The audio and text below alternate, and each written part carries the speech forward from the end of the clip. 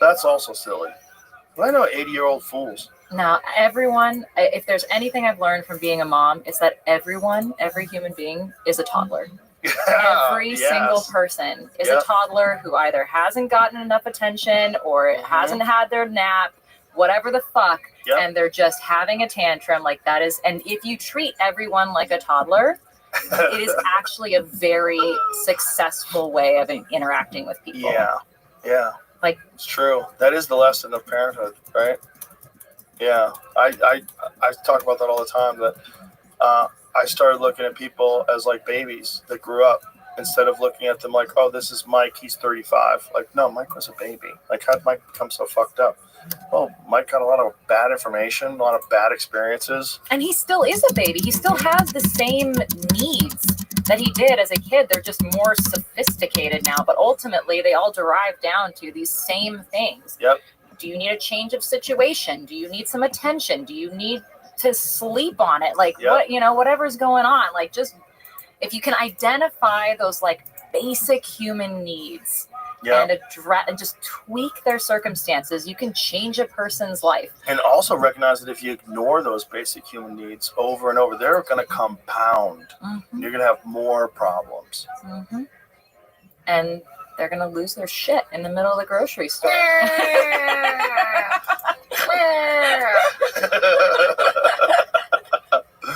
Amanda, I really enjoyed talking to you again. Thank you very much. Really appreciate you. And your book is out now, Amanda Knox, free, My Search for Meaning. Yeah, if anyone wants to reach out, I'm at amandaknox.com. It's pretty easy. Okay.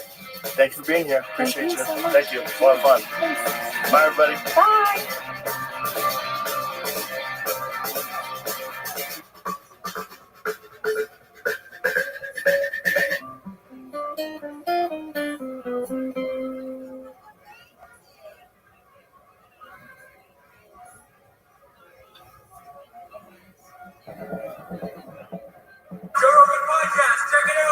The Joe Rogan Experience. Train by day, Joe Rogan podcast by night. All day. Knuckle Sandwich is a sandwich shop in Austin. I heard about it today. It's legit. My pilot calls me and says, someone's got your brand out there. I'm like, what's it called? He goes, Knuckle Sandwich. I'm like, go figure. Well, but I heard it's good stuff. Yeah, it's real good. There's some Who's Michelin starred. What's that? We're smoking it? Oh, yeah. Everything goes in here? Yeah.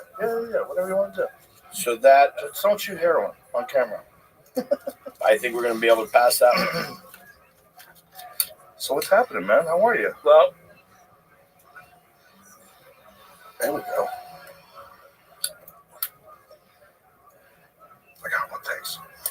I really appreciate the invite. My pleasure. This is a long time coming. I've been waiting for this. Yeah?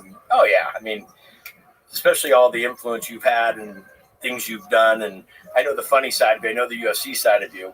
But watching the podcast and seeing all the characters, and I was just watching the Bill Murray interview the other day. And I just look at it and I go, man, to hear those stories talking about Hunter and just all that and all the stuff. I mean, it's pretty, you got to have your mind blown by now. Yeah, my mind's been blown out. It's kind of overblown at this point. It's huge. Yeah. I mean, I think about what you did with Trump and all that influence that you made, and you called it straight up the line. You want to come on the show? You want to do this? Let's do it. And took the time to do it. I think it was a huge impact. I think that we look at all the people that you've given a chance. You've given them a platform. And I think that's really, it's fair of you. And the way you interview, the way I see it from, doing a few interviews, you let people talk. You let them speak their piece. You continue to help them through not getting stuck on one thing. You navigate them pretty well. And it's really, I mean, it's from a guy that's, in the business, not to this level, but guys in the business, it's respectful, man. Thank you. Thank you very much. What is Knuckle Sandwich based on? You even have your chain is a Knuckle Sandwich chain. It's all has history, just kind of like as I toured the museum today. Chef's hat with a skull. Started with that tattoo. One of the first tattoos I ever had, the culinary gangster. So my buddy Joe Leonard, Monkey Wrench Tattoo, great friend of mine, did my first tattoo. And he made that. He says, I have this drawing for you. I want to show this to you. And it's pretty, skull, chef. All right, let me check it out. So I don't put a tattoo on until he draws it on first. I have to have it on for a while. Like I have to look at it for a couple of days. Like, hey, does this resonate with me? So that's how it started. This way before TV, way before any of this. And when I got on TV, when I got on Food Network, they were going to send me my first paycheck. You wouldn't believe how much I made that first episode. It was just huge money. $1,250 an episode, when you get started. And I wasn't planning on TV. But anyhow, I came back. I had all my buddies around my table. My house was kind of like a soup kitchen. All my buddies, come by, and someone will bring, crab. Someone will bring some steak, whatever. And so I'm sitting there with all my buddies. I said, hey, I got to think of a name for my TV, like my other business, because my restaurant business had a business partner, and I didn't want the checks to come to the business. So I said, what do you think? My one buddy, Dirty, says, and my nickname is Guido. Great. He says, how about you make us something to eat? And that'll give us like some food for knowledge. And then, and I said, and I'm serious. I want to come up with a name for the company. I got to get this. I got to get my $1,200 check sent to me. And I go, hey, Dirty, how about I give you a knuckle sandwich? And he goes, that'd be a good name. That's it. That was it. And it was originally that.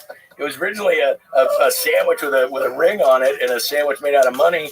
And that was knuckle sandwich. And then just kind of all evolved from there. And so all my companies go under the brand of Knuckle Sandwich, but I never put a product of wine or tequila or anything I ever did. And we started making these cigars, and this guy that I'm partners with is such a guru, a guy named Eric Espinoza. And we sat there and talked about it. And I have another brand called Flavortown. And Flavortown's too whimsical and too, it's got to be something. I didn't want to call it Guy Fieri. I didn't want to have my name on it. I don't want to do stuff that like buy this because it's my, it's my name. I just want to do something, and we all thought about it. We said, cigars are that good. He's such a badass. It's called Knuckle Sandwich. Did you have any idea in the beginning of your career of being a TV guy? Like how did all that stuff start? Because it's a weird world. I had a conversation with Jose Andres about this. I watched it. The emergence of the celebrity chef is like, it used to be like Julia Child, like way back in the day. And then this one, yeah, and then I guess there's a few other people, but they never were like cultural figures. I guess Julia Child was. She was probably the only one. Well, I don't know. She was really it, right? Yeah, that was PBS. That was PBS. That wasn't people really blowing it up. I watched it because I loved that I was in love with food at a young age. I was one, because I didn't really experience and like exactly what my parents were feeding me. My parents were cooks. They weren't in the cooking business, but yeah, this whole food thing, before I got on Food Network, I had never watched the Food Network. And not because I don't believe in it. Food.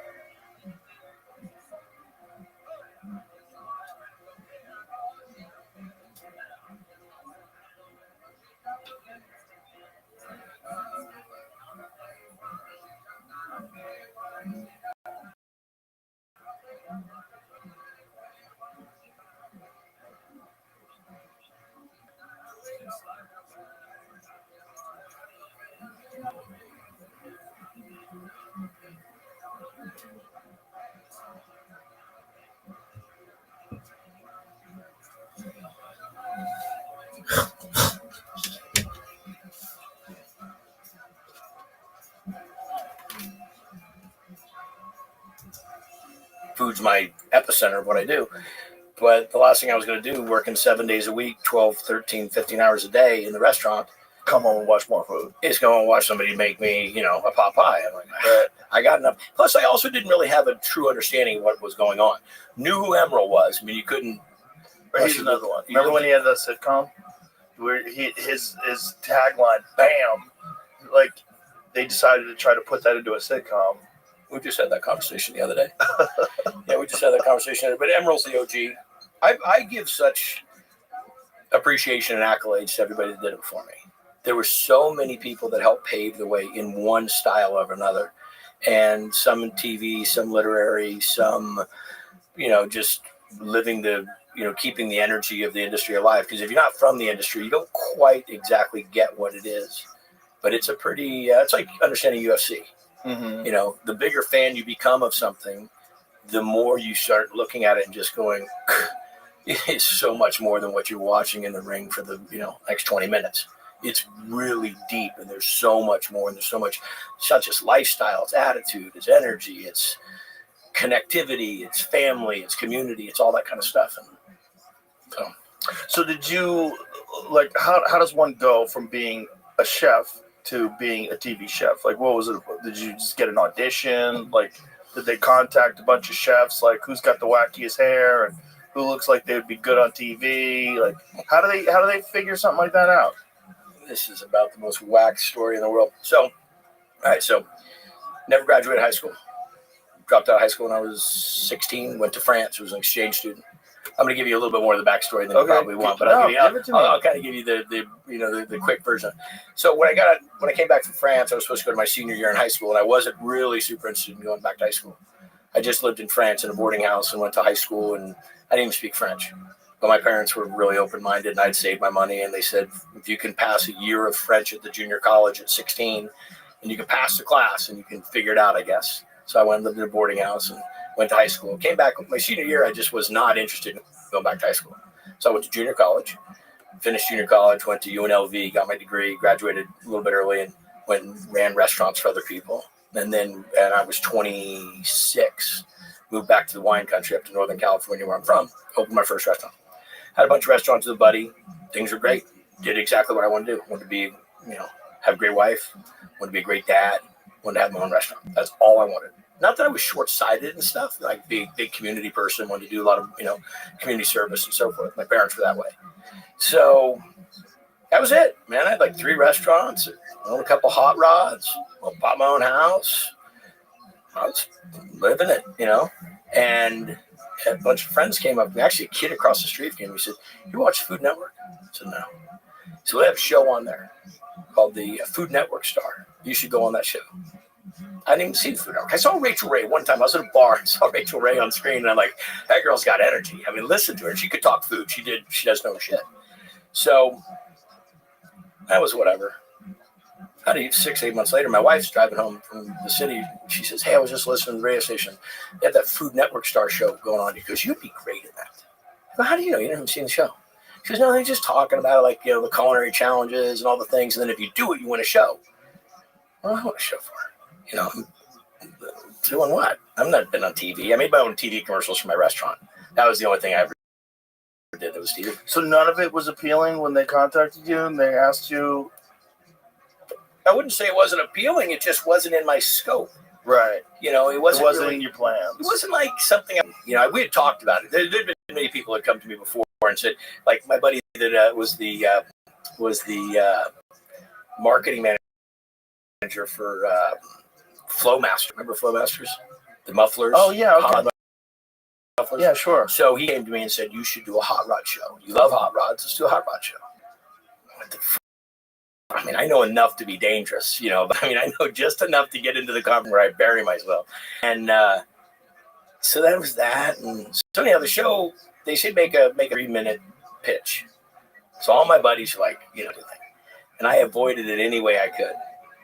And to the point where it had expired, like the entry time had expired. So my buddy named Mustard, we were on a barbecue team together. Did competition barbecue and all kinds of crazy shit.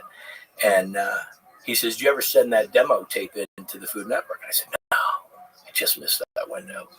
And he goes, good, I thought you were going to say that. He says, because they opened it back up. There's another week. He says, let's go make that. I'm like, I don't want to do this. And he's like, don't be, you always push this is the truth. Because I push all my friends and like, open your own business, go on that vacation, have kids. I'm all the one that's got to, go live your life. And so I got to walk my talk. Last thing I wanted to do, Joe, honestly, is go on TV. And because I never went to culinary school. I just been cooking through my, as my career, and it's what I did as passion and living in France. You opened up a restaurant without ever going to culinary school? No. Is that unusual? I think it's probably 60-40. Oh, really? Yeah. 60-40 that go to school? Or 60 go to school. That's a lot that don't, though. I could really be off on that. When I do diners, drive-ins, and dives, 60% don't go. A lot of the mom and pops. And that doesn't mean that they don't learn. I mean, some of the best chefs I know haven't been to culinary school and just are super smart at learning and dig in. A lot of education, a lot of research, a lot of trial and error, a lot of putting yourself out there. You got to be willing to fail. Like, I don't really think you'd be a good cook if you're not willing to fail. I mean, if you stay in your lane so much, I just think that you get better chances to, let's think about fighting. Think about things you've learned, all the education and martial arts and boxing and all these different perspectives that people take to be in it. It's usually the one that has a pretty good, a narrow focus on something they really, really love, but then having the outside perspective. So for me as a chef, having the ability to understand Indian food, there's such a depth there that I'll never hit the bottom. I'll never touch all the opportunities that there are. But anyhow, so back to that, I made the demo tape, and I made it so ridiculous that there's just no way they were going to pick me.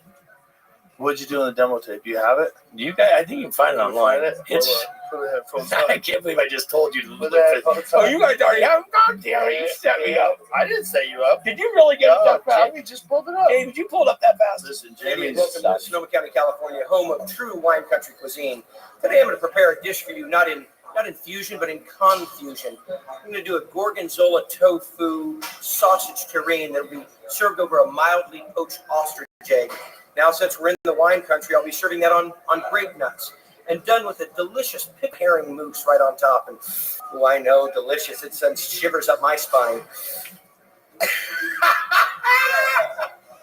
No, seriously, folks, real food for real people. That's the idea. See, it's all getting messed up. People are trying to take everything off the shelf and jam it onto a plate. And that's not what it has to be. I learned how to cook out of survival. My parents were going through this macrobiotic cooking in the late 70s, and I had enough bulgur and steamed fish to kill a kid. So the idea in our family was whoever made the dinner got to decide what it was going to be. And being of Italian descent, pasta was always one of the keys. I went and studied in France and then came back and got my degree at University of Nevada, Las Vegas in restaurant administration. Been a district manager in Los Angeles and moved up here to Northern California to open up 3 different concept restaurants. What I'd like to talk to you about and what I think I could do as a Food Network host is teach people about real food, real people. Get it to the basics.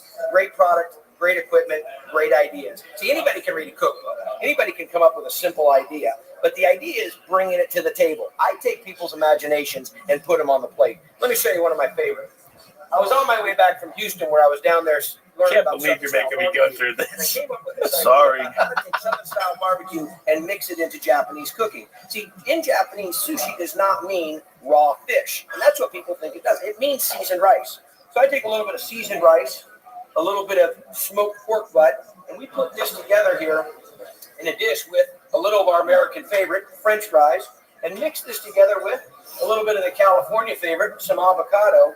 And I came up with this idea. And as I was doing this, a buddy came around the corner and he says, Guido, what are you doing?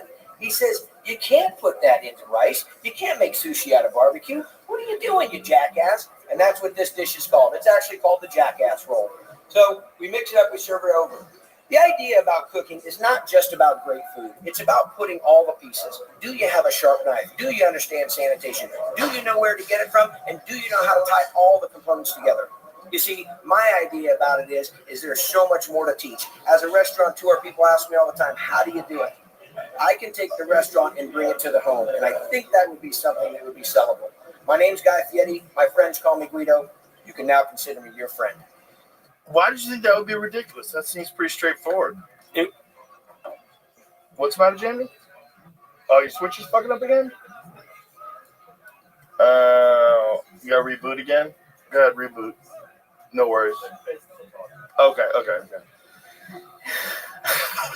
That seems pretty straightforward. I don't know why you would think that would somehow or another, like, that I was going to pick you. I was taking it seriously. I wasn't taking it seriously. Yeah, the whole beginning line was that's a TV personality. That's like... Yeah. I did it in one take. That was it. Here we go. You guys happy? Good. Shit's done. I don't know why you would think that would be something they would never pick you from. Well, I didn't know back then what I know about TV now. So you thought you had to be like super professional, right? I thought if I talked some shit and I kind of made it a joke and I told them what are they doing, I thought like, hey, I'll be so, I mean that is pretty true to who I am anyway. What year was that? 2005. We shot 2005. Yeah, 2005. First show didn't air till 2006, but so I sent it to him.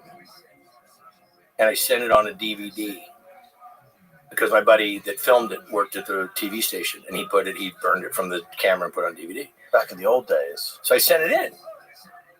That's it. I did my deal. I said I would do it. I did it. So it gets in. 3 days later, late at night, 10 o'clock at night, Lori and I are sitting, my wife and I are sitting on the couch watching TV. Home phone rings. She goes, no, she's from Rhode Island. She's from North Providence, so she's a little bit tough on the phone at 10 p.m. Like, who's calling at 10 p.m.? No, I don't know where he is. No, he's not here. I'll take a message. No. Yes. No. She finally covers the phone. She goes, it's the Food Network. Bullshit. Food Network. It's one of my buddies being a jerk off. So I pick up the phone. I go, hello, Food Network. Blah, blah, blah. They said, is this Guy Ferrari? And I'm like, okay, so I know it's not, because it was one of my buddies. They would have said, Fietti. So she goes, yeah, we got your DVD, and we'd like to talk to you about it. We want you to be on the show. I said, well, okay, what does that entail? Well, there's a contract that'll be on your door tomorrow morning. We FedEx it to you. So I get the FedEx, and I look at it, and I give it to one of my attorney buddies, like, man, they own your ass. If you sign this, I can own you. So he redlined a bunch, and I sent it back to him. They called me back and they said, you can't redline the contract that we're sending you. This is like, you want on the show or you don't want on the show. What is, like, when you say they own you, like, what do you mean? Oh, he says, you know how a contract goes when you get into TV. I mean, there's like, we've got you for 36 months. You can't do any other production, whatever. 36 months. I don't know. Don't quote me on any of it. All I know is I had never signed an entertainment contract at that point. Yeah. So, a lot of them are pretty predatory. Take advantage of the person that doesn't have any exposure. If you're going to become a star, they want to profit massively off it. And so that's where it kind of, my guy said to me, he goes, you have your own restaurant, you're doing your own thing. What are you doing? What are you getting on TV for? Right. And so long story short, Lori and I were pregnant, 8.5 months. You were pregnant too? Yeah, well, that's what I call it. I held the baby weight. But we were, we're pregnant. We got the kid coming. Hunter was 4. Hunter was... Did you name him after Hunter Thompson? Yes, I did. Did you know that, or are you just saying that? No, I didn't know that. Oh, that's 100%. No. Because I saw all the Hunter Thompson in the hallway. And I saw the Bill Murray interview. I read Fear and Loathing in Las Vegas. I don't read a lot, but I read that book probably 5 times. It's a great book. Such a great book. And when I got out of college, I lived in a town I didn't know anybody. I lived in Long Beach. I didn't know anybody. I just worked at this restaurant. And I'm not a big TV person, so I just read the book. And I read it in college, and I read it again. And it's funny when you read something again. I got that from the Dale Carnegie book. I read Dale Carnegie, and you have to read it 100 times or how many times. I just like, man, this guy owns it. This guy lives it. This guy just, what a character. Yeah. And then the more I read about him, and the more you kind of learn about him. And so I told my wife, so we have Hunter and Ryder. Ryder's freshman in San Diego State. Hunter just graduated with his MBA at University of Miami. That's awesome. Yeah, so that's where Hunter came from. That's great. Yeah, thank you. And my nephew Jules, who's in the middle of the two, we raised Jules. My sister died when Jules was really young, and so Jules just is graduating this Sunday with his degree from Loyola in law. Oh, he's wow. in EDM music. He's an agent. Oh, cool. Yeah, so anyhow, I got on the show. I got there. Everybody's standing there buttoned up in their chef coats. I walk in, and I'm in New York. Never been to New York. I'm in flip-flops and shorts and a yellow leather jacket. And I walk in, and everybody's like, all puckered. And I'm like, oh, fine, this is not going to go well. This is going to be a shit show. And I just said, you know what? You got to give it a shot. So I just went in. I was just me, did what I do. I won. So I won the show. And what you win is a 6-episode cooking show, which they ran at 7 a.m. on Saturdays. I mean, it was the worst time slot in the world. But they gave me the show, and I did good. They gave me another show, and I did the show, and I hated it. I did the pilot, and I hated it. And I'm like, I can't do this. What was that show? It's called Gotta Get It. I don't think you're going to find it. You're not going to find this. You'll find it. No, Jesus, please. I don't think it was never aired. So what it was a show. Find it. It was a show about.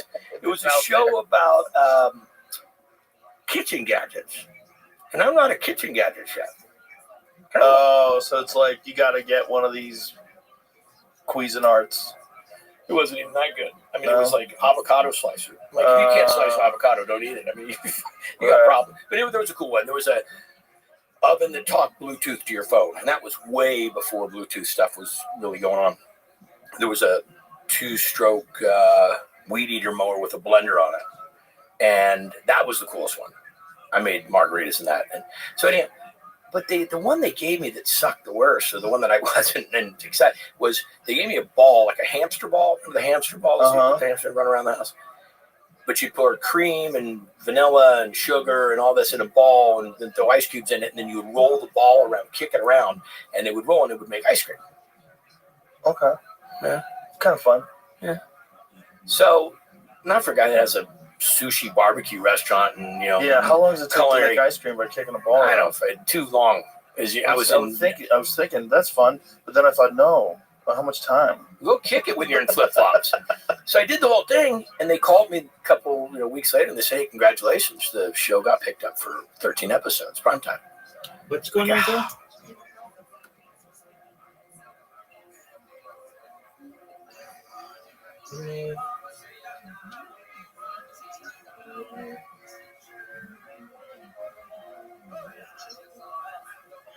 I can't hear you.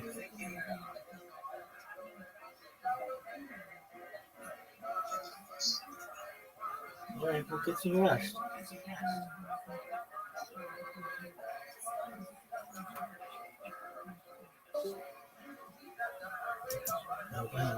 I gotta be honest with you. I'm not gonna be able to do that show.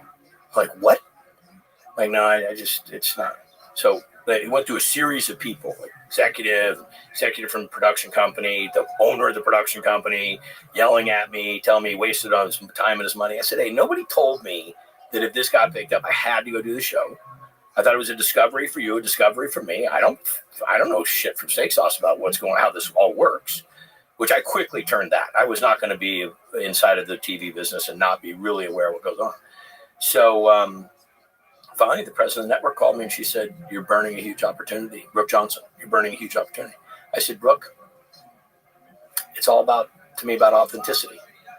I said, I don't need the paycheck, and I said, I'm happy with my life. I love what I do. I like my cooking show called Guy's Big Bite. I cook food the way I want, call it what I want to call it, make it the way I want to make it. And I said, I just don't, me and gadgets for cooking is just not a thing. She goes, well, you might not ever get a shot like this again. I said, I really appreciate the opportunity, and I'm not trying to be a jerk, but I just don't want to do it.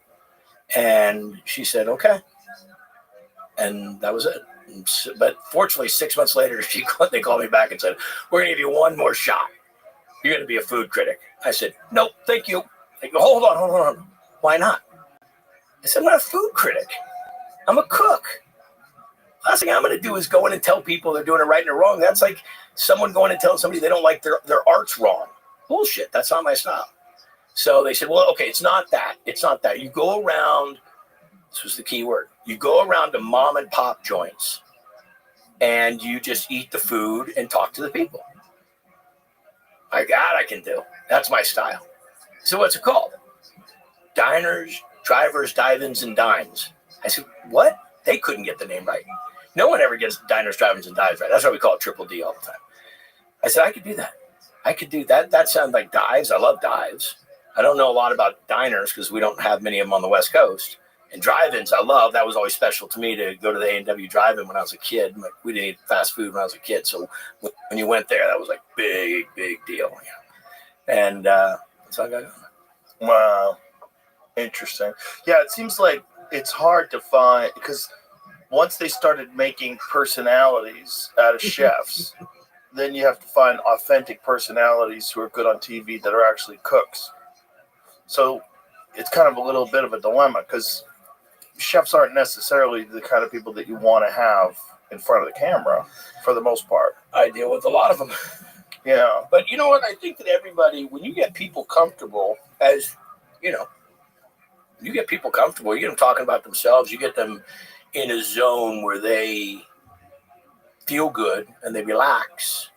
It's very similar. It's what you do here. I mean, I watch. It's people have a gift of storytelling or have history, and what can people talk best about themselves or their history or their passion? And that's what I did with Triple D. Is I just went in. I remember the first one we ever shot. I'm standing there talking to the guy about the thing, and I'm pouring coffee behind my back. People are bitching at the counter because we're right in the middle of an active service in the diner. I'm pouring coffee and pancakes burning, and I flip the guy's pancake, and I'm like, "So, how long have you been making the, yeah, hang on a second. It's an order back, And I asked all my questions I was supposed to ask. And the producer at the end goes, cut. So what the hell was that? I said, slow your roll, bro. I said, I asked every question you asked me to ask. I said, I didn't stand there and do it like PM Magazine. I was in the mix with the dude, but I asked all the goddamn questions. And he's like, can you do that again? I said, I did stand on my head. This is what we do in the restaurant business. I said, we work and we talk and we joke and we laugh and we bust balls and we do, that's what we do. Throws his clipboard on the ground. We got a hit. And then we went around the country for the next 3 weeks and shot more locations and put that together into the pitch. So I don't understand. Was he pretending to be upset, or was he upset until you explained it to him? He was the kind of an upset guy. So fun. But it worked out. That's the problem with TV, dealing with upset people. Well, and the thing is especially people that don't understand TV. So when I started Triple D, I just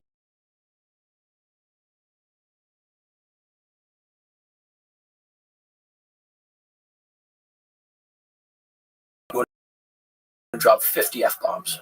If you cut yourself, if you drop the thing on the floor, if you shit, goddamn, it's not right, don't worry. We'll stop. We'll fix it. We'll go forward. But I'm never going to make you look bad. I promise you I'm never make you look bad. You look great. Sometimes we stop. I go, hold up. Let's hold up. What do you drink? Jack. We get him a shot of Jack, please. He'll sit there and shoot the shit about his favorite team or talk about it. I always start talking about people's family right off the bat. Talk about the family. Kind of puts people on the same playing field. Not a game. Just right. reality. No, I understand. I get it. Well, that sounds like a fun thing to just drive around and go to people's restaurants and see how they do things and see the history behind it and what was their dream. How satisfying is it to have this place and feed all these people? You meet the people that are just, bring tears to your eyes. There's so many stories, we've done like almost 1,600 locations. And it's just mind-blowing to be in the restaurant business and to watch these people, what they put into it and how many sacrifices they've made and then how many success stories we hear. And it is probably one of the most fulfilling things I've ever done in my life. It's really, I would have been done by now. Had it not, matter of fact, when we first started the show, I thought, this would be fun to do for a couple of years. I'll probably run out of places. This show could live on forever. How many years have you been doing it now? 16. 16 years. That's crazy. That's crazy. But it does some great things for them. I'm sure it's great for their businesses, right? It must be a huge boom. We're shooting right now. We're shooting in town right now. In Austin? Yeah, we just shot this morning. Where'd you shoot? Shot a place called the Bolden Creek Cafe. Vegan joint. And I shouldn't even say it like that. I should just say Bolden Creek Cafe, an awesome restaurant. No, you should say vegan. You should let everybody know. Well, but here's the thing. I think when I say vegan, people are like, oh, so you kind of got to give them their shot. No. I'm thinking that. I was just thinking, I have some vegan friends that if they only want to eat a vegan restaurant, I would take them there. It's so good, I'd just go eat there as it is. And that's what when I interview people at vegan restaurants or vegetarian restaurants, I'll say, do your non-vegan vegetarian friends come here? Or I'll ask people, usually 50% of them that I'm talking to aren't vegan. They just go there because the food's great. There's a vegetarian place I used to love to go to in Woodland Hills that was a Indian joint. Like super authentic Indian. It was in this little strip mall. I would go in there, and all the menu was in, Hindi. Everybody was speaking. It was you kind of looked at the photos that they had of the dish and just like that one, give me that one. It was spicy. all vegetarian, all but like super authentic. And that's not even necessarily what I'm interested in, but I would go there all the time. I want to eat great food. I want to eat food that's prepared correctly. Yeah. So it's kind of like saying, I didn't mean to throw the vegan thing on it, because really what it is, it's about great restaurants with really great people that own it, or people that have a good story, and then people that want to talk about what they do. Did you ask them why they decided to make a vegan restaurant? She's vegan, and she had a coffee shop, started with a coffee shop, and then was doing a little bit of food on the side, and then just continued to grow and make it bigger and bigger. It's so funny. I drive up and they got a big neon that says caffeine dealer. And I'm like, that's my kind of energy. That's my kind of smart ass. You gotta have fun with yourself. You gotta laugh about this shit.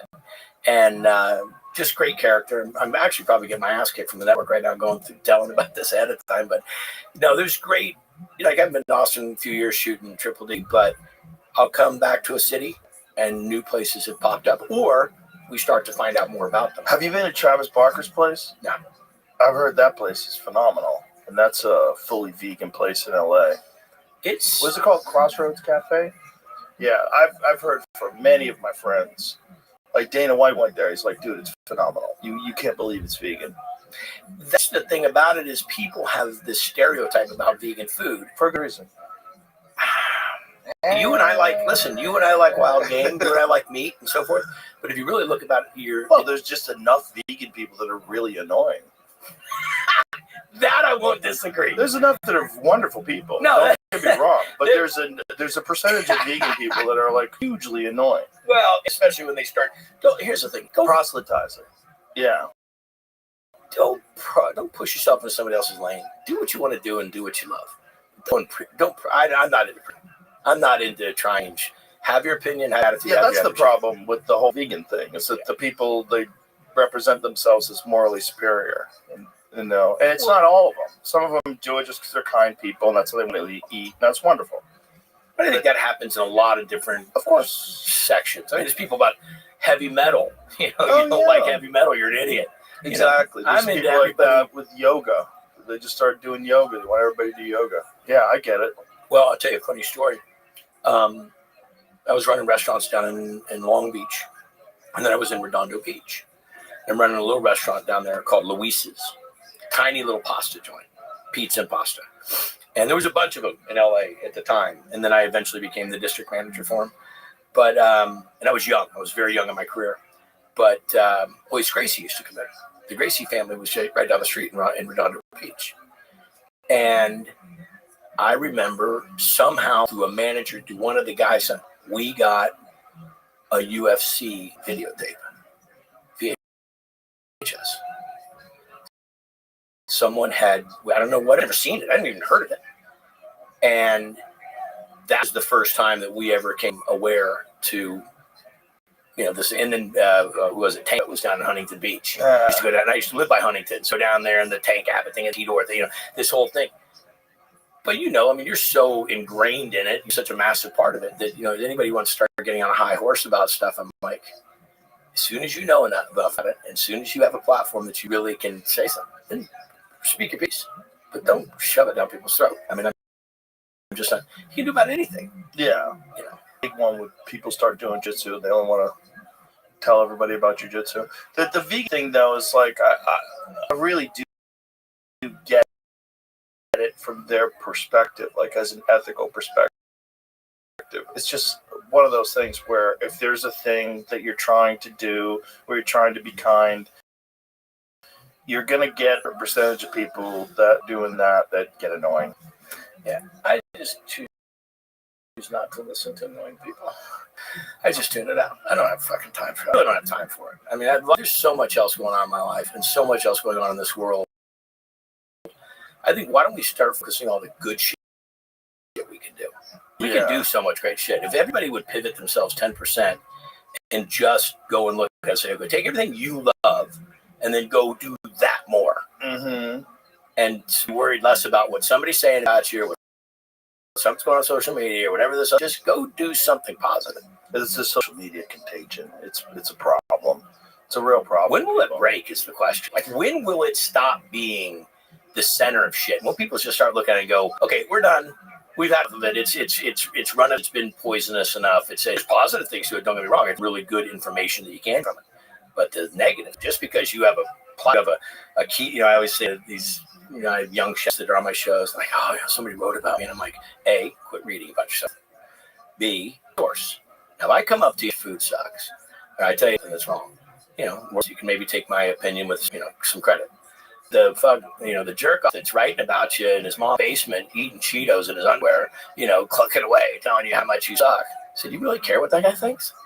The problem is people see it written down and they think it's almost like a valid source, and then they have to combat it. But you're going to combat 35 million people, or however many million people are tweeting about things. And how many accounts they have. Yeah, there's a lot of that, and there's a lot of people that aren't even real. But it's just the nature of it highlights negativity, because the nature of this platform, what gets traction is things that make people upset. Which what media it still is. You don't hear the front page of the paper talking about all the good that somebody does and all the money they've raised or all the benefit they've given or all the experiences they've offered. Yeah. What you hear about is the negative, the death. Yeah, it's a problem because it's monetized, right? It's a problem because that's how people make money, and they don't think of it in terms of the impact that it's having on the culture. But that's how they're making money. They make money by getting people, or used to be, but getting people to buy newspapers and tune into the news. And because of that, what's going to get people's eyes glued? Not positive stories and inspirational stories, but rather whatever the chaos is anywhere in the world, and exaggerate it to make it the most salacious and the most ridiculous. And how much can we spend, regardless if it's true or not? I mean, that's what's been killing me, is all of the truth, non-truth. Where's the medium? Who's the governing body? Is anybody going to hold anybody's feet to the fire on this? And could or not? I wish there could be a punishment. You lied. Yeah, but it's up to us. It's up to us. Once you know that they're full of shit, and once you know that they lie, take away their power. The way you take away their power is just not pay attention to them. And they do it to themselves. I mean, in general, mainstream media has kind of, over the last 8-9 years, has exposed themselves as being wholly corrupt. Very corrupt and full of lies and propaganda, and ignoring positive aspects of people because they don't fit with your political agenda. And it has a negative effect downstream of the entire civilization, because it's just like everybody's at everybody's throats, and they're being fed all this negativity, first through mainstream media, and then it's all accentuated by Twitter and Facebook and Instagram, and no, it's poisonous, and it poisons the culture. Unfortunately, we're moving away from it, but there still is. Are we? Well, I think there's a mass group that is still, buying to it, being the sheep and going along with it. You're not following it. I'm not following it. Yeah, but we're public people. It's wise for your health to not follow it, True. But I hope, and again, I don't have any, but I follow the same mantra you're saying. Quit tuning in, quit paying attention, quit passing it along, quit reading the bullshit. You don't know if it's true or not. Just talk about what you know and talk about what you believe and be who you are, and quit trying to quit negative shit. Just, keep it out of your mouth. Yeah. It's a problem because it's so addictive, people are constantly checking it, and when you're bored, you immediately grab your phone, and then what do? You open up social media. What's everybody yelling at? What are they upset about? And what's your social media that you guys have? Mostly Twitter, because it's the only one that's free in terms of free speech, like legitimate free speech. Call it X, whatever. I'm still going to call it Twitter. I hate when they say Twitter X, formerly known as Twitter. Yeah. Okay, it's been 2 years, 3 years. I know, but nobody calls it X. Everybody calls it Few Twitter. People call it X. Everybody calls it Twitter. Why did he change it anyway? Because he's crazy. Same reason why he bought it. Well, I saw the picture of you shooting the bow at the Tesla. Yeah. That's crazy. Yeah. I heard the tip came right off and came right back at you. Yeah, it blew apart. Yeah, it's thick Do steel. you think it was going to go through? I think if I had a reinforced arrow, so like, there's companies that make like super durable, like much heavier grain arrows, and maybe an iron will broadhead, but like a single bevel, 2-blade. I had a 3-blade. Too much of a big cutting surface. I need a smaller surface. I thought about it afterwards. I may try it again with guns on and behind it. I wasn't worried about it hitting me, but it's pretty impressive. I mean, you can actually shoot I think you can shoot a 40. What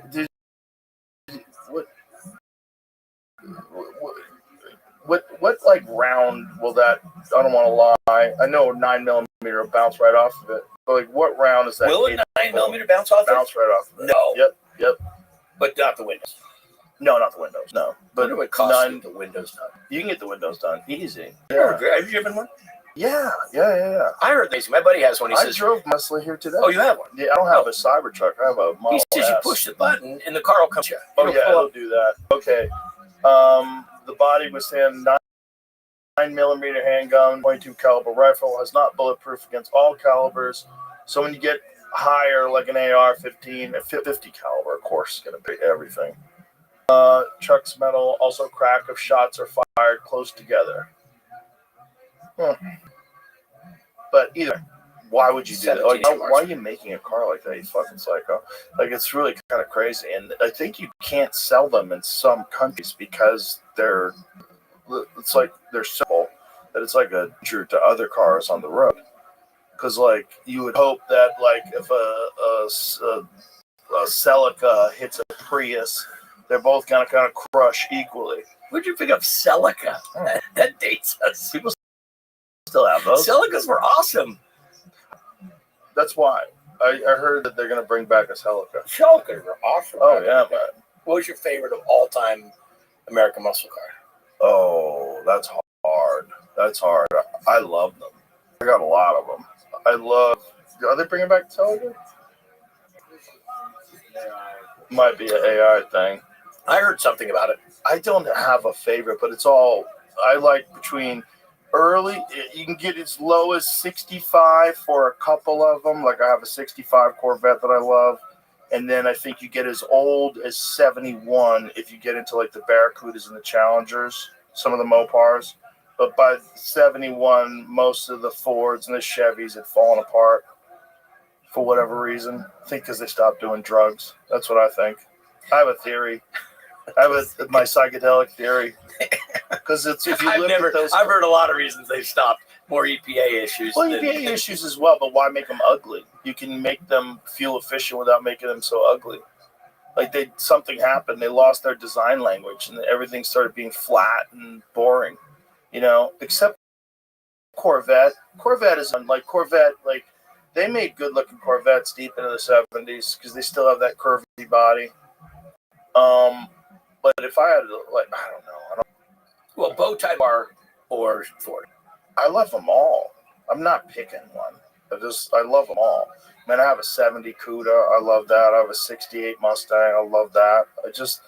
I just love that era of automobile. And it's just like, it's also that era of culture. I love the music and the fact that life was chaotic and, there were so many changes in the culture. There were so many changes in society. I mean, they went from Buddy Holly to Jimi Hendrix in a decade, and everything was like, what's the baseline now? My favorite movie is that Buddy Holly movie.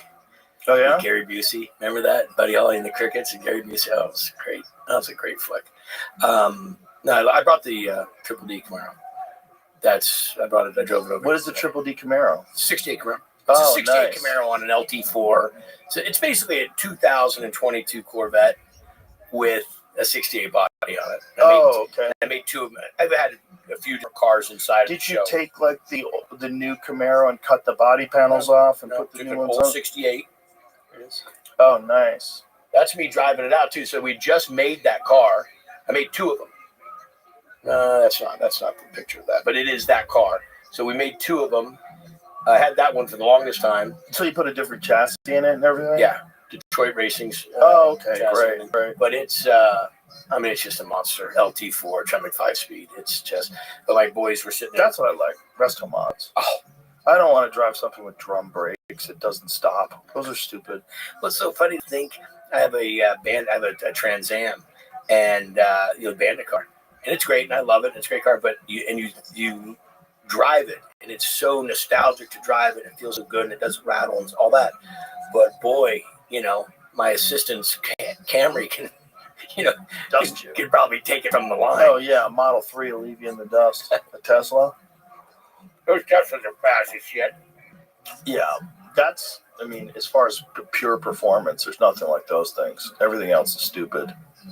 But is this what it is? Real? Nothing official has been announced about this Celica. Damn, but, that 400 looks horsepower, good. six speed manual Really? transmission. Oh, that's Forbes, dude. Click on Forbes. It's not showing up. I've tried to click on it a million times. I'm only getting. I have to get the ads out of it, and then there's no pictures to show. Well, the one below it looks like that one that says 2025. That looks like a dark horse Mustang. That doesn't even look like a Toyota. Yeah, so most of these are all I think Bullshit. AI generated pictures. Yeah, there's a lot of that. There's a lot of those. Weird, though? Yeah. You go on and you can. I fell for the Scarface 2 movie.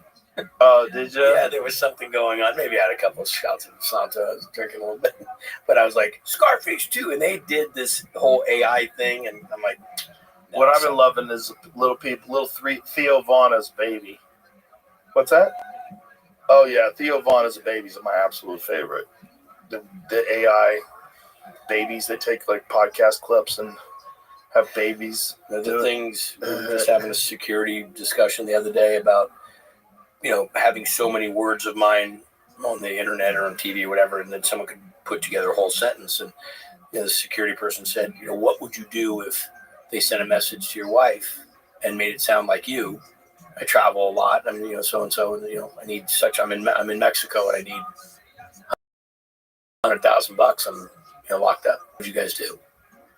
And I'm like, that real thing? I'm like, no, that is a real thing. They're starting to extort money from people, and granted, they're usually doing it to older people and so forth. But it's this AI threat's a real thing. Yeah, that's one of the real things. Yeah, we're going to encounter a lot of unprecedented challenges to reality over the next few years, and there's nothing you can do about it. I mean, they're going to try to figure out ways to stop it while it's happening, but I think they're farther ahead of us. Yeah, the technology is it's reality bending technology. You could essentially right now, just from the podcast that you and I have had so far, us talking, you could have us say anything forever. They could do podcasts where you and I discuss fucking computer chips, the construction of them, and have conversations about nuanced details of the technology that we don't understand. And it could be anything, a big foreign policy. You could talk about anything, and it would all be AI generated, and no one would be able to tell. There's a whole podcast out there of me talking to Steve Jobs. I never met Steve Jobs. No shit. No. The whole no shit. You didn't meet Steve Jobs. No shit. There's no shit on both. It's like a 45-minute podcast of me and Steve Jobs having a conversation. I never met him. Yeah, they could do anything with your voice, man. And it's like a little weird. Like you can kind of tell it's fake. But this is like, imagine if you go back like just a few years ago, the AI generated deep fakes of celebrities were super obvious, and now they're not obvious at all. Remember the Tom Cruise one? That was the one. That was interesting. Yeah, that was the first one I ever saw. No, and we're just on the cusp of it. I think it's even deeper and more convoluted, more screwed up than we know, but it's going to become something we're going to have to face because they're so far ahead of our legislation that's even interested in trying to control it. I don't think they know what to control. It's scary shit. It is, but it's also like, what is reality going to be? Because what you're seeing right now is just a visual representation of what AI can do. But what about once it starts being able to recreate experiences? Because that's coming. I mean, whether it's 20 years or 50 years, there's going to come a time, if you stay alive long enough, where you're not going to have to experience things. You're going to be able to sit down and, just like the Matrix, it's just going to plug you in and you're going to experience something. Okay. We're a little bit the same age. Do you not trip out that Dick Tracy had a square watch that looked like an Apple Watch? It's kind of crazy. Okay. Yeah. Okay, And then we talked to it, and everybody's like, "That's nuts." He's talking to his Okay, so watch. did we? All right, this is like we should be drinking or something should be going on. What happened? Did Apple did we influence enough Apple people that they just decided to make it a square watch and make it look like Dick Tracy's watch? Or did the Dick Tracy thing, did we already make the watch? And did somebody go back and, I mean, do you ever sit there and trip on shit like I that? definitely don't. You don't? No, not about that. I When think I think square the is just Matrix- a normal size. It's a normal shape for a frame. Not a watch you talk into, though. Yeah, but it's just a screen. Star Trek? It's just a tiny screen. Yeah, but the Star Trek thing was a fucking walkie-talkie. Kirk out, and they'd hang up. But then we made the Star Trek. Yeah. Maybe, But I that don't was also, life imitating art. I don't know. It's not art But imitating art. okay, well, we'll go back to Matrix then. Because I think of the Matrix things all the time. Mhm. Like, how real, how possible is that? We used to watch that cartoon. There was a movie my kid watched when he was little about the people that all went and lived. It wasn't too long. It was maybe 10 years ago. About the people all lived in the space, the little robot in the plane crew, and everybody was heavy set. Nobody walked. They were all in space. What is it called? Was it WALL-E? The little robot thing? Oh, the movie. Yeah, the movie thing. Pixar movie. Yeah. Yeah. And you sit there and look at that stuff and you're like, wow. Yeah. That's what's really happening. Okay, so you didn't buy my Dick Tracy idea, but I think that the other stuff is... Well, when you think about where this is all headed, there's only a few different directions that one could go to, and simulated reality is a big one. I think that's inevitable. Because I think you're going to get more sedentary people, more people that are very uncomfortable with their own lives and want to live a different life, and then you're going to be able to have experiences. Just like when kids play Call of Duty all day long. Like, what are they doing? They're playing war with zero consequences, where they're able to kill people with zero consequences, get killed, respawn, and they're doing it all day long just for the experience. Well, what happens when that experience is far more vivid? You're feeling things, you feel gravity, you feel your feet feel the concrete underneath you and the gravel you're stepping on. They're going to be able to recreate all that stuff. Whether they do it with an implant or whether they do it with a helmet that you wear that sort of interacts with your brain, sends signals into your visual cortex and recreates experiences. It's coming. You're taking this way past my Dick Tracy watch. Yeah, look at this robot. Oh, I saw this yesterday. Yeah, look at this dancing robot. That looks so weird. It's so weird because they're moving like a human moves, and then eventually they're going to realize this human design kind of sucks. Let's make something that's better than a human. See the one where the robot whacked out? The AI robot went crazy. And Oh, they were yeah, trying in to stop China? it. Yeah, Like started flailing on everybody. Yeah. Yeah. Well, it's going to be powered by AI, and AI is not going to probably have the best opinion of us because a lot of us are annoying. Deep shit. Yeah, it's weird. We're talking about food and cars and Yeah, that's deep. it's a weird time. It's a weird time for change because we're like riding this technological wave, and we don't know when it's going to break and where it's going to break. What's going to happen? Are we cart and horse? Are we horse and buggy and automobile? I mean, is that the energy? Is that the space that we're in? Think about all those people that were in that era. Yeah, but those buggies are shit. They went 4 or 5 miles an hour top It's pretty speed. amazing for somebody that didn't. Yeah. There's no horse at the end of it, and That's it's true. driving you down. What's that noise? What's that? What I'm getting at is I think that the change is going to be way more radical than just going from a horse to a Model T. I think it's going to be. We're not. There's a lot of people that believe we're already in a simulation. And not a lot of people like kooks, people with schizophrenia, but like actual real scientists, including Elon. He said that the odds of us not being in a simulation are billions. Because the idea is that if technology increases, one day there will be a simulation that will be so good not be able to distinguish whether or not it's real. And so then the question is, when will you know whether that's taken place, and has that already taken place? The Matrix. Yeah. Essentially what the Matrix was. Similar. But that's that same thing I was saying about Dick Tracy watch. Where did that come from? That Dick Tracy watch seems kind of, it's a square. Yeah, I'm just still Like saying that your TV's a square. most watches were round, and all of a sudden it became a square. I don't know. Anyhow, not to get stuck Well, on it's that. because it's crazy. Sci-fi. Look, it's a square. Like, look at the Jetsons. But I go back to the thing with somebody, you were talking about people designing cars. Who sat around and said, okay, let's make this movie where you take the pill and you're in the system, you're out of the system, plug you in the back of the head, you grow energy, you are the energy source now, like we use cows for, grinding. Are we going to become that? So forth. Do you think about that? When was that? Matrix 20 years ago, 25 years ago? At least. It's pretty advanced. The Matrix was in the 90s, right? What year was that, Jamie? 95? But still, what we know about AI, look at it, go make sense. I'm sure they wrote it even earlier than that. So, yeah, and back then, no one had any. So if you're dealing with 99, that's the infancy of the internet itself. Right, the internet. Pretty big thinking. I stumbled across this when we were talking about 60, called the man-computer symbiosis, which is a very early idea of what the Matrix, I think, kind of. A concept of a human-computer collaboration. This is 1960. Where computers would augment human capabilities in decision-making and complex tasks. This vision involved computers facilitating both the solution of formulated problems and the formulation of problems themselves, essentially creating a partnership where humans and computers could work together more efficient or more effectively than either could alone. Well, that's happening right now. That's already happening. 1960. Yeah, that's real. What was the guy's name?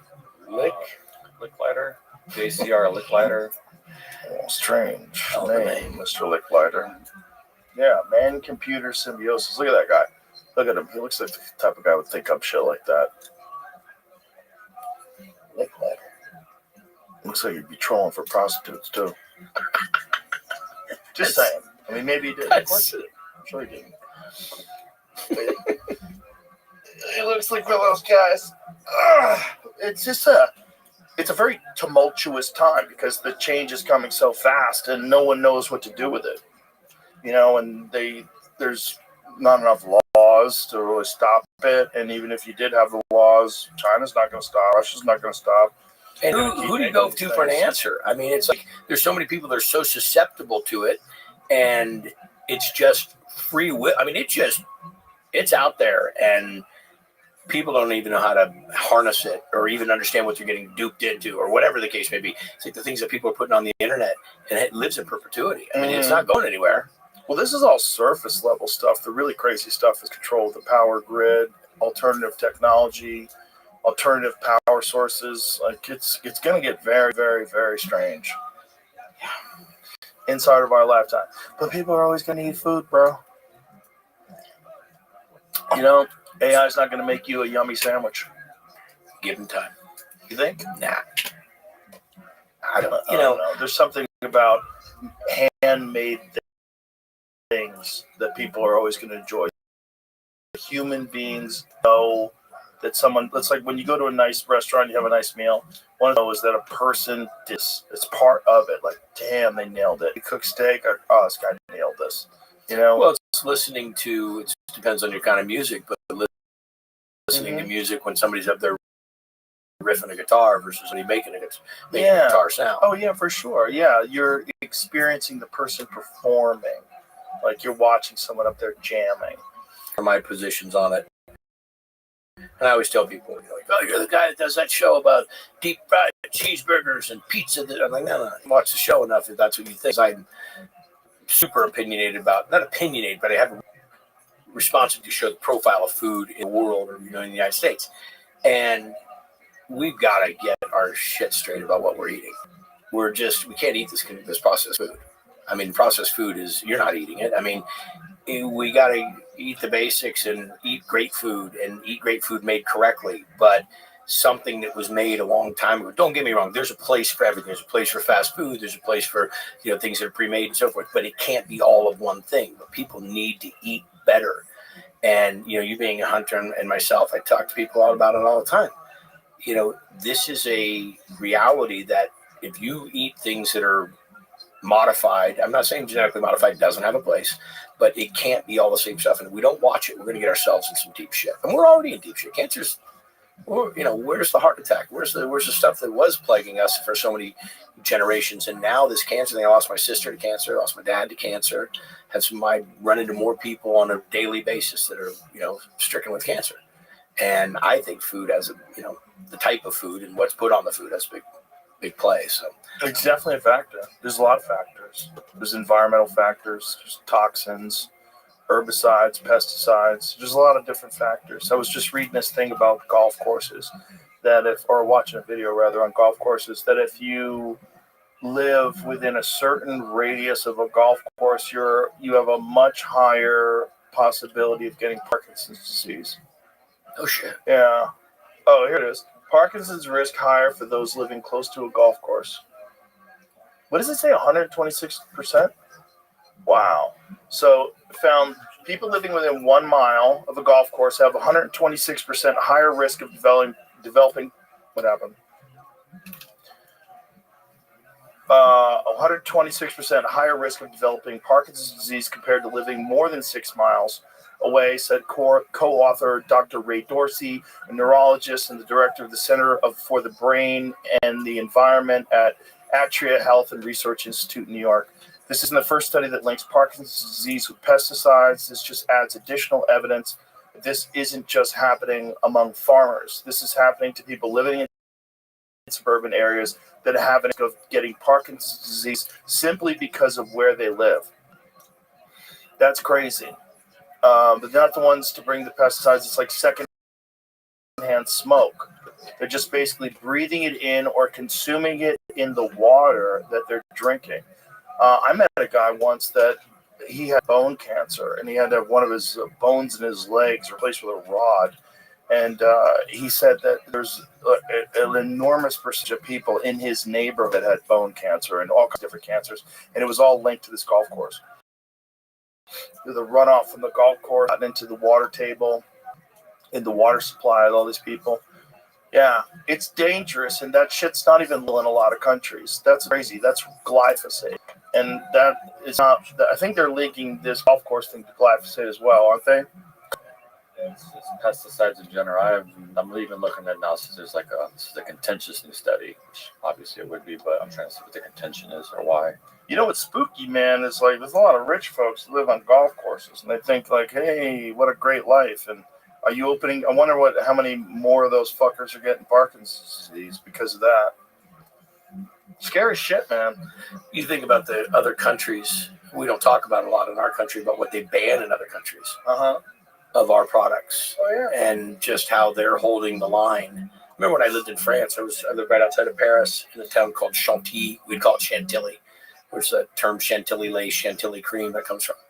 But I remember I was there, I was 16, and I wrote my parents, and I'm like, food just tastes different here. I mean, I don't care if it's a steak and a potato.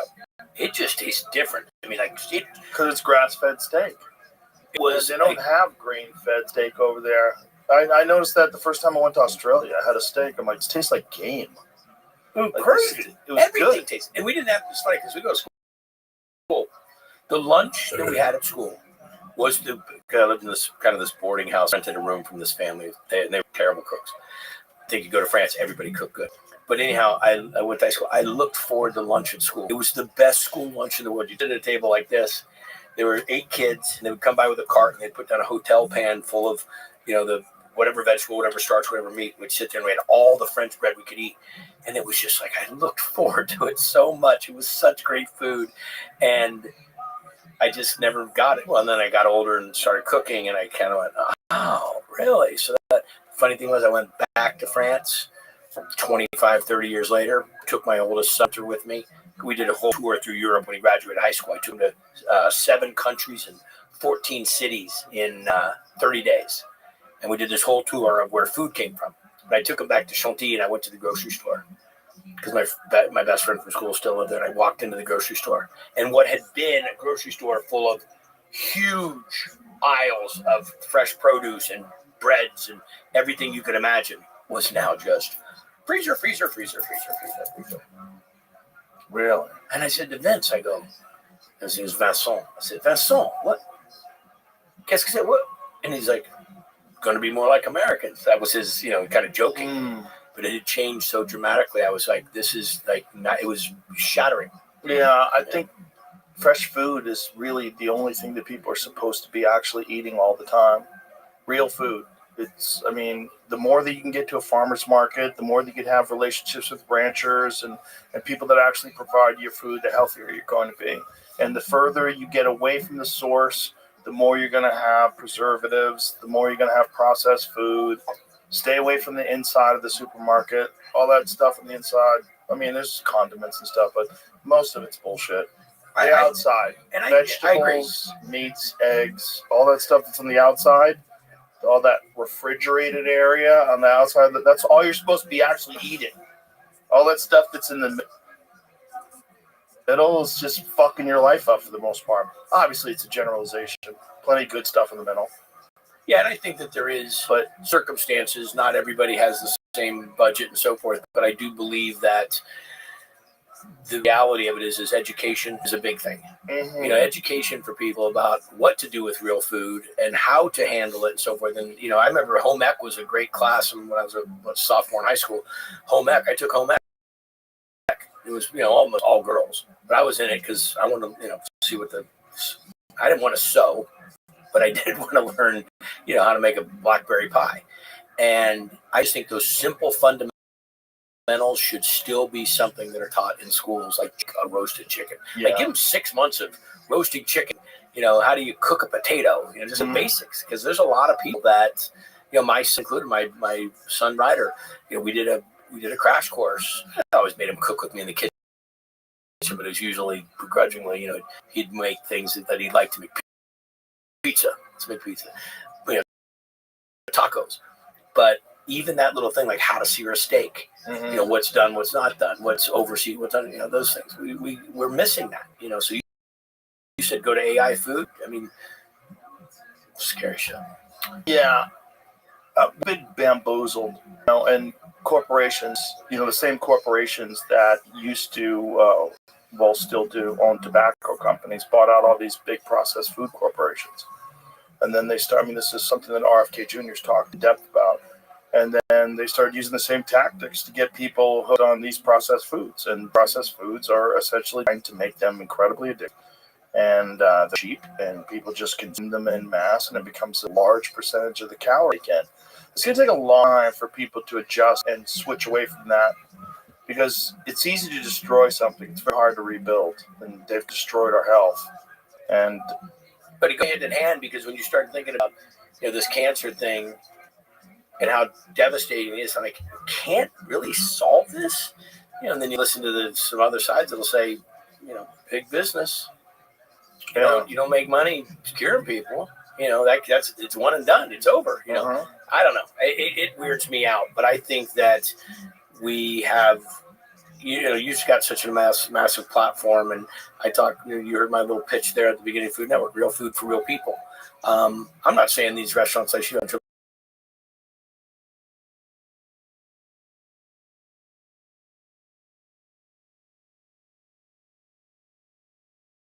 good balance between things, but it's okay to have a Twinkie every now and then. Your pizza experience. We just need to get back to some balance of it, because we're imbalanced is my feeling.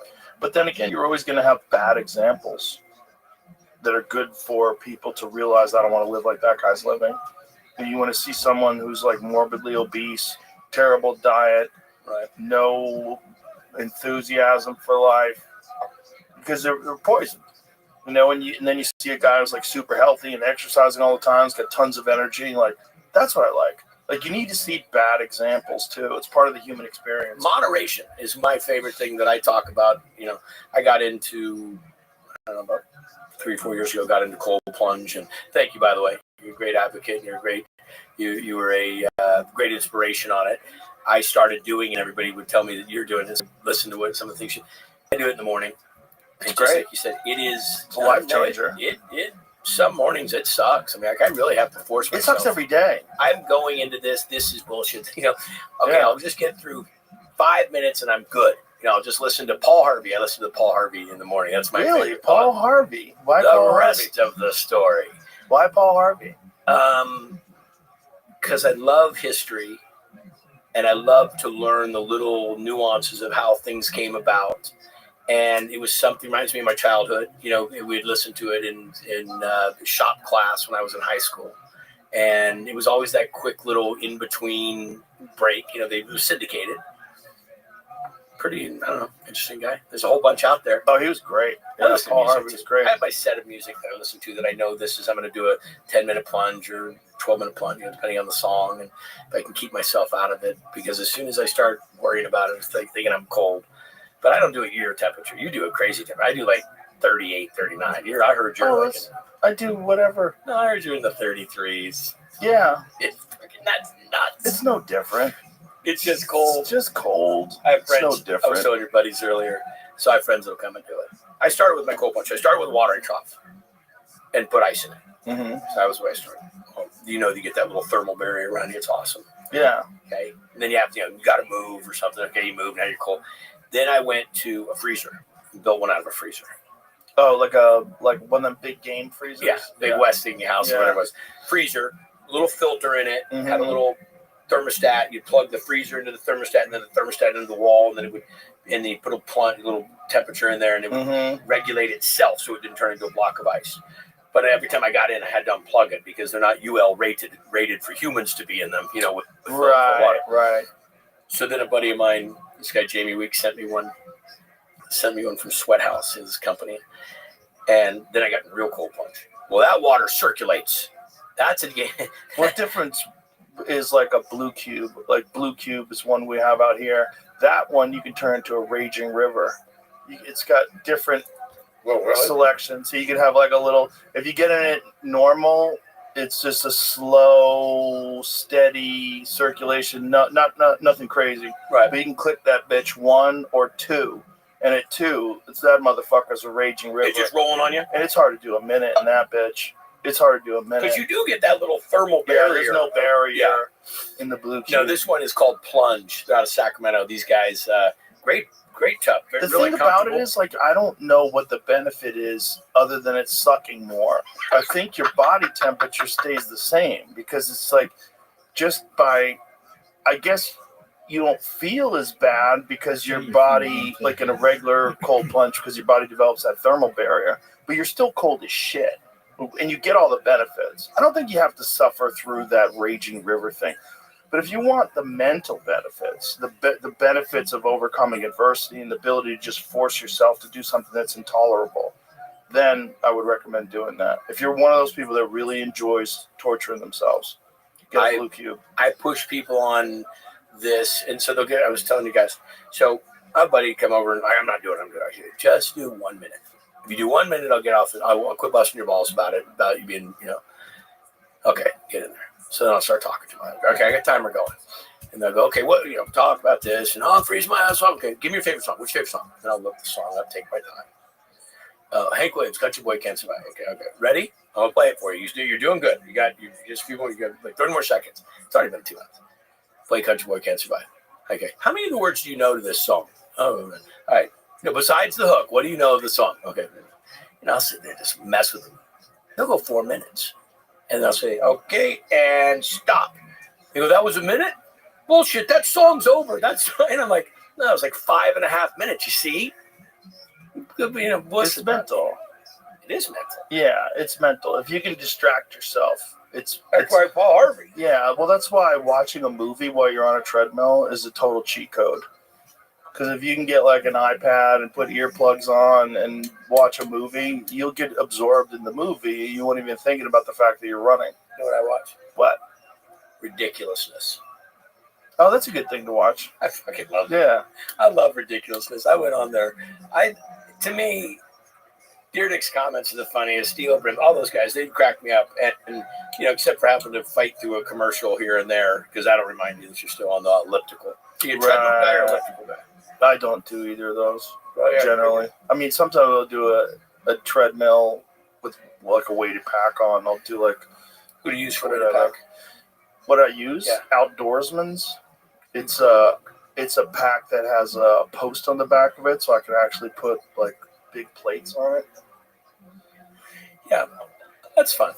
Yeah. What kind of weight are you talking? Mostly when I go for long walks, I just put 45 on. So the pack is probably 5 pounds and then the 45-pound plate. Then I take the dog out. But if I'm doing hardcore workouts, I'll put 90 on it. So I'll put 2 plates. And then there's a great machine called, see if you can find it, Jamie. I think it's called the Hit Sled. And it's like you do a farmer's carry. So it has plate posts on either side, and you lift it up, and it's at an angle. So as you're walking, you're walking. Is it one you step inside of? No. It's just a treadmill. It's like a treadmill that's at an angle. That's it. What's it called, Jamie? The Hitmill X. That is a whole unit itself. That motherfucker's the shit. That thing is the shit. And is that the tensioner in the front? So you've got the ability to adjust incline, I think. Does that adjust incline or is it static? Either way, whatever that incline is. And then you have those weight posts on the side. So you're lifting weight up and you're carrying weight. So that guy's got 45 on each side. So he's carrying 90 pounds while you're walking uphill. And woo, that'll get you in some shape. Woo, baby. That'll get you in some shape. Ass kicker. Yeah. What do you cook? Mostly meat. Mostly what I eat is meat. That's like 90% of my diet. Meat and eggs. What's your cheat? What's your indulgent? My daughter is a really good chef. Not a good chef, a good baker. She's great at cookies. She makes every time she's cooking, I'm like, God damn it. She's making me some cookies. She's really good though. They're really legit. Like she made these cookies, like these peanut butter chocolate chip cookies with Nutella. Woo! They're good. Can you do just one or two, or do you house the plate? Well, I work out a lot, so I allow myself to eat like a pig every now and then. But like for me, cheap food is always either Italian or Mexican. I love good Mexican food. I love good Italian food. I just love. If I'm going to pig out and I'm going to eat something that I know is just for mouth pleasure, it's probably going to be Mexican or Italian. Carbs. Oh, yeah. Oh, yeah. So addicted. Yeah. I find the more I stay away from them, the less addicted I am to them. Oh, for sure. Yeah. And then as soon as I have them, I find myself right back in there. Back into, I look forward to going to New York just for Italian food. Because Austin is great for barbecue and steaks and Tex-Mex. Mexican food's great here. There's a lot of great food in Austin, but there's not a lot of legitimate Italian spots like there was in LA.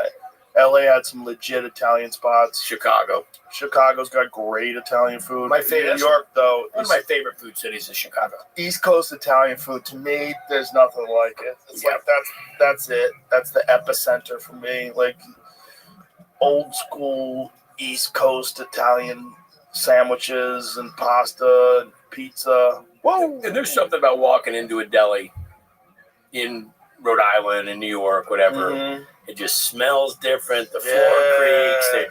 They're fresh cutting the slices. People are fired up. They're so excited to get that fucking sandwich. The meatballs taste different. The whole thing. So Federal Hill in Rhode Island is a real famous Italian place. I've shot shows up there a couple times, but it's not too far from where my wife's family lived. And I just remember going up there and going to the delis and getting those cherry pepper stuff with prosciutto and provolone. And just, I'll take 6 of them and I'll take 18 to go. I would always bring them all back to California. You just can't find anything like it. You know what else I miss on the East Coast that you don't really get out here is a legit Jewish deli, like a Katz Deli. Like, someone needs to figure out a way to do something like that here where you can get like a legit pastrami Reuben, like a real one, But the question I have about that's what people ask me all the time. When I first started Triple D, you could only get true Tex-Mex or great Mexican food really in this Texas, Arizona, Nevada, California, down in this pocket. But I will say that now I'm starting to find, because typically it's the people migrating to these different areas. I went to a Mexican joint on Triple D in Minneapolis, and it's a Mexican market, canaceria, it's the whole thing, and it was better than 85% of the joints that I've tried in this regions I was just talking about. So I'm starting to find this better cross-pollination of foods in different regions. Where people move. Yeah, exactly. Yeah, but you got to have the market. Yes. See, the market is the key, because who are they going to sell it to if people don't get it?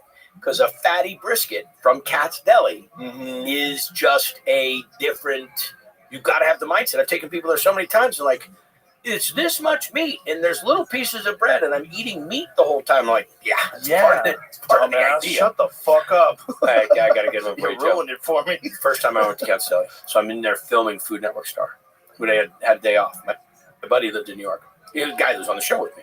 So I'm going to take you to Cat's Deli. Instagram so I can see some visuals. What is going on? I'm addicted to their Instagram page. Sandwiches. No, I I almost wish brought you you. did. So I thought I was going to bring you food today when I went and did the thing, and I'm like, yeah, I'm not taking Joe the vegan food. I'm not going to take this. Yeah, please don't do that. Take the Don't beating. give me that. I had elk sausage for breakfast. Oh, I love elk. Look at this. Oh, come on, baby. Look at Katz's Deli. Look at that. Look at that pastrami. It says keto. Keto pastrami, Ruben. Oh, my God, I'm eating healthy. How is it keto? Oh, no bread. Oh, they're just giving you the, oh, yeah. Oh, my goodness. Look at that. Is this supposed to be torture right now? Look how good that looks. Oh, my God. Is your mouth? Oh, I love Katz's Deli. I do too. I try to go every time I'm in New York. Those guys, I see the same fucking dudes that I've been going since I was going there in like the early 2000s. I run into the same guys working there. These guys that have been there for 25, 30 years. And they're such good dudes. Great guys. And I'll eat more snacks over the counter. Mm-hmm. By the Yeah, time they I give get you a to my little piece. sandwich, yeah. They always do that at Katz. They'll give you a little piece, and Right. they have a tip jar. And So if people haven't been to Cat's, when you go into Cat's, you know, but I'm look at that telling them, fucking sandwich, man. when you go to Cat's, they give you a chip. They give you a ticket. Yeah, you got to pay in cash. Okay, They so don't they give take you the credit ticket. cards. You better have cash. So you pass the ticket over the counter. They mark off what they gave you. So then you take a ticket and you sit down, and you eat your food, and then when you leave, you go out and you check out with your ticket. So my buddy and I go, and we order up all the stuff. I'm paying, so we put it all on my ticket. So we had a bunch of sandwiches, a bunch of beers. You know, we had some shit. So we're leaving, and I turn my ticket in, and I pay my bill. And they look at my buddy, and they say, "Where's your ticket?" And he goes, "I didn't get anything. I put it on his ticket." I said, "No. You got to turn your ticket in." And it says right there, lost ticket, you know, $300 or whatever the ticket would be worth if it was all checked off. Right. And I'm like, but he didn't have anything. It's all, you can see it. And they're like, you got to have your ticket or you pay the day. I'm like, what the? I mean, I've never been to a place like this. So we go back over to the table where it'd been sitting. Well, they'd already turned the table and it's all gone and done. And now there's 4 big construction dudes sitting there. Huge. In the yellow vest, hard hats on, total New Yorkers. My buddy wasn't from New York. And he goes, I'm like, excuse me, fine sirs. Hello. You know, and I don't have the, you know, again, still in the same yellow jacket, bleached hair. And my buddy's standing there and he's from like Iowa. Did you guys see a ticket? I'm like, what the you want? Like, get out of here. You're I'm like, interrupting their meal. so yeah, exactly what we're doing there on a lunch break. We're looking for a ticket. And my buddy happens to see the ticket on the floor underneath the biggest guy's boot, like half in, like, he's like, ticket's right there. I'm like, I'm not getting the ticket. You're the dumbass who lost the ticket. Get the ticket. So I think we had to buy the guys, like, you know, we had to buy him something or pay the tip or whatever for the guy to move his boot. And we got the ticket. Oh, and we God. It was a tumultuous experience. I go with people now and I'm like, take the ticket, put it in your wallet right now. I'll pay the meal, but just don't lose the ticket. Yeah, you have to be prepared for the experience because it's not like anything else. But it's worth it. It's worth it. You get the best fucking corned beef, the best the brisket, nicest people. the The nicest characters people. in that place. Yeah, the pastrami's off the fucking chain. That pastrami's insane. I get the same thing every time just because it's so good. I don't want to switch up. I got a pastrami Reuben. I'm the exact same way. Incredible pickles. Their pickles are amazing. Slop. So I love the thing they have on there. You see that one back wall, send a salami to a to a sailor. Yeah, that whole campaign that was going on still is something that needs to be done. They've been around since the 1800s. Such the joint. Same spot. But there's a thing about places like that where there's just like this deep history. You feel it when you're in there. You got a smile on your face when you walk in the door because it's just this incredible history. Like you feel like, wow, this place is still around, it's still the same. Let's get up to the counter. Oh, he's chopping it up. Look at that. My mouth. This is like torture. My mouth. I know. That's what I love about going to New York and eating there. I like walking into a pizzeria and smelling everything and seeing the guy pulling the pies out of the oven. Like, I love it. And they're not always the cleanest. And they're not, and the counters are worn out, Who and the cares? whole thing. Exactly. No, that's part of the charm. If they redid it, it would fuck it up. Yeah, you go and remodel it. It's not. Oh my god! If you redid Katz's Deli, I'd fucking slap you. How dare you? How dare you take all the pictures of dead celebrities off the wall? Like, that's part of it. The fucking. You ever been to DeFaro's over in Brooklyn? No. Pizza? No. Old guy there cuts the basil with scissors. Oh, I remember standing there and just looking at the pizza come out. And it doesn't look like, it's just next level pizza. You've been to Rao's? No, where's that? Rao's is in Harlem. It's an Italian joint. We'll call him Uncle spell it? Raos. Okay. And it is the old school. This is an Italian joint that you can only get in if you know somebody, you're with somebody. Tiny little place, maybe 15 tables. There it is. Oh, it's right on the corner. 1896. Wow. And I tell you. So you tell me when you're in New York next, and I'll call my Uncle Bo. What street is it on? I don't know. Click on New York. What does it say what the address is? Yeah. East 114th Street. Wow. The original. The floor is all slanted. Like if you're sitting at the wrong part of the table, you're sitting at the dinner kind of cockeyed like this. Everybody's on top of each other. It's all family. It's an experience. Wow. But that's what you talk about. Because then I went to Rao's in Vegas when they put one in Caesars. Same pictures on the wall, same all that stuff, but it just didn't have. It was good, but it just wasn't. There it is. Rao's. Look at that. That looks amazing. That's the table I sit at right back there. Another place I fucking love is Peter Luger's. Oh yeah, Peter Luger's in Brooklyn. Woo. You being a meat guy? Oh my god! And they bring that steak to your plate, and it's covered in butter, and it's crackling. Oh! I don't even eat the sides. I'm not. Everybody else. Look at that, right? They just have it down too. Like it's so consistent. Every time you go to the steak is exactly perfectly cooked. You been to Jeff Ruby's? Where's that? He's got him Nashville, Louisville, Cincinnati. No. Jeff Ruby's a character amongst characters. You got it. If you ever get a chance to go to one of the steakhouses, this guy, they crush steak. Some of my favorite steak in the country. I was just at the Derby and I was at his place and eating steak. Took Taylor Sheridan there, and they were pretty shit. Like, Taylor, you meat guy. I said, you're friends with Taylor? Yeah. I was just with him Saturday night. He did the commencement speech at UT. Great guy. Incredible speech, man. He fucking killed it. Well, he walks the talk. There's no bullshit about that. Yeah, I love that too. He helped me with the fundraiser we do. So I do a lot of philanthropy. That's my, being a dad was my biggest job, my biggest responsibility. Husband, restaurateur, chef, all that. But my end game is my philanthropy. Philanthropy to me, I have so much opportunity and there's so many good things coming my way. I try to divert as much of that towards doing it. So my philanthropy is about first responders, active military, and veterans. But now that I have this program going where we can do things to raise money, and it's not just raise money, it's raise the money and then do things with it. Like when the fires happened in LA, we went down with our team with a big rescue trailer that's 50 feet long. We can feed about 5,000 a day out of it. And I have a bunch of chef buddies, and so they all come and help, and we just pump out food for first responders. But we had the fires in Maui and devastation, and I know the fire feeling because I was up there in Northern California, in Sonoma County when we had our bad fires. And so we raised money. So I got 40 chefs together. We were all in town I do a show called Tournament of Champions. They were in town for the tournament. And we put on a dinner for 150 people. So I called Taylor and said, hey, I'm doing this event. You want to come up? And he says, only if I get to cook. We're going to cook together. So we brought up all these 4-6s, these tomahawk chops the size of, a manhole cover. And we cooked. And so we sat there and we raised money. We did all these different things like, go to 4-6's Ranch. You can go, have a culinary experience with Guy, blah, blah, blah, blah. And in one night, we raised $1.7 million with 150 people in the room. That's incredible. And a big part of that was Taylor. I think 3 of the biggest packages sold were for over $100,000 to go down to his ranch, or to go. No, actually, it was to go up to Montana to Yellowstone to see the filming. Oh, And wow. he's just that kind of dude, man. That dude. Everybody, he gives everybody the time. And we're just at the Derby walking around together. Just class act. We just love that guy. Yeah, he's a legit.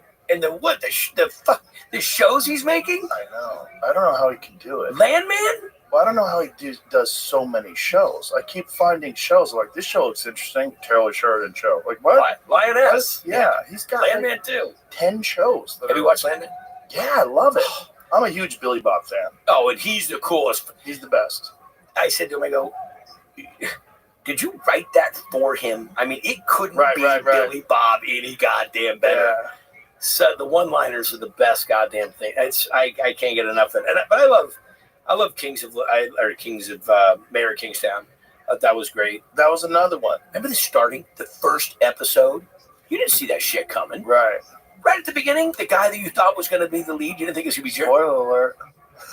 No, if you haven't watched it by now, you're missing it. Tough shit. Sorry I blew it for you. It's another Taylor show. He's got so many shows. It's Buying like, ass. I just don't understand how he can put together 1923, 1883, Yellowstone. Like, God damn. I think they're doing another one. I think they're doing like a 1943. I just watched the end of 1923 and cried like a baby. I was bummed that Yellowstone ended the way it did, though. Yeah. Circumstances were fucked up. Outside of the show, circumstances. Yeah, I don't know what happened. Why would Kevin Costner want to leave that show? I just don't understand what happened. What I read or what I thought I learned was that he had his own project and his. I'm sure he did. I mean, Kevin Costner's been around for so long. It's probably hard for him to do somebody else's thing for so long, too. So good. Yeah, I know. He was perfect in that role, too. So iconic. I know. The ending, I mean, even if you're going to leave, my bummer about it was, even if you're going to leave, why would go out better than in the situation was? I mean, they did it the way they did it. I'm not discrediting the show by any means, but I'm just saying, just wanted it to be like the way it was from the beginning. It's kind of sad Yeah. how they did it. It was almost kind of like a fuck you. It seemed like to me. From which side, exactly? I'm not coming back. Well, wait till you see how you go. Yeah, exactly. And Taylor is a little bit. I mean, I wouldn't cross him. Yeah, he's got a little bit of that in him. It's funny. I was telling him about this ranch that I hunt out in California. He's like, oh, I used to cowboy at that place. Like, he's a legit guy. He's a badass, too. Yeah, he's a good dude, too. Solid human being, you know. You're talking to him, he's right there, you know. It's not. Yeah, he told me come. He says, listen, I know what you're doing up there in Northern California. You've done your fundraiser there a bunch of years. He says, come down and do it at my ranch. He says, I will bring you the people with the money that believe in what you're doing with these first responders. And these, because when we don't have disasters, we just go do positive energy thank yous to different municipalities. We just did one in Florida, in South Florida. We just bring the trailer in, bring a bunch of chefs in, call up the local sheriff, call up the troopers, call up everybody, you know, bring your families if you want. It's free lunch, time for you to celebrate and be recognized. You know, we got people walking around the streets that don't understand why our country's free. They don't have any idea what it takes to be a free country. And they don't understand the sacrifice, not just the sacrifices that the actual individual makes, but the sacrifice the family makes. I'm not even talking about the loss of somebody. We're talking about just being deployed for 7 months and not seeing dad for 7 months, or seeing your husband or your wife or whatever.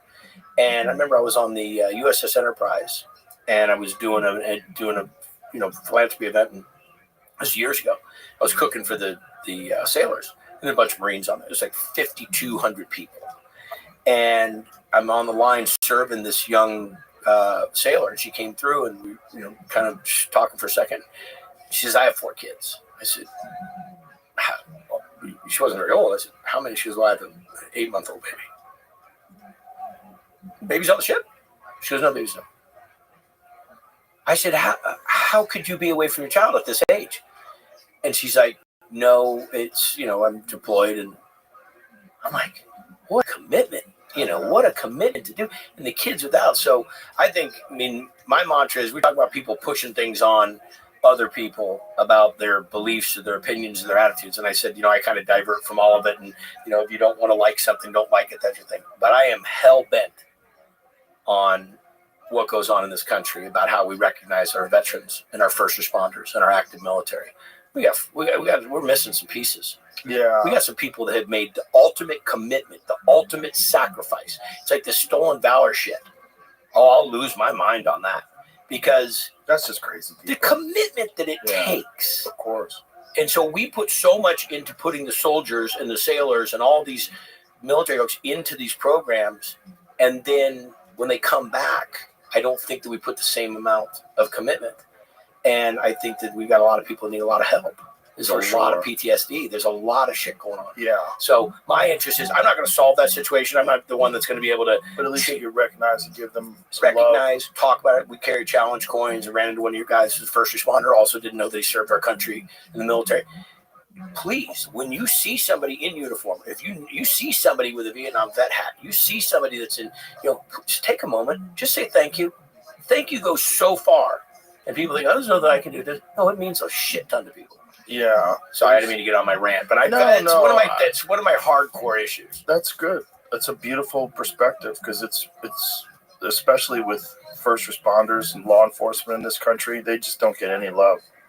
It's kind of crazy. Like the cops are the bad guys in this country. Like that's why the defund the police movement was driving me fucking crazy. Like you guys are out of your mind. But we're gonna have a march, and we'd like you to be there to keep people from throwing shit at us. Yeah. So here's isn't that crazy? This is defund the police march, but we need the police. We need you. So the people that are again. So when we had the fires in Northern California, I was watching a lot of. We're there feeding them. It was we're up in Paradise. It was a devastating fire. That was a crazy fire. Joe, I drove through it. I don't know what the surface of the moon looks like, but I can tell you it was as close to because there was nothing standing. There was nothing there. The only thing that didn't burn down was the fire station. I mean, and not because they defined all those people that got stuck on the road. Stuck, cars gone, everything got bombs. I mean, it was.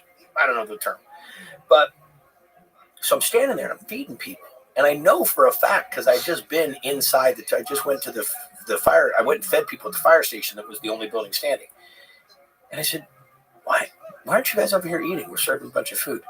Nah, that's just stay over here. I said, "You guys are fire victims. Your house is burnt down." Yeah, but and you had all kinds of restaurants feeding people and all this stuff. And I'm watching these guys eat granola bars and eat MREs. And I said, come over and get some food. No. I said, okay. That's it. Next day, picked up my trailer. We moved. I said, we only feed first responders. Not that I'm not about the fire victims. I think the fire victims is terrible. But the reality of this, we have a lot of people that were focusing on the victims and giving them, which they need. But these guys were doing... These men and women weren't going to bed. They were doing 72-hour shifts, sleeping in the back of their patrol car. They drove their patrol car up from Riverside, and they're up in Northern California now. And so that's what I changed. I pivoted my whole foundation was when the disasters go down, we're going to get there and we're going to focus on the first responders. We were down in LA for 10 days. We fed 25,000 meals. Now, it's not going to feed everybody, and it's not going to take care of everything. But there is a point of them being recognized or knowing that we recognize them. And I had so many chefs in LA that showed up and jumped on the trailer and were cooking food. And we were almost cooking, 24 hours, just rolling over. And people were so thankful. That's awesome. Yeah. But we all can do these things. We can do these things. We can donate. Okay, maybe you don't have the money, donate the time. Maybe you don't have the time, do the positive reinforcement on social media. If you don't have the time, you don't have social media, you don't have the money, you don't have time, just pat somebody on the back and say thanks. I mean, we can do way more. Yeah. And we can make a bigger impact. Well, just as a society, we need to recognize the importance of these people and appreciate them for what they do. And I don't think that that's been accentuated. People haven't focused on that. And that's a top-down thing that comes from the president, that comes from the cabinet, that comes from the way the country perceives these people and the way they award these people and, the way that our media treats them. The media had a field day after George Floyd with this defund the police stuff. It's just that kind of devastation that does for morale and for recruiting and, just the overall feeling that these people have. Like, why am I doing this job where not only am I not being thanked for it, but I am being thought of as the enemy? And then if I do something, I'm not going to get supported, right? Because I'm going to get persecuted. Right, and every day you show up, you pull people over, you're worried you're going to get shot. Every fucking day. They all have PTSD. Every one of them. You go pull, a buddy of mine's a fireman, and I didn't really understand. I didn't think about it until he brought it up to me one day, and he said, his name's Jay LeVar, and Jay said, you go pull kids out of a car. You go face that, and then you go home to your kids. Right. That's horrible. That'll just wreck you. But like I said, I'm so interested in what we can do. And we have so much. We're the greatest country in the world. We're finally righting the ship. We're getting into better space.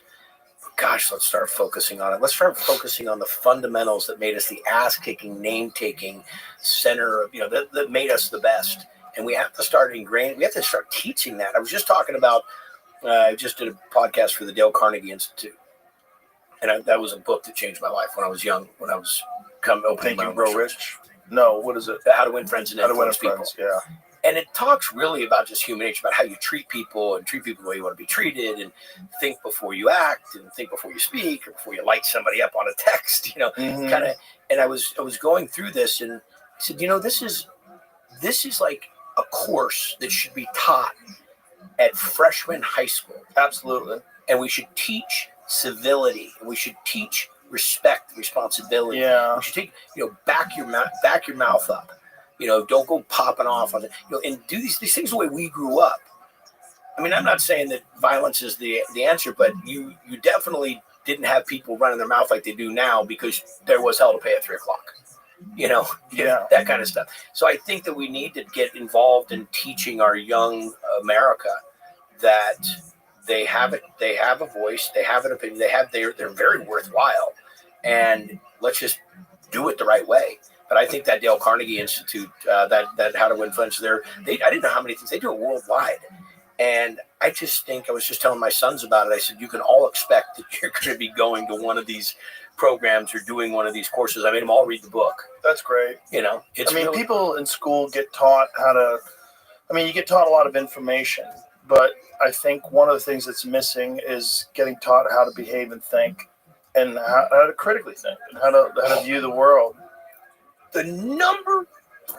Critical thinking to me is, you even say the term to somebody, critical thinking, and they'll look at you and go, but they don't know what it means. Critical thinking is solving situations, is evaluating the environment, and coming up with calculating. It's not taking a risk, it's taking a calculated risk. There's just so many of those types of things. My dad was a huge critical thing. So we had a rule when I was a kid, Joe. We'd be driving down the road, and my dad would say, "What are you thinking?" You're quiet over there. What are you thinking? One thing I was not allowed to say was nothing. He'd say, "God, full of shit. What do you think?" What are you thinking? I'm saying, well, it's all grass, but under the telephone pole, there's no grass. And then we would spend the next goddamn hour talking about why there's no grass under the telephone pole. And why is there no grass under the telephone pole? Fire, the ability to get to the poles. They have to be able to drive to them. So you look at it, because like you go to the wine country, you look at all these mountains that have all these telephone poles going. If you find roads on top of mountains and so forth, it's usually fire break or access to the telephone poles. But we would do this critical thinking thing, and it was so funny. My nephew, my sister was dying of cancer, and I took him away for the day, and we're driving around in a Corvette. And we're at the stoplight, manual Corvette, sitting there talking to Jules. Jules is about 9, and he says, Uncle Wade, he says, I really like talking to you. He says, you're fun to talk to. He says, it's a little bit different than talking to Jamps. Jamps was my dad. He says, I said, what do you mean, Jules? And he says, well, sometimes when I ask Jamps, like, what time is it? I just want to know what time it is. I don't want to know how the clock is made. I slipped the clutch and the car burned down. I'm like, Jesus Christ. I don't want another clock because that was my dad, man. You'd ask him a question like, well, do you understand the difference between the analog? You got a digital. And my dad would go into this. He was a submariner during Vietnam. He was a piece of work. Oh, really? Yeah. Oh, wow. I lost him right around my birthday a year and a half ago, and pancreatic cancer. But he lived for 6 years with it. It was God, you got a lot of cancer in your family. Sucks, man. And I think that, like, I didn't until you're in that club. The club sucks, but when you meet somebody that is, what's good in your neck of the woods?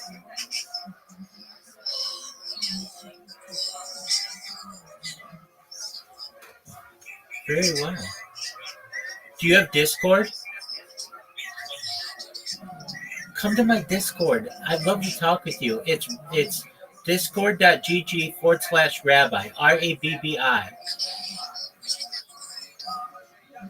If I send you the link, I'll get my account banned. Here, I'll write it on here though.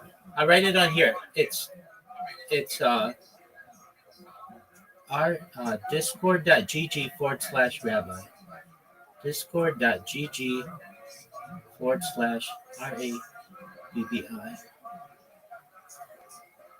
Oh, that's going to be hard for you to read.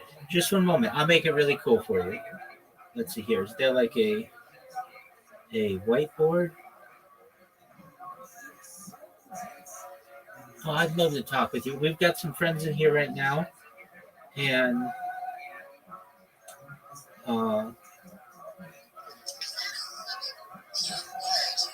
yeah, it is. Yeah, it's Harry Potter Obama Sonic 10 Inu. I'm sponsored by them.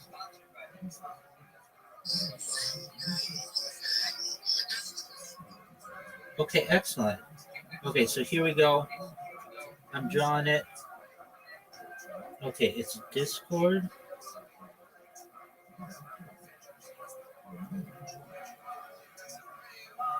.gg/RABBI.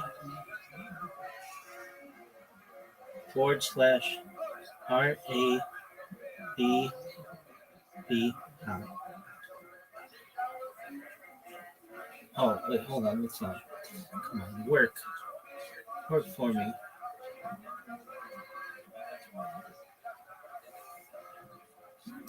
All right, it's sideways. Just one moment. Let me make it nicer. I would not normally go through all this effort, but you seem like a really nice person. I'm watching a podcast right now. I live stream my life 24 hours a day, 7 days a week, 365 days a year for world peace. It's a big deal. I have more data online than any person ever. Have you ever seen Big Brother, the TV show, or The Truman Show?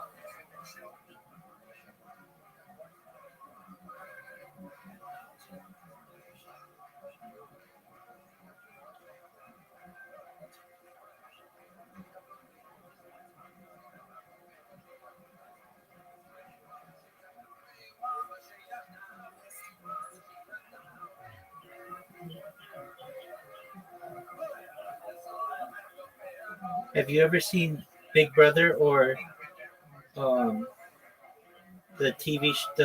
the movie The Truman Show?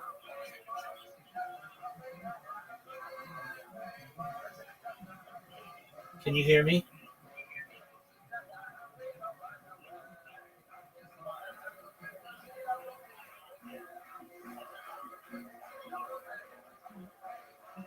Yo, girl, you still there?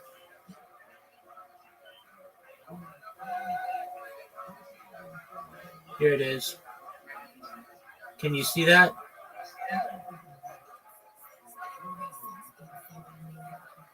All right, well.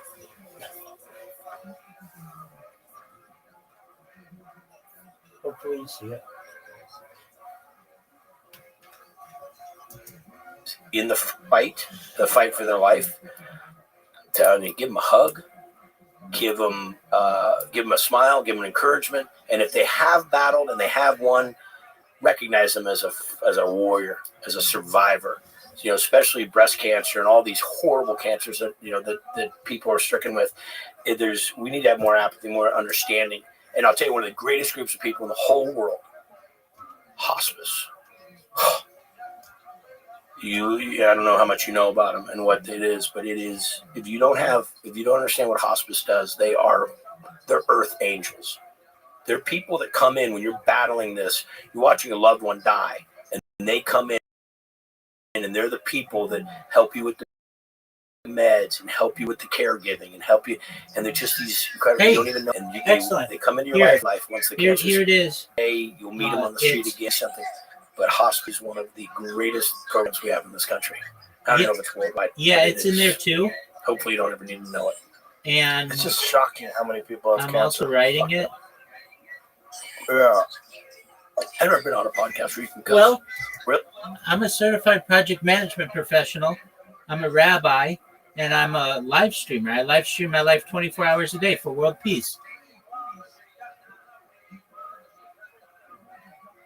I'm live on 18 different YouTube streams right now, simultaneously. You should see my Discord. I've got people in here who are in here all night with me.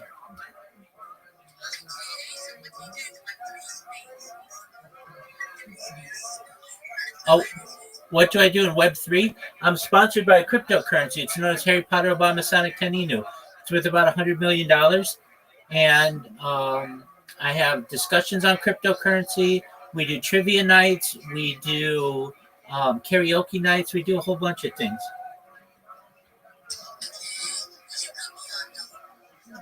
Would I put you on them? Absolutely.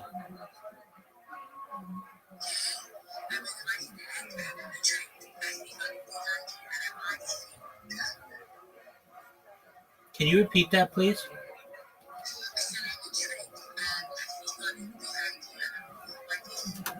Absolutely. Check it out. Absolutely. Come to the Discord. I'll be able to hear you better. And it's, again, discord.gg/rabbi, RABBI. I have a boosted server, so I have a unique link. Discord.gg/rabbi, RABBI.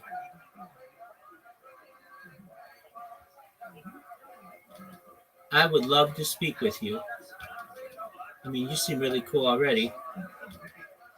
But I'm sure my friends in here would like to meet you as well.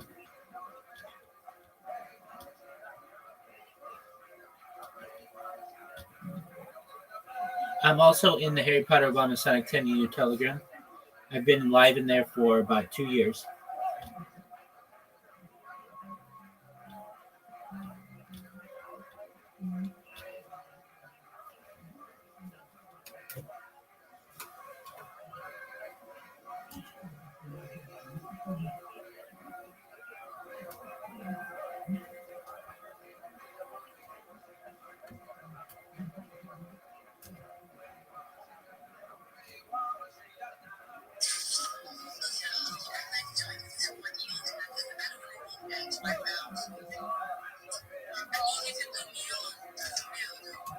I will. Come to the Discord. You don't have to leave X. Just come to the Discord, and then you come right back to X. Don't worry about it.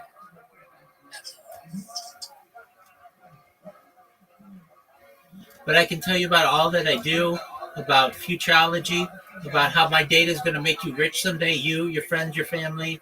It's a big deal. And then you go back to X and talk to anybody you want.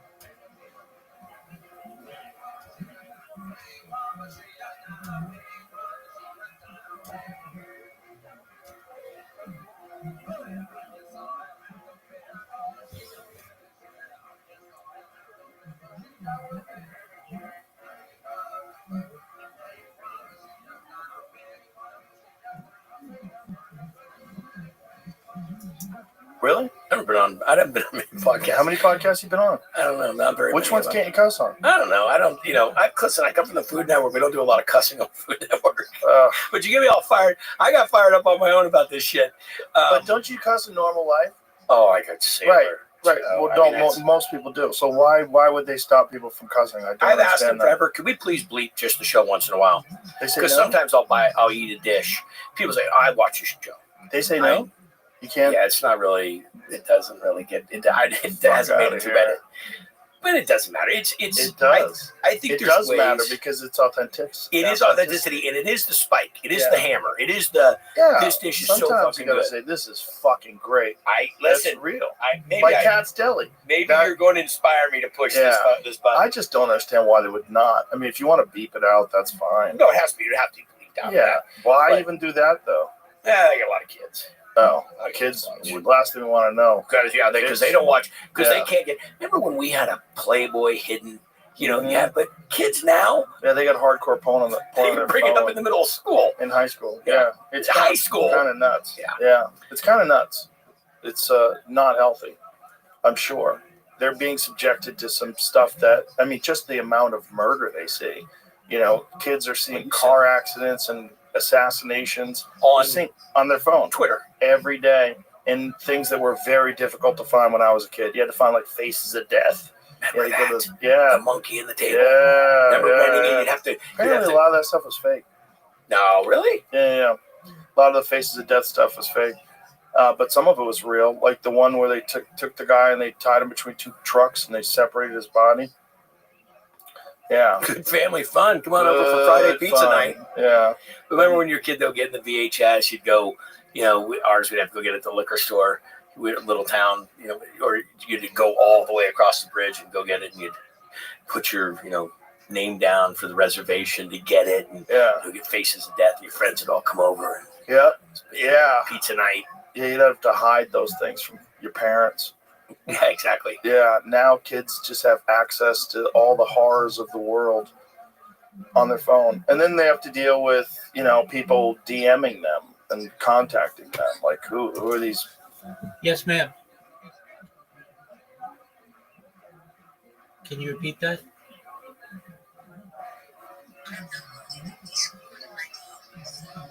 Okay, excellent. I'm a patient person. So it's discord.gg/rabbi. And you can see me from a different angle. You can see I have the coolest Discord known to mankind or humankind. Mankind or womankind. Yeah, that'll take you there. But an easier one is just discord.gg/rabbi, RABBI.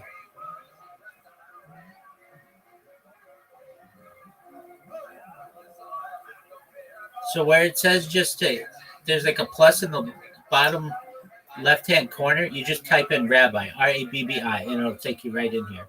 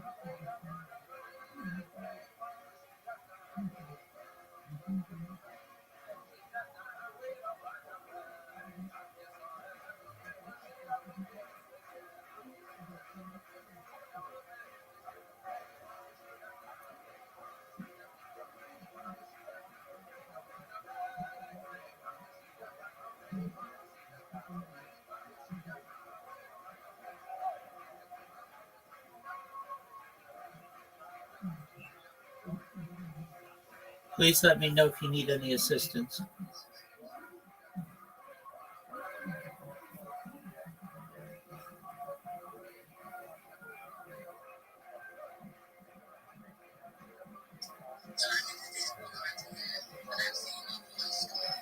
Yeah, come in the voice call. There are 3 of us in here.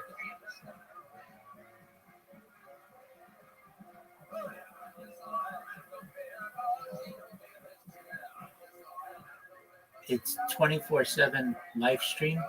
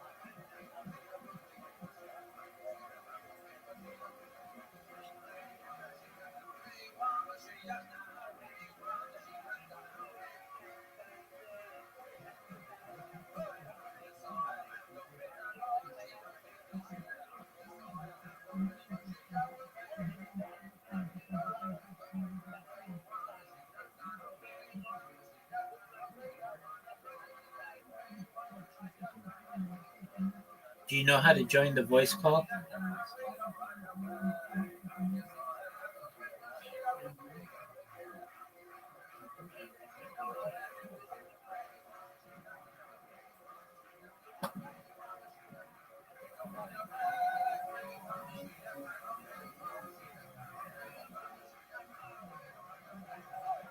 Please let me know if you need assistance.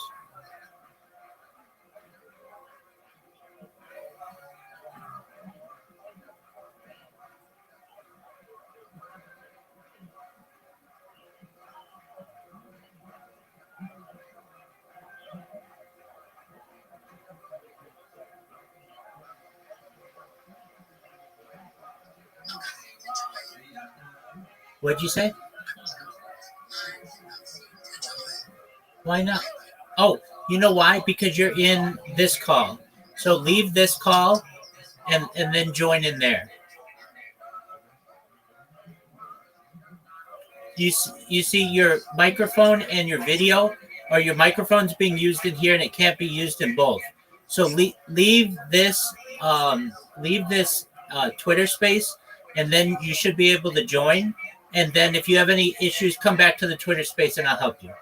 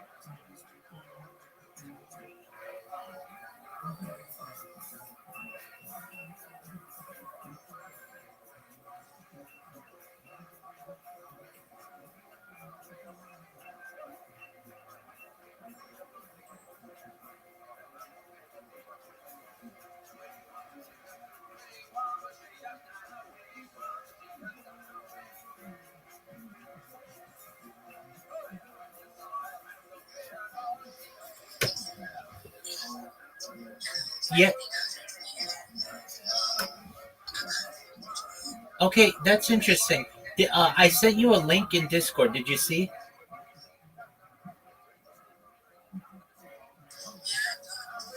And what happens when you click it?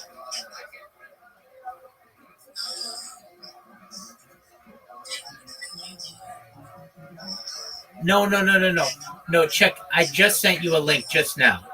So it's like a rainbow colored link.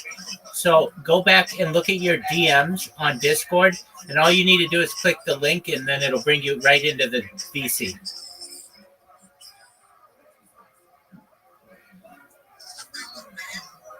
Into the voice chat.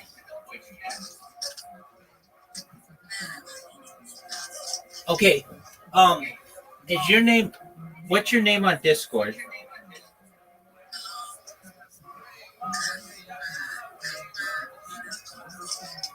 Oh, okay. Ooh, my bad. Apologies. I'll let me see.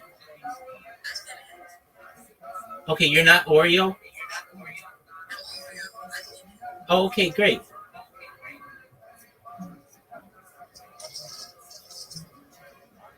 So you just there you go. Hi. Please click the above invite.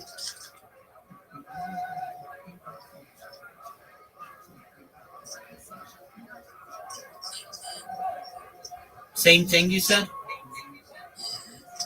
Okay, interesting. Here, I'm gonna call you, and then you just be able to. I'm gonna call you right now on here. Okay.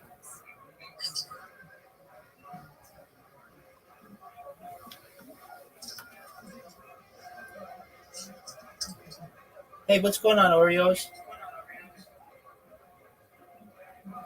Can you hear me? Excellent. Hey, do you mind if I tell you about myself? I'm Rabbi Rothschild. I stream my life 24 hours a day, 7 days a week, 365 days a year for world peace. I've been live streaming since the pandemic. That's more than 3.5 years. We've seen the death of a queen, the birth of AI, the coronation of a king, and everything in between. Apologies, I couldn't hear you really well on Twitter, but that's not your fault. That's my fault. It's just on an old phone. Have you ever seen the movie The Truman Show or the television show Big Brother?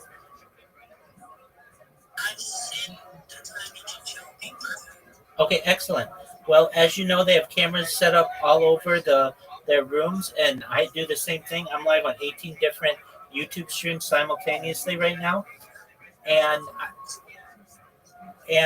this is essentially a time capsule for the world. It goes back to the pandemic, and you should know that The Economist magazine stated in 2018 that data had overtaken petroleum as Earth's number one resource, and I have more data archived online than any person ever. And that means I'm going to be perhaps a very influential person. And when that happens, I'm going to help everybody who's helped me along the way, especially you, Oreos, because you've been so persistent and had so much fortitude to stay in this call and try to connect with me. And I'm going to give you all the money that you need to help your friends and family and start charities of your own and philanthropic organizations, because I want you to help the world. How does that sound to you? Yes. Yeah. Well, that's what it should sound like. I talk about things that are really going to help the world. I want to end world hunger through the use of technology such as agricultural drones, floating greenhouses, saltwater greenhouses, vertical farming, hydroponics, and cloud seeding. I want to help end world thirst. As you know, I am sponsored by cryptocurrency. It's known as Harry Potter Obama Sonic Taninu. It's worth about $100 million. And what we do is we build wells in developing nations such as Nigeria to better people's lives. Additionally, I'm a major advocate for the LifeShare program, but most importantly, to end world thirst, an advocate for desalination technology, where we pump Earth's seawater onto land to make it drinkable. How do those things sound to you, Oreos?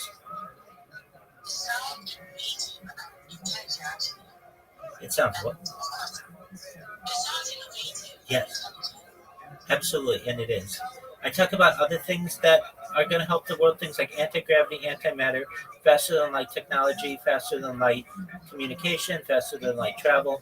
I talk about things like de-extinction. People don't know this, Oreos, but the first successful de-extinction took place in the year 2003 with the Pyrenean ibex, which was a goat located in northern Spain, southern France. Fast forward to the year 2021, a company out of Dallas, Texas is founded known as Colossal Bioscientific. They've made it their goal that they want to reintroduce the woolly mammoth within the next 3 years into the Arctic Circle, utilizing African elephant surrogates. I think this is just a mind-blowing goal. They already introduced a type of dire wolf. Then they want to reintroduce, after the woolly mammoth, the Tasmanian tiger, followed by the dodo bird. So these are going to be really exciting events that we're going to be able to witness. Most importantly, though, I want to help you. I talk about things like cryptocurrency, and I think I'm going to be able to help mainstream it. I'm going viral. I have over 1,700 people um, in my Discord, and I have um, bots that I've created on Twitter, the Twitter alternative that's known as Blue Sky, and people tweet about me every hour or so. So that's really good, and that's allowed me to gain a lot of traction. And I want to help you live longer. So what does that mean? This is all with your consent, but in the future, I want to be able to give you the money to be able to afford technologies such as oxygen therapy, human growth hormones, stem cells, things like cryonics, cryogenics, nootropics, ambrosia therapy, things like perhaps if you want things like cold shock therapy. When you were born, the average life expectancy for someone like you is probably about age 80. I want to increase that to age 100, 120 if you want. If you want to die at normal age, you absolutely can. But you may get to 120 years old and you may say, Rabbi, it's been a really good run. I'd like to keep living. What's the next plan? And again, this is only with your consent. We may be able to utilize a type of technology known as mind uploading technology, where, with your consent, we scan your brain into a computer like a CAT scan or an MRI, knowing where every atom is in your central nervous system and your peripheral nervous system, for later download as an android, an avatar, a cyborg, a cybernetic being, a clone of yourself, and a robot, an ethereal being, whatever you want to be, Oreos.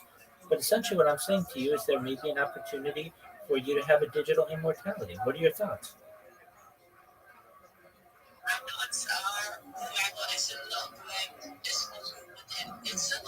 I know. Everybody says that. So it is impressive. I hope it is too. And I think it will be. We just have to see how much we have advanced over the course of the last 70 years since the introduction of computing, and we're moving into the age of quantum computing and cryptocurrency. I know you're an advocate for cryptocurrency, certainly, as am I, and we're gonna be very wealthy individuals, and we're gonna need money to spend. Uh, we're gonna need things on which to spend our money, and so these are just some of the things. So that means that you may never die, which, if you want, I mean, that's a really cool outcome. It really makes you a different. It makes you a different kind of species. No longer will you be considered like a standard Homo sapien, but you'll be like a transhumanist. So that's what I do. I don't know what's going on why you couldn't join my Discord. What does it say when you click the link?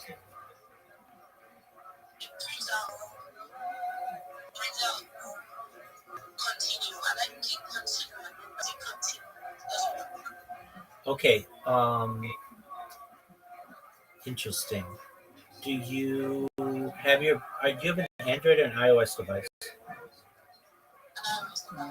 Oh, very interesting. Okay. Do you have your permissions that allow your microphone to be used? Okay, so you already do join calls from Discord. All right. Let me think of what else it could be. Just one moment. I'm just going to minimize. We're going to get this because if anything, I want to make sure that people are able to connect with me. If you're having issues, well, then other people might be having issues, and I don't want them to. So we're going to create um, a new link, and we've got Oreo. Do you like Oreos? I love Oreos, or like Oreo equivalents, like you know, cookies with cream. That's good stuff. All right, share invite. Go ahead. Am I allowed to what?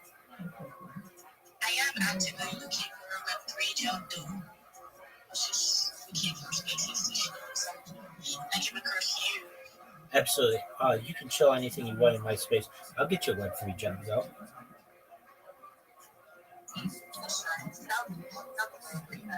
Absolutely. All right. You're doing it in the right way. Okay. So I sent a different link. Why don't you try that link?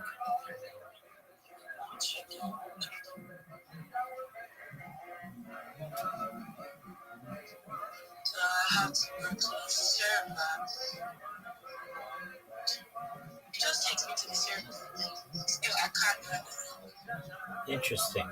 Can you join any of the voice chats that I have?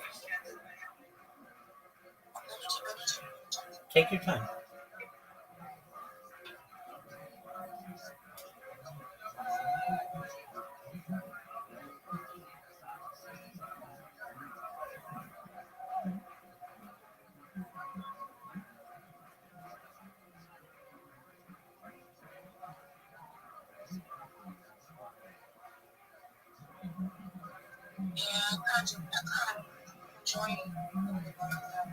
You can't join any of them. I should have asked this. Oh, you can. Okay. Are you at least 18 years old?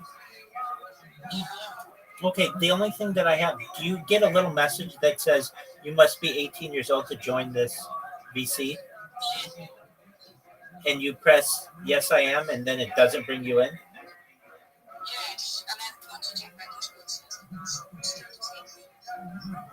Very interesting. Yet you could join all the other calls.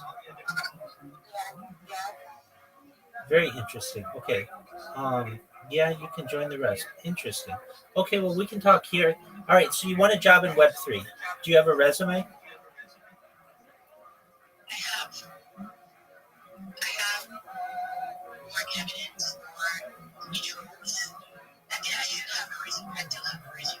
Okay, so that's the first thing that you need. Tell me about your experience in Web3.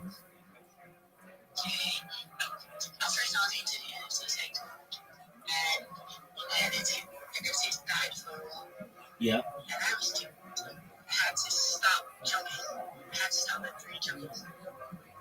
Okay.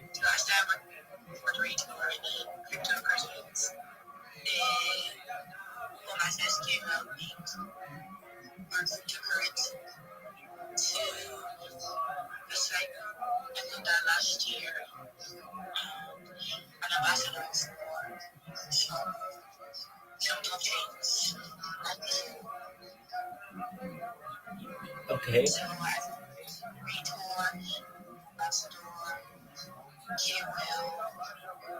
All right.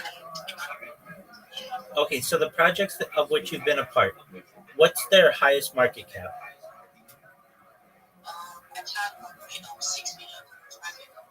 That's good.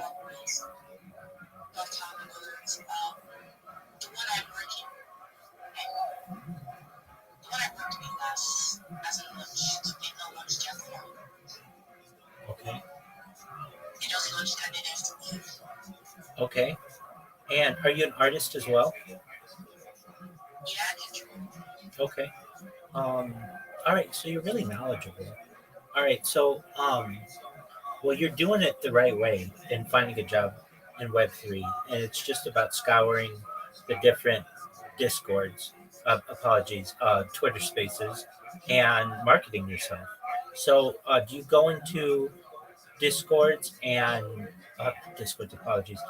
Do you go into Twitter Spaces and when they have like open mics and try to talk to people about what you do?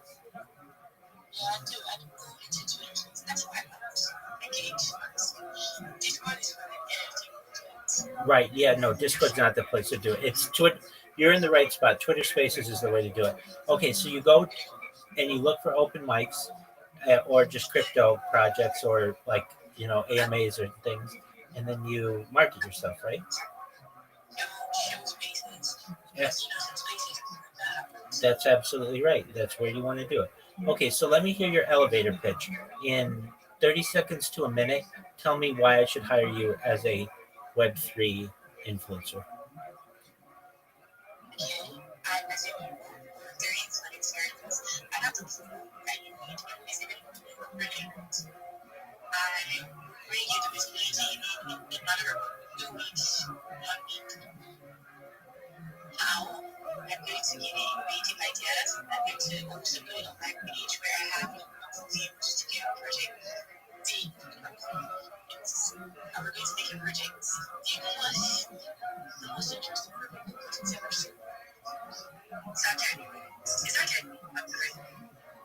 That's very good. Okay, so what platform do you use to promote?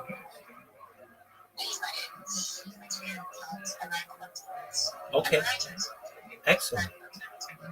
Ex- Excellent. Okay. I mean, you got things together, and you have your resume that is focused on Web3. Wow. Okay. Very good. And you have references. Okay. Excellent. Well, I mean, you're gonna. And for how long have you been trying to find a job in Web3?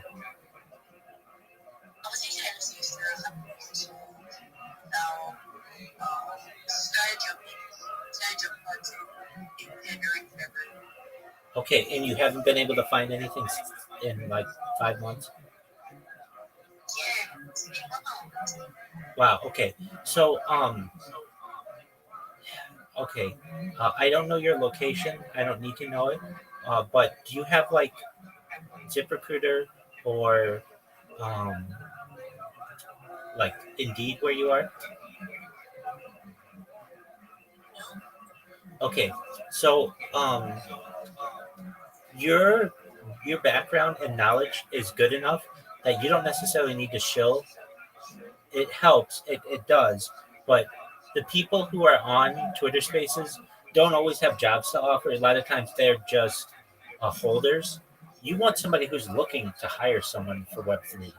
And okay, so um, let me.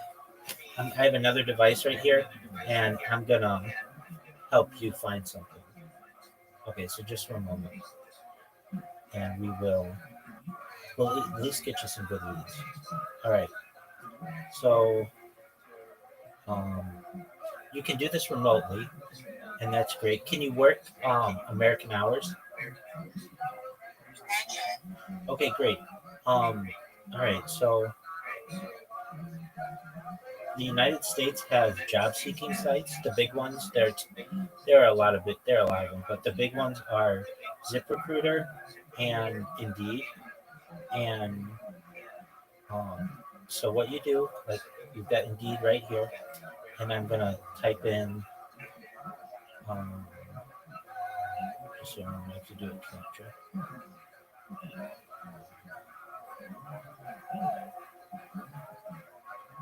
Okay, so I'm gonna type in Web3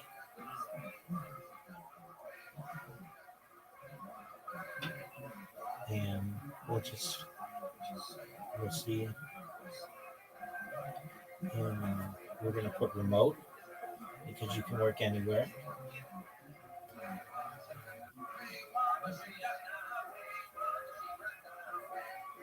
And all right, so I mean, there are positions. Okay, so there's a CMO. That's sort of that's Chief Marketing Officer in Web3. There's brand designer and Web3. Senior front end engineer, probably not yours. Web3 events producer, you could do that remote. There's one on here, Coinbound, that seems to have a lot of positions. Web3, you're not an engineer, but you could be a designer. Swissborg, remote. You could be a Web3 grants hunter. Blockchain experience, you have that. That's $30 an hour. Social media community contractor. That's what you really want to do. And that's $20 to $30 an hour remote, which means you can work anywhere. It doesn't matter where you are. So the website that you go to is Indeed. I'll send it to you. Indeed.com. And all you do is type in. You're welcome. Hey, you're right. Here's one, Twitter Spaces producer. That's exactly what you want to do. $20 to $45 an hour. I mean, yeah. So there are how many of these jobs available? A lot. And so what you probably want to do is download their app. And so it's just the Indeed app. And you'll get, these are people who are looking to hire you, and they're real people that look. I've been on Twitter Spaces enough to know that people aren't just going to trust you if you're just shilling them in a call. And usually those people can't hire you anyway. But the people who can are the people who have posted for Web3 jobs, if that makes sense. I hope that makes sense. Basically, like, these are people who are actively hiring for people like you, Oreos, and you do what they need. That you have proven track record of successful projects, and you'd be the perfect person to host Twitter Spaces regularly or market their cryptocurrency or their NFT project, right? Yeah. Exactly. So download the Indeed app and type in Web3 and remote. Now let's talk about your resume. So have you put your resume through ChatGPT? No. Okay, you need to. And what you want to do is have it highlight Web3 keywords. And so you just take your resume, put it into ChatGPT, and have it highlight Web3 keywords. And then you copy that, you put it in a PDF, and then when somebody reads it, it's going to have everything that you want on it.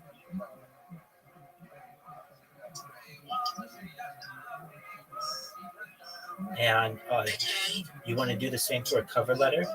So if you know what a cover letter is, it's usually a letter addressed to the hiring manager that tells them why you want the position and why you'd be a good fit. And they're very easy to have ChatGPT draft for you. You want to put it in your own words, but there are some times that you're just looking for a word and you don't know what one to use, especially if English isn't your primary language, or if English wasn't if English is your second language to you.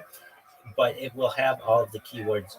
And also, when you are applying for these positions, the key is that they will have the right words for career recruiting software. So it'll put you in the right categorizations, essentially. All right, so that takes care of your resume and your cover letter. You don't have to be on camera. I don't want you to be on camera, but I'm asking you for the position. Are you okay to be on camera? Yes, you are. Or do you only do audio? At the moment, I only do audio. Like, if you personally request an image of me or something, I'm going to say. I understand, but like, let's say you're in a resume, or let's say you're in an interview. You may have to go on camera for the interview. You know that, right? Yeah, that's no problem. Okay, good. Yeah, exactly. Okay, good. So, all right, and you've got, you can certainly include a list of recommendations, letters of recommendations. Um, that's all really good. And I mean, all you have to do is apply for these jobs, and you'll get one. And now here's the thing: it's a quantity game. So you might have to apply for 100 different jobs before you get even an interview. That's okay. There are a lot of people who are applying to these jobs. And believe it or not, many of them have better, I don't know, backgrounds or projects, or they know somebody. Don't let that frustrate you. If you have to apply to 1,000, all you have to do is hit a button. So there's like no big deal. Um, you're not having to do what you'd have to do in the old days, where you'd have to go door to door or anything like that. You can sit in your bed or on your couch or with your dog or whatever, and just make sure you keep applying and don't get frustrated. I know you've been doing it for 5 months. Tell you what, it's a lot easier to apply for these jobs than it is shilling yourself in different Twitter spaces, which isn't hard either. But you get cut off sometimes when people, when you're trying to shill or just tell people about what you do, or people don't want to hear it or whatever. People can be rude. They're not going to be as rude, at least when you're applying, because they're open to you. Yeah. All the time is, as a student, at time is very, very hard cooking. Really hard. And I'm just praying for NFT season to come up. Yeah, I don't know if that's going to happen anytime soon. You said you're a student, and it, coding is very hard. You said. Oh, coping. Okay.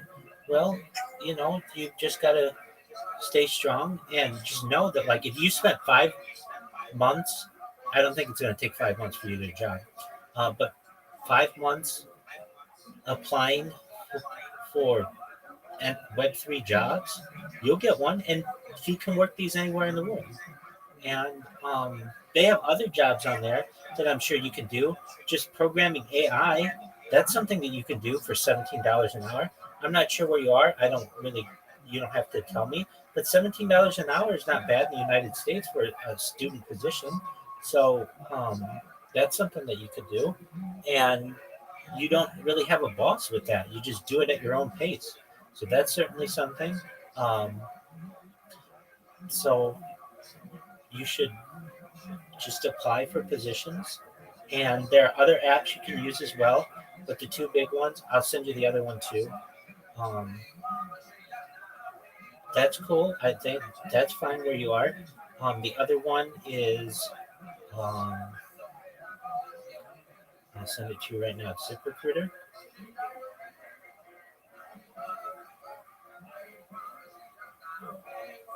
So you do the same thing with that one, and you get a position, okay?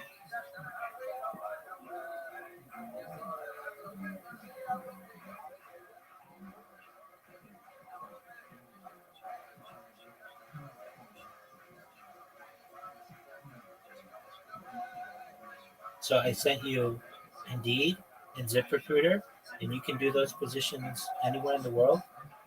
So you're basically all set for success. How does that sound? It sounds good. Okay, good. They did jobs around my area for me, and like it ain't it, sorry. No. You didn't do it right. In the location, type in remote. REMOTE. Okay.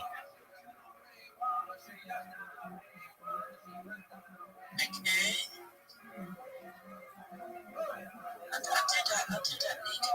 Yeah, do it later. But yeah, don't do jobs near you. Do remote jobs. And then you'll get all kinds of opportunities. Thank you. You're welcome. If there's anything else I can do to help you right now, please let me know. But yeah, we'll stay connected. And if you ever need anything, you know that I'm always live on Twitter Spaces, so you know how to follow me. And I'm always live in the Discord. So just know that One day I'd like to really help you and help your friends and help your family and help whatever city you have. You're going to be a legend there, and it's just a matter of time. But in the meantime, go on ZipRecruiter, go on Indeed, you'll get a job there, and you'll be able to help yourself, okay?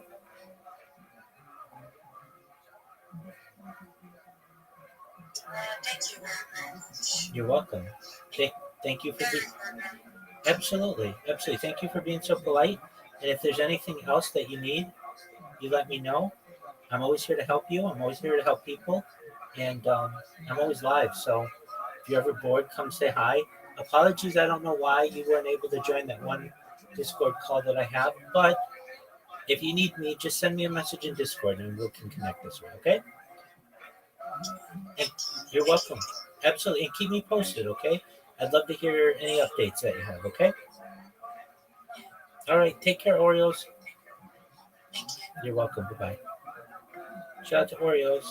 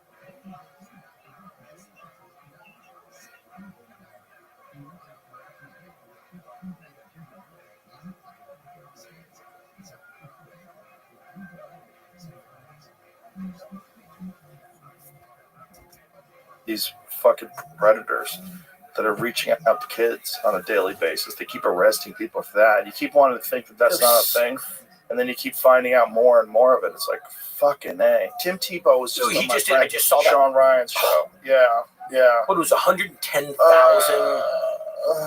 But see, we don't do anything about it. Again, I don't want to get into. Well, the thing to do about it. Unfortunately, you don't want to encourage vigilantism, but that's public square. You mean maybe not even just it's the problem is you can't do that because some people are going to be unjustly accused. It's the unfairly targeted. There's people that you can't just, you have to have due process. This is Chris Hansen. You ever seen his Catch Predator? Yes. So I love when they give the recap. I guess that show stopped and now he's doing it on his own or whatever the case is, and they give the recap.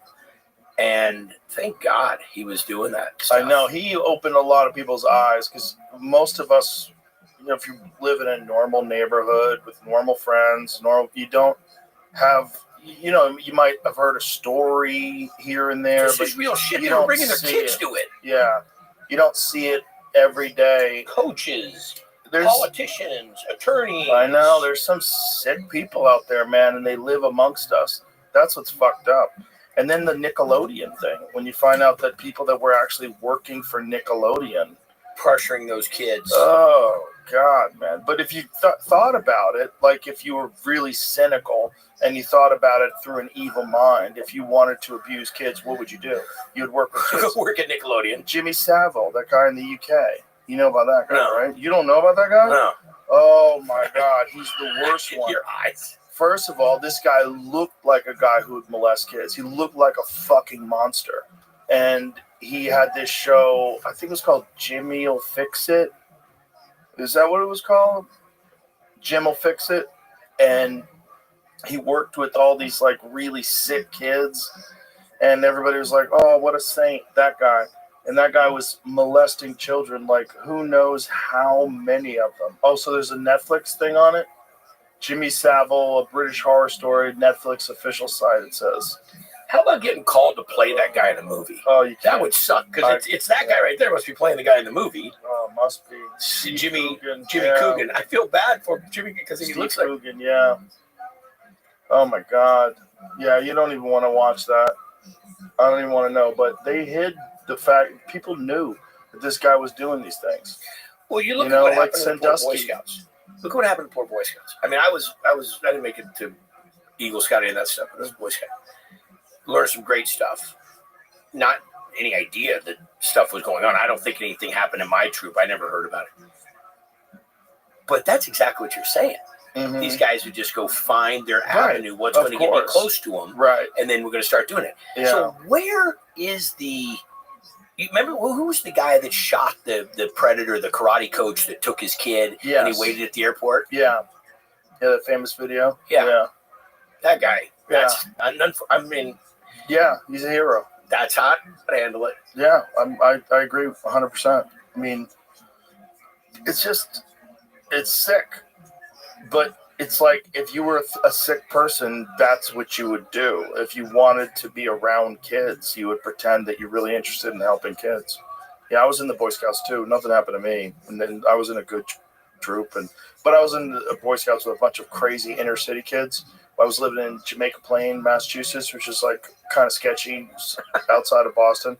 And they brought us to New Hampshire. We're all in the woods, and they were fucking tying kids up to their cots and dragging them out into the woods in the middle of the night and leaving them there. Like other kids were doing that, and putting toothpaste on all your clothes because you couldn't wash it off. Like they were just psycho kids. And they gave us 22s. That was the other part of the problem. I remember I was hanging out with my friends, and I heard, pew! I was like, what is that? And someone goes, that's a ricochet. I was like, fuck this. So like the entire time I was at camp, all I did was go fishing every day. They had all these activities. I'm like, you guys can kiss my ass. I'd grab a fishing rod and go down to the lake. I'm like, I'm just going to go fishing the entire 2 weeks I'm here. Fuck this. There was just too many, but no one was getting fucked at least. It was just mostly kids being just unregulated. What a great way to fuck up a great program. You know, you get these people that get in there and do that stuff, and kids are so You have kids. There's always going to be people that are evil. And a lot of those people, unfortunately, have had evil imposed on them too when they were young. And that's the really sad part about it. It's just like, it's almost like getting bit by a vampire, and then and then you wind up doing it too. Zombie. Yeah. It's very evil, and they exist. And then there's also like people that are elites, and that's their thing. Like their thing is to do something that is horrible, and it's not available to other people. So it's like, I think there's like a sickness that people have when they have power, like extreme power, and then what else can I do? What else can I do? What else is what else is taboo? What else is forbidden? Like all this Diddy shit that's coming out. Like, I was just gonna say, doesn't that sound topical? Jesus Christ! The first day of the trial, did you pay attention to that stuff? I looked at it for like 10 minutes this morning. I was like, I gotta stop. I can't look at this. Well, what freaks me out is the people sitting in the courtroom listening to it. Right. And there's a wide spectrum of people that are getting subjected to it, and you just sit there and go. Yeah, well, not only that, how about the fact that this guy was running this for decades? He was doing this for decades to who knows how many fucking people, and everybody was scared to talk about it because he'd have them killed. Yeah, it's really wild, man. Evil is a real thing, Nobody wants to believe, because if you believe in the devil, right? If you believe in Satan, you believe in something that's silly. Like most people believe it. A lot of people believe in God. If you ask people, do you believe in God? Yeah, well, I'm not religious, but I believe in God. Okay, well, do you believe in the devil? Most people will say no. But do you believe in evil acts? Well, yeah, well, people certainly do evil things. Well, where do you think that comes from? If evil is real, what is it about us that makes us want to deny the possibility that there's some nefarious force that is in human beings that influences human beings? It's not as simple as like some people are bad, some people are good. No, maybe evil is a real element that you have to fight in life, and that maybe this is just something that's been documented all throughout history, but our arrogance, our secular society wants to keep us from recognizing that as an actual factor, and that's why it gets through. That's like that's a really great way to say it, because if you denounce, okay, so you say there's no devil, right? So then you're somewhat saying that there is no evil, but you're not branding evil with some type of identifying factor. Then you kind of glaze over it a little bit. I think that's what I'm hearing you're saying, and I agree with it, because it gets a little too. I think people want tangibility. I think people like to be able to understand things and see it for real and so forth. But when you start just talking about root evil, when you start looking at things, like I went to the Oklahoma bombing memorial, and when you look at shit like that, you think about the hate on this country and in the 9/11, and you think, or you just take it down to the Boy Scout troop leader or you take it to you take it whatever. Yeah. There is a common denominator there, and that is just what you call it, evil. So call it devil, don't call it devil, but call it evil. The evilness is just in not being aware of it or not allowing ourselves to believe it, I think, is part of the. Well, it's the old quote: the greatest trick the devil ever pulled is making people believe he doesn't exist. Also. But if you want to be thought of as a serious person, you never consider the devil. Like, oh, come on. There's no Satan. That's down there burning. Oh, yeah, outrageous. Get away. Yeah, so how do you, boy, this goes in a lot of goddamn shit. This goes down some rabbit holes. Yeah, well, there's rabbit holes in life, Life is a lot of rabbit holes. But see, to me, this is when we talk about critical thinking. This is the stuff that when you really sit down and you have some conversations, besides arguing whose team is better, this is the type of stuff that you really have to get into some perspective. You learn a lot. Yeah. If you're willing to talk about things and you're willing to open up and you're willing to be wrong, it's one of the things I'm always into is don't go into something with a predisposed opinion about it and be so hell-bent on it's your way. because you might really get your mind changed, or you might really learn something about it. But as soon as you lock down on it's this way, you know, and there's no devil. Yeah, well, God's not real. Well, people say that. I deal with it. When you die, you just die. How the fuck do you know, bitch? Have you been dead? Like, what are you talking about? Do you believe? So, have you ever been to a medium? A medium, like a psychic medium? Yeah. No, not a real one. Okay, so I mean, I don't think that. I'm not like one of those people that says they don't exist. I think it's possible. I was a very not anti-preaching, but anti. So my mom believes in it. My wife does. Wasn't my cup of tea. Mm-hmm. Not saying bad, just wasn't my cup of tea. My sister died, real close with my sister, and I kept getting this weird feeling. I mean, my wife's not telling me to go. My mom's not telling me to go. No one's saying a thing to me. Then the hawk is a representation of my sister. I'm driving my big RV cross country with my family. Every year we do a big, huge road trip with the family. This hawk flies outside of my window. 5 minutes. No shit. It was a real 5 minutes. Mm-hmm. Flew along the freeway with me as fast as I was going. Dirt road. I was like, so I asked my mom, who was the lady, to call. So I went and had the same. Didn't know me very well. Didn't know much about me. I had the most mind-blowing experience. Like, mind-blowing. And I had to really sit there. I had to go back to my wife and my mom and say, okay, there's something out there that's going on that's bigger than us, than I can comprehend. And the way I to make sense of it for myself, because I have to make sense of it, is if you're a baby laying in a bassinet and you can smell and you can breathe and you can poop and you can eat and you can sleep and giggle, but I can talk to you. I can talk to you, but the baby can't understand me. But there's some transmission of connection, make it giggle. Yeah. At this stage, am I the baby in the bassinet and my sister's trying to talk to me, and like I'm just kind of getting it, but I'm not. But is that possible? The older I get, the more I start to buy into, there's got to be something else. There's no way it can be all this and not be something more. It doesn't vaporize, go away. So the other day, maybe 6 months ago, sitting in a hot tub. I had my routine of hot sauna, cold plunge, hot tub, infrared. I do all that. But I'm sitting there, and I keep getting this thing. I gotta call this medium lady. And I text her, and I said, hey, can I come see you? And she goes, yeah. She goes, your dad's been hitting me up quite a bit. Your dad's on. Dad wants to talk to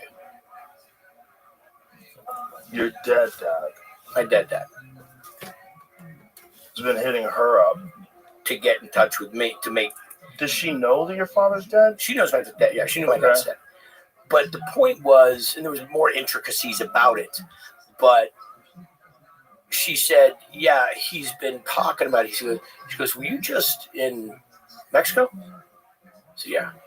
Should do something about him in Mexico, something about an owl. There's no way in a million years she would know this.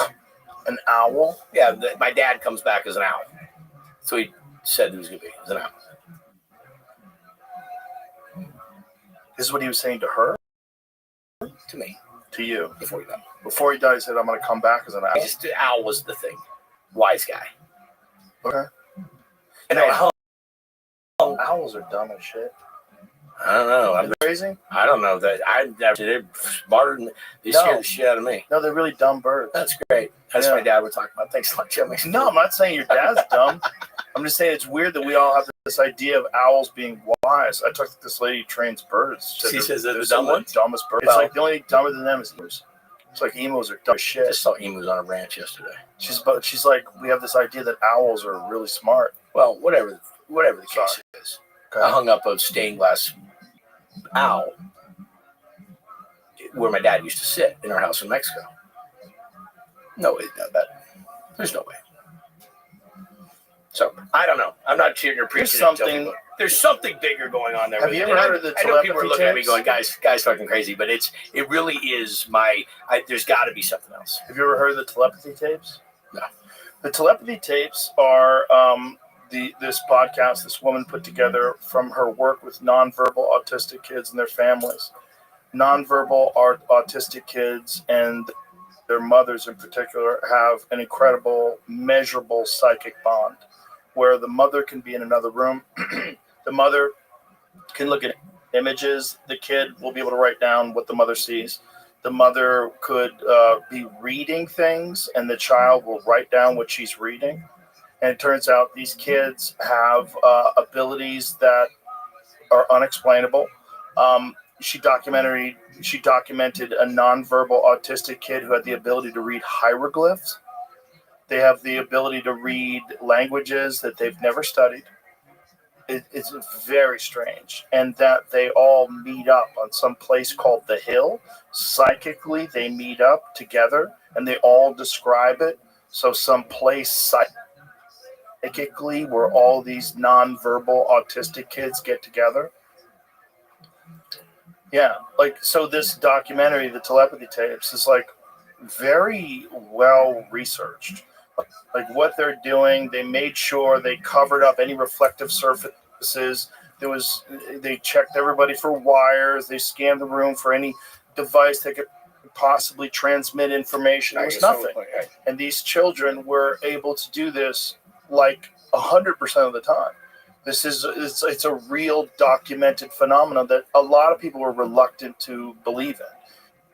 Because it's one of those things, you believe in it all, you believe in fucking fairy tale, superstition shit, you're a sucker. But no, it's real. There's some sort of a bond that exists.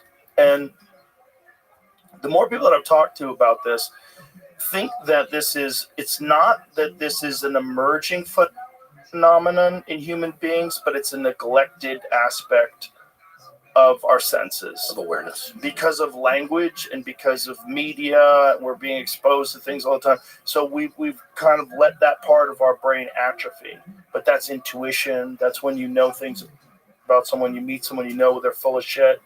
Some people, you meet them and right away, get me the fuck away from this guy. You know what I mean?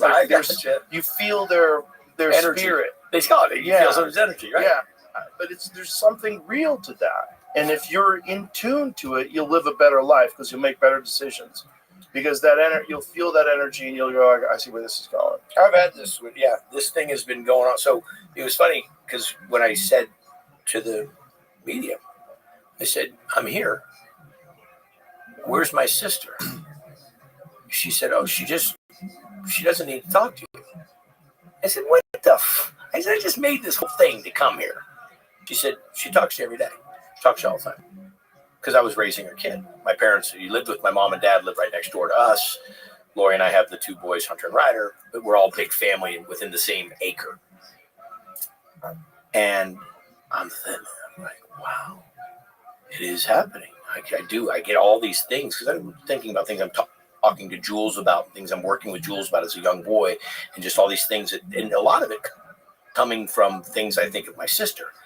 And I don't know. This is way outside of the spectrum of anything I ever talk about.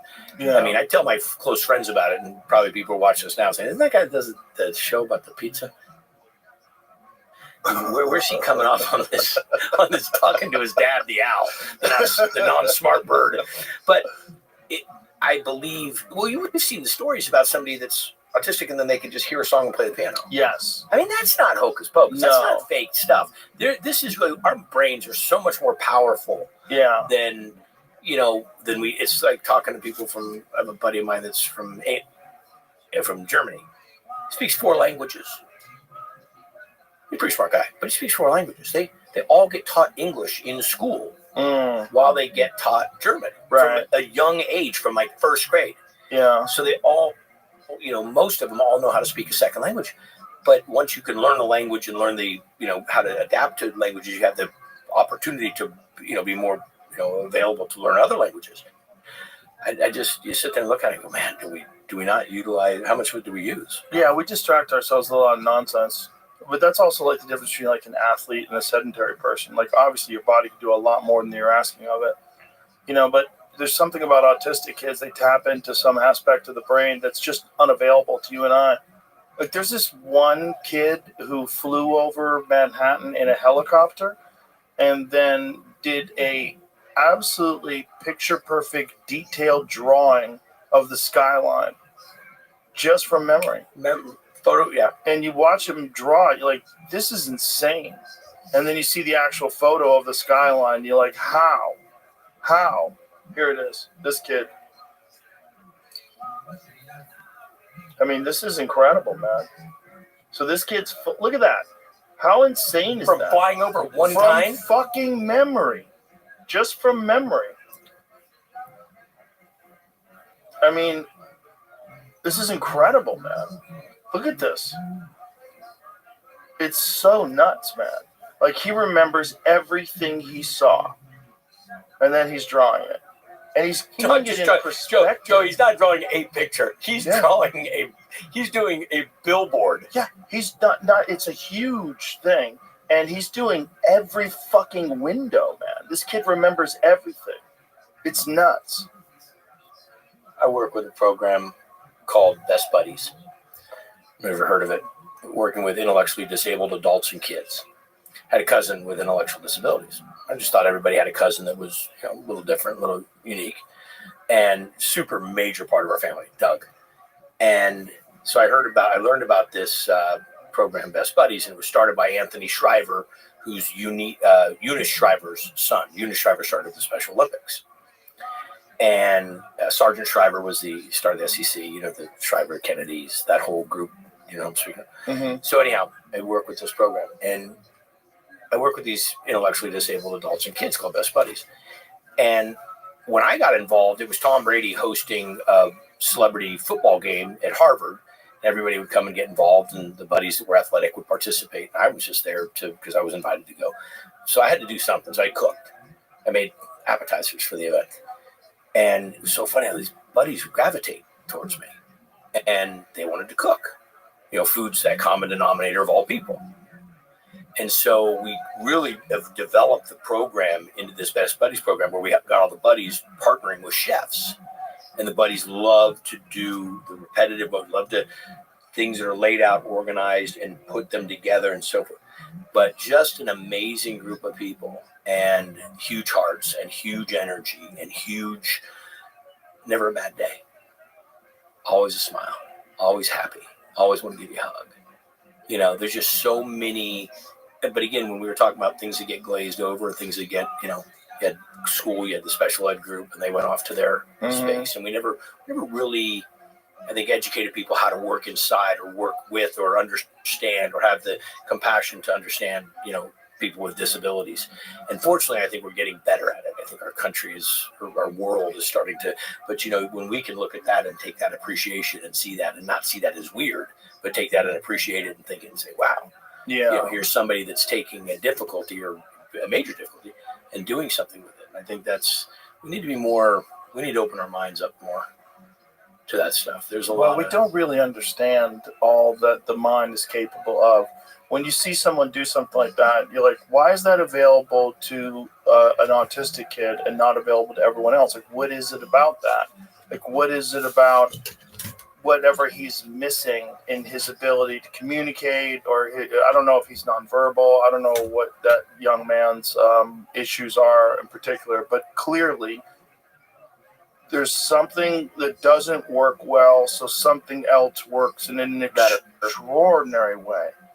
And this is a thing with like some of them that are just geniuses when it comes to music or mathematics or whatever it is. Like, it's like the brain has this insane potential in all sorts of weird ways, and which brings us back to like how much of the problem is like what we're distracting our brains with every day, and what kind of fuel are you feeding your brain? You're feeding your brain a bunch of bullshit and nonsense and gossip and negativity. And how much are we not paying attention to? Yeah, how much are we not paying attention to? Because like I was just saying, when that now comes, because we can chronicle it and we can see the video of it, it gets on social media, we can be aware of it. There's the positive side of social media. But there's so many of these buddies, like this young lady got up and sang the other day at this event. And, very non-communicative when you see her on the, but once she got on stage, blossomed into this, this other person. So I think that we're hopefully starting to take some recognition to the fact that there's more potential and it should be recognized. Yeah. It's trippy. It is trippy. It's trippy when you see these savants and you wonder, like, what is it about them that makes them so extraordinary? And is this going to be more people like that in the future? Like, obviously cavemen couldn't do that, but these people could do that. Is going to be more people like that in the future? Will there be more savants? Like where is the human species headed? But then do we have some of these people that we don't call them savants or so? There's some people that have invented some shit and created some stuff and took some recognition, some awareness to, bacteria's becoming, Louis Pasteur. I mean, there's some people that have some higher thinking power that you've taken us down some paths that, it's like the computer and all of that. That was, I can lose. You can lose yourself in it. That somebody was able to. I do it with architecture. When I look at a building, and you look at these gigantic skyscrapers, and I'm happy when I can build a woodshed that's square. That everything lines up correctly. But somebody's going to do this out of steel and cement and glass and all this thing, and they just build that, and it's perfect. And you just look at that and go, wow, what goes on in their mind? Because I'll make you a really good pasta dish right now. Well, there's a place for everybody in this world. That's the thing. It's like whatever their personality is, the way their mind works, it's suited to architecture. Yours is suited to food. Some suited to music. There's some people that are, comedic geniuses. There's some people that are artistic geniuses. It's like, that's the beautiful thing about life. It's the most difficult thing for young people is to find the correct path. And the worst thing is when you're on the wrong path and you just live a life of suffering and you wish you were doing something else. That's the saddest thing to me, is someone who really wants to do something else. I mean, that's the classic song, right? Let's sing us a song, You're the Piano Man.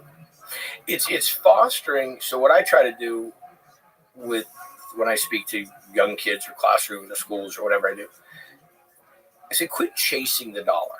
Quit looking at it thinking, I want to make the money. Right. I just say, the first thing I say, what makes you happy? Right. What do you enjoy? Because if you enjoy it, it's not a job. If you enjoy it, you'll be able to put so much more time and energy into it without being tired. Go be your best self and go find what you love in life. And if you do that, it's going to come. See, the ability to survive, the ability to live and have a house, it will come to you. Now, that's not to say just because you love art means that you're going to be Picasso tomorrow and you're going to do it. You might have to actually go put in some hard work and take an art class. You're going to have to do some shit. But you got to, and that's the other thing we're missing. Hard work? Yeah. Let's remember that. Yeah. Anybody says that there's no such thing as a 9-to-5 job. I work every single day, all the time. I mean, if I'm having fun, if I'm out, ripping it up, I'm at stage, I'm having fun. But it's always going to be work. It's always coming back to taking care of business. But I just think that when people start getting lost with that, one of the things I hope that the nucleus around these kids is that we foster imagination, foster critical thinking, back to what we were saying, and foster them into achieving their goals, help them write goals, help them have belief. We can't just set them away. They're getting lost in their phone and believing that they're going to be a TikTok star. Yeah, that's a problem. That's a problem. But when you ask kids, like, what do they want to do? A large percentage of them just want to be famous. Because they see these famous people and they see, like, oh, look at that guy's got a Ferrari. Look at that guy's got a big house. Mind-blowing, though. It's mind-blowing. And it's such a false reality. Yeah, but it's also a reality for some people. So it's like what they're looking for. And it's also the thing that they're getting on their phone all day long. They're getting people who are doing it. And you can do it. It's a really crazy statistic. 10% of girls that are between 18 and I think like 25 are on OnlyFans. What? Yeah, 1 out of 10 girls are posing on OnlyFans. And here it gets even crazier. I think it's something like the number of, like, what's the percentage of men that are subscribing to OnlyFans? I think it's 80 million. Watch, I think there's pull up in 10 seconds. 160. Can I call him for research, by the way? Sure. Jesus. I think that there's like 160 million men in this country, and 80 million of them are on OnlyFans, or subscribing to OnlyFans. Yeah, it's I've like seen some of the stats. I think it's like literally like 50% of the men of a certain age are subscribing to OnlyFans, and 10% of the girls are involved in being models. So the number you said about 10% checks out, but it's using stats. It says there's 1.2 million women aged 18 to 24 on OnlyFans, and there are approximately 10 million women that age in America. So yeah, 10%. And then 10% of the girls are showing their body and doing things on OnlyFans for money. I got 82 million men are reported to subscribe to OnlyFans. Yeah. It might be overstated. But this also weirdly says that the platform had 1.2 million American women, so that's almost all of them are 18 to 24. There's 200, and this also says there's 3 million registered creators, so I don't know who the other 1 point. Probably over 24. Or dudes. Or fake. Yeah, that's right. There's dudes that do it too. Yeah. There's not, it would be more dudes than women on there. That's Kind of crazy. Yeah, well, we can wrap this up. No, I don't want to wrap this up. We got to wrap it up soon. We're doing it 2 hours and 40 minutes. I don't fucking want to go on. I mean, this is fucking awesome. If you would, by the way, I can't. congratulations on forever. Thank you. I've listened and I applaud you. I think that you read yourself, read your body, read your mind, tell you, I heard you talking about it. I think that, people need to listen to themselves. Yeah. And, see how it makes them feel. And say, I talk about people, what they eat, and how it makes them feel. But, no, that's a big, no, I think this is weird. It's like, there's so many other guys who's going to pick your brain about the dark web, because that's another thing that I just sit there and go, what is back? I don't even want to know what's behind that door. You don't want to know. And I don't want to know what's behind that door. And it's scary because I started talking to that tech security people. But it's like this OnlyFans stuff. I mean, I don't even want to know about it. I don't even want to. The darkness of the human soul, it exists always. And for a lot of these girls, it's like they just don't want to have a regular job, and then they get caught up in this OnlyFans thing, and then you make a lot of money. Living in perpetuity. Yeah, I know. You want to talk about that one? Let that one ride free, because people are screen grabbing that stuff. People are recording that stuff. Yeah. Let's see what we can Good decide. luck on that one. I know, and it's just like nobody's telling them that when they're young, they're not getting raised properly, unfortunately. For the little bit of scratch you're getting now, and then how that affects you in your life later. I mean, we need, I'm not, I don't have the answer for it, but I really think that I was talking about making a contribution to your community. I remember how many parents used to come to the classroom and help in the classroom when I was a kid. I don't know if that still happens. I don't know what goes on. But this mentorship program, I ran into a guy the other day with, it was a Big Brother, Big Sister program. And I was just it was great to meet him. I'm like, tell me about it, man. Like, We'll start out. you're doing. I didn't even know the program exists anymore. That's awesome. So there's things like that I just hope we still remember that we had some really core fundamentals. Doesn't mean our era was right, or that we didn't do it without failure. We didn't do it without our issues, as we're speaking. But I really hope that we continue to believe in ourselves, because we can right the ship, man. Yeah, there's always going to be good in this world, and there's always going to be evil, and you got to kind of like battle it out. That's part of what life is about. And the unfortunate thing is that a lot of that evil is why you appreciate the good, and the good is there to show people that there's another path. Yeah. Well, back to the beginning of, you're not political, you've got your, but the positivity, the conversation that goes on, John Krasinski during COVID, I did his show. He had this really cool podcast, or I don't know what exactly you call the shows. Did you see it? It was all the right. It was a whole positive. It was a great. It was a great. There's only 8% of them that are. It was an acronym. It was like all positive stuff or something along those lines. Helped me raise some money. I was raising money for restaurant workers, and We I just think need we've more got positive some noise. We key need more players positive in message. this. Yeah, people need to make a decision in their own mind that they want to accentuate the positive aspects of their own life and stop dwelling on the negative and move forward and try to be a positive influence in as many ways as they can. You're doing it, man. Here. You're You too, brother. You're setting the You too. example. You What too. a pleasure. Thank you for having me. My I've pleasure. looked forward to I this enjoyed for a it really very long much. time. It I was think fun. that my three boys are getting more of a kick out of this than anybody. Well, hi to them. Yeah, And thanks to you. Appreciate you. Talk about Thanks for being here. And thank you for the scars. Very nice. Keep it up. Thank you. I Tell will. me when you- All right. Tell me whenever I can help. Yes, sir. All right. Thank you. All right. Bye, everybody. It's not AROW. I'm trying to find it. I had it up here. But basically, NASA has got, I don't know if it's NASA or is it the Department of Defense? Is it DOD that has it? It's not clear, to be honest.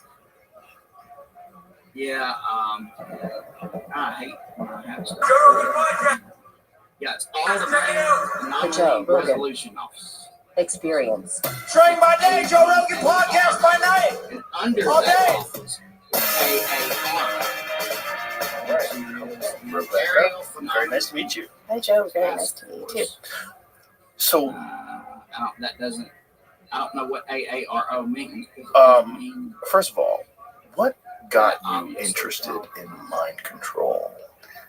Well, so this is a question I've been asking myself just because I find myself after part of the DOD. 2.5 decades of having this topic So that basically, initially seemed they're, pretty niche and unusual, saying, hey, we're gonna have and this not many task force people together, were and they're interested gonna or be many people were skeptical about it, pretty but much I in charge thought of it seemed like it embodied some of the more finding out extreme. what If you could look at the aliens are. way people are Or shaped what by their UAPs environments and by UAPs are- their, what parts of Yeah. your life are determined by you So, and what parts are determined by outside forces, that and it mind is control would be a AARO, perfect and it area is to the investigate that because all it's the so main extreme, especially if you look at anomaly resolution particular office. cases. So because I'd done my Office of the dissertation Secretary of Defense. at UC Berkeley on the history of So anyway, they behavioral had a engineering briefing. and There's how a guy that's the head of these it, kind of models named for Shane creating a M. society of Patrick. He's the control director.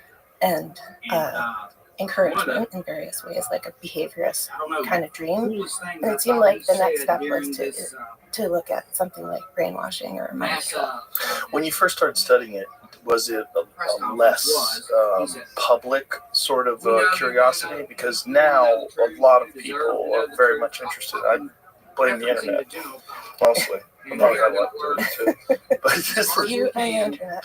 a lot of people on the internet are, because over time, people have gotten to know about MK Ultra and a bunch of different programs that our own United States government was involved in, where they were working on mind control. But what initially drew you to it? And I think Dave and I, we Well, listened to a little I bit guess of I it. always have been drawn to topics that Yeah, seemed unusual, maybe for a professor to be looking into. And people, at the time, if you look at a Google Ngram for the word mind control or She did. brainwashing, they were very low, around the turn of the biggest century or thing, the and the biggest 1990s. thing I got out of it, After their there was a peak of interest in the 70s, and it just really fallen off. But I guess I was interested because it just seems so unusual, and like maybe there was something there that people hadn't really thought about. And at the time, these documents weren't readily available, and like you say, people weren't really looking into it. So I just thought it seemed like a rich area for research. And I'm also interested in connecting my I've always been interested in connecting my personal, I guess, my goals for life with what I research. So I thought it's almost like a philosophical and existential question of how much we're controlled or how much we might be controlled. And it seemed important to look at some of the more extreme cases, if you could. Yeah, I think that's an interesting aspect of it. Like, how much are we controlled, and how arrogant are we to think that we're not controlled? Or how arrogant are we to think that wouldn't work on me? Gary knows. Yeah, I think that's embedded in our, you know, in the messages we receive all the time that freedom is something kind of effortless, that we're just granted, and that autonomy is just the natural state. But actually, we're so much more malleable than we think. And these things, if you look around yourself, or if you observe yourself, you'll often see this to be true. That's what also drew me to anthropology, is just the idea, like, if I was born in another place at another time, I would be another person, or how much of me would be transferable, is what that interested me in.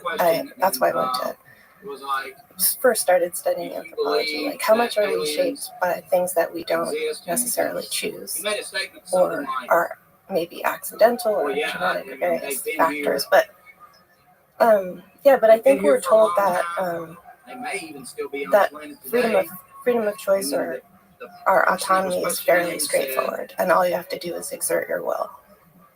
Yeah, but clearly we're influenced heavily by environment, culturally.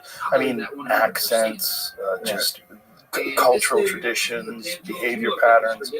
It begs the questions like, what are you, and what is the shell that you wear on the outside? You know, like a hermit crab. Like, what do you carry around with you, and what at the core of it, what are you? Yeah, that is the oldest question of Socrates. Who am I? Yeah. Just the question. It's a deep question, and it's also kind of like a practical question. So I thought if you could look at it more in actual examples, that would be interesting. And I guess I was drawn to the topic. Maybe because other people weren't studying it, or also because of experiences in my life, just seemingly small things. Like one day, I remember when I was in graduate school, I was walking down the street and I said, we passed a small dog, and I said, I really hate small dogs. Like, and I realized as I said it that it wasn't true, but I had just I actually really like them. What's wrong with small dogs? But I had absorbed this opinion from somewhere that, like, a person that, such as I was aspiring to be, only liked big dogs or something. But just noticing in yourself the way you soak up opinions, and you're shaped by, even seemingly trivial things. And then also on a more profound level, you can see that happening. Made me wonder, like, what could you learn from looking at these cases where people really seem to have been brainwashed, in history, or radically reshaped, perhaps. And then there's brainwashing yourself, because if you say I hate small dogs, now you have to kind of defend it. And even if you say, God, it's not even true, but there's got to be reasons to hate small dogs. I don't want to come off as a moron who just says things. There are other people who feel the same. Yeah. It turns out, maybe either you end up doubling down on that opinion because you don't want to feel silly to yourself. I mean, I think sometimes we're just a series of adopted opinions that we then adhere to. And I guess being in graduate school also made me feel that way, because you're rapidly learning and absorbing new vocabulary, learning things you should say, learning things you shouldn't say, ways you should express yourself and ways you shouldn't. That seemed very like a deeply shaping process. And I was interested in, how did social sciences, like, was there a science of this process of shaping, or they sometimes called it canalizing, or making a canal of behavior so that people would end up wanting to do what it was that socially necessary for them to do. Well, universities are a great place for that, right? Because you get away from your parents for the first time, who have indoctrinated you into their cult. Like, you're born into the cult of your parents, and then you leave, and they're like, let me get away from these crazy people, and now I'm going to become a whatever. Now I'm going to figure out which group most aligns with my ideas and join them and rebel and fight against the machine and become a part of a new cult. Exactly. Wear something different, or adopt. Suddenly I don't like certain kinds of dogs, or I wear a certain thing, or you have an interruption in the fabric of your extensive conditioning, and that is it's also an opportunity. It's not a nefarious thing necessarily, but it can take that truth about people. I think it can be nefarious for some people, unfortunately. But I think for a lot of people, Yeah. just considering new ways to think about things is probably valuable. It's probably a good thing to have the opportunity to reconsider the way that you've sort of like canaled the grooves that have been deeply carved into your personality, where you automatically go towards certain things or think about certain things. I always think just an interruption is often good. Oh yeah, But in your patterning, yeah. That's why I think moving is really good. or traveling, or Yeah. just resets. I've read that you have had a steady meditation practice. I've read it was like 2 hours a day for 25 years. Yeah. That's a lot of time to meditate. Yeah, it really helped me so much when I learned to meditate that I never wanted to miss an hour. So I'd never missed an hour, except when I was giving birth to my daughter, which was its own thing. But You get a break for meditation for that. You get all best. and it's not like anyone made me or I necessarily thought I would do that. It's just that it's something that gave me a lot of perspective and peace, and I guess I just didn't want to go back. So I do think it informs how I do research, or I try to bring what I learn in meditation into what I do. Do you do an hour in the morning and an hour at night? Yeah. Wow. And for a year, I think a couple of times I tried adding more in the morning, so 2 hours or so in the morning and an hour in the evening or something, which has an effect, but it's hard to make room in your life sometimes. Oh, for sure. But you can sleep a little bit less. Yeah? Well, you don't want to make yourself sleep less, but sometimes it just does reduce the amount you need. Just by meditating? That's what I find. Interesting. How much sleep do you need? I used to sleep like 8.5 hours, and then now I sleep about 7 or 6.5, or if I'm really tired, I might sleep a little extra, but I ended up just, so it's so much changed my life that I just, I move things around so I could always do it, and try to be adaptable.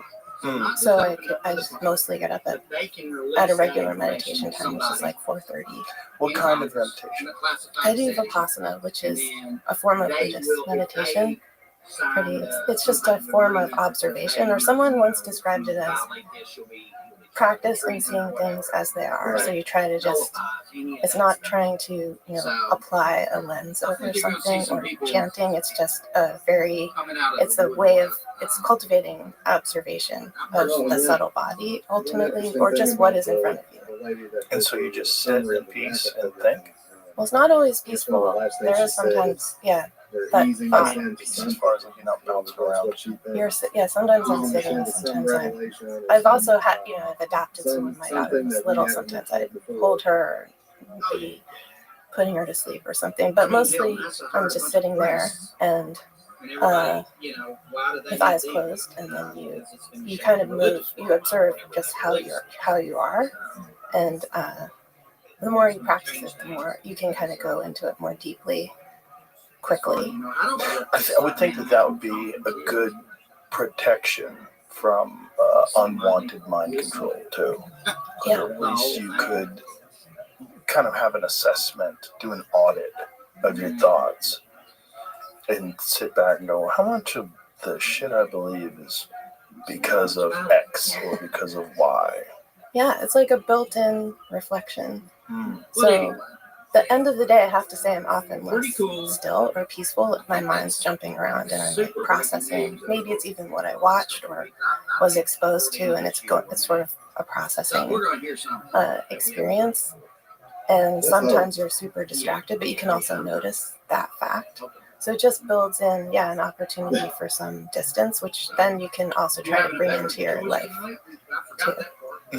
Were you, when you were young, had you ever been exposed to any cults or anything like that? That's a good question. Not when I was really young. Like, how old were you when you were first exposed to cults? In fact, I think. So, that's a good question. I mean, my family is sort of cult averse, I would say. My father, I think they had friends once, in later life. My parents had these friends who got involved in a large group awareness training, which is somewhat culty, and they take you in, and you're not allowed to use the bathroom, and they lock you, kind of like keep you in a room until you're really uncomfortable and start to have revelations about how you can change your life. And these are, it's stuff like how long did they make you not go to the bathroom? It's to the point where it's uncomfortable. I can't remember. It's a long afternoon going into the evening, and often people come out kind of converted, and my parents' friends actually did, and they did change their lives in various ways. So they said, you have to come. And my dad, in the middle of it, he said, I have to go to the bathroom, and I'm not. He's like, I'm out of here. He just left. So I figured he had he was not programmable in that way. Well, I feel like any group that doesn't want you to go to the bathroom is stupid. It's probably a sign. Yeah, there's no reason to not go to the bathroom if you have to go to the bathroom. That's ridiculous. I mean, it is typical of certain groups where they start to constrain your and people who might be willing to remain in that uncomfortable state and be constrained will end up staying longer. It's sort of a self-selecting process, maybe. That makes sense, right? The people that are more willing to comply. Yeah, and I guess with me, maybe the first brush with a cult would be something like the various yoga teachers I've worked with. Oh, so many that were so culty. Yeah. There's one kind of funny story is I got very into yoga when I was living in Oakland, also in graduate school, and I would go. It was really helpful with school, just to have very physical, demanding practice, but there was a whole community around it.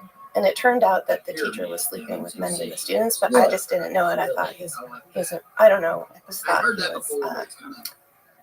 I admired him. I brought my boyfriend at the time he came to pick me up after class, and he said something like, and he's now my husband. He said, I just got the vibe that everyone there is sleeping with everybody else, and I was shocked.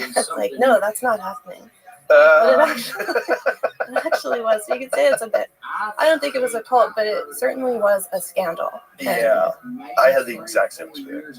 The first time I started taking yoga, there was a guy who was a yoga teacher who I have always been very wary of control and controlling people and those kind of environments. And then this guy was like, there was something inauthentic about his spirituality that greased me the wrong way. I was like, yuck. Like, just the way he would chant and the things he would say. There was just too much ego involved. And then I found out he was banging all students. And I was like, of course he is. I knew it. Because my wife roped me into going to the class. That was the first time I went. I was like, I really like the stretching. It's like really great. I really like yoga itself as a practice. But I mean, the problem is these people that are, and it's kind of the problem with everything. Like when one person is in control and one person is the person who gets to lead the class, and then they get praise heaped upon them by the students, and then they start to think that they deserve it, and then they don't have a lot of self-reflection, and they're not very objective, and then they sort of revel in it and enjoy it. And the next thing you know, they're taking advantage of it, and it's like, it's very helpful to have that defense radar of a certain kind. Also, sometimes I think these prominent teachers, they have had some sort of, I don't want to say enlightenment experience, but some sort of breakthrough, something that felt profound to them, because many people do. We now know that these experiences are incredibly common, and yet, so they take that as a kind of license. Well, now I must be enlightened, or what I have to take the mantle. My people are awaiting this, or they sort of then justify things they wouldn't otherwise. spiritual narcissism. Yeah, it can actually engender that because of, and I think there's some. This has been described too. Spiritual narcissism is a good phrase, though. It's legit. Yeah, you see a lot of it. There's a lot of it in the psychedelic community, a lot of it in the meditation community, a lot of it in the yoga community. They just start thinking that they're better than people that don't do it.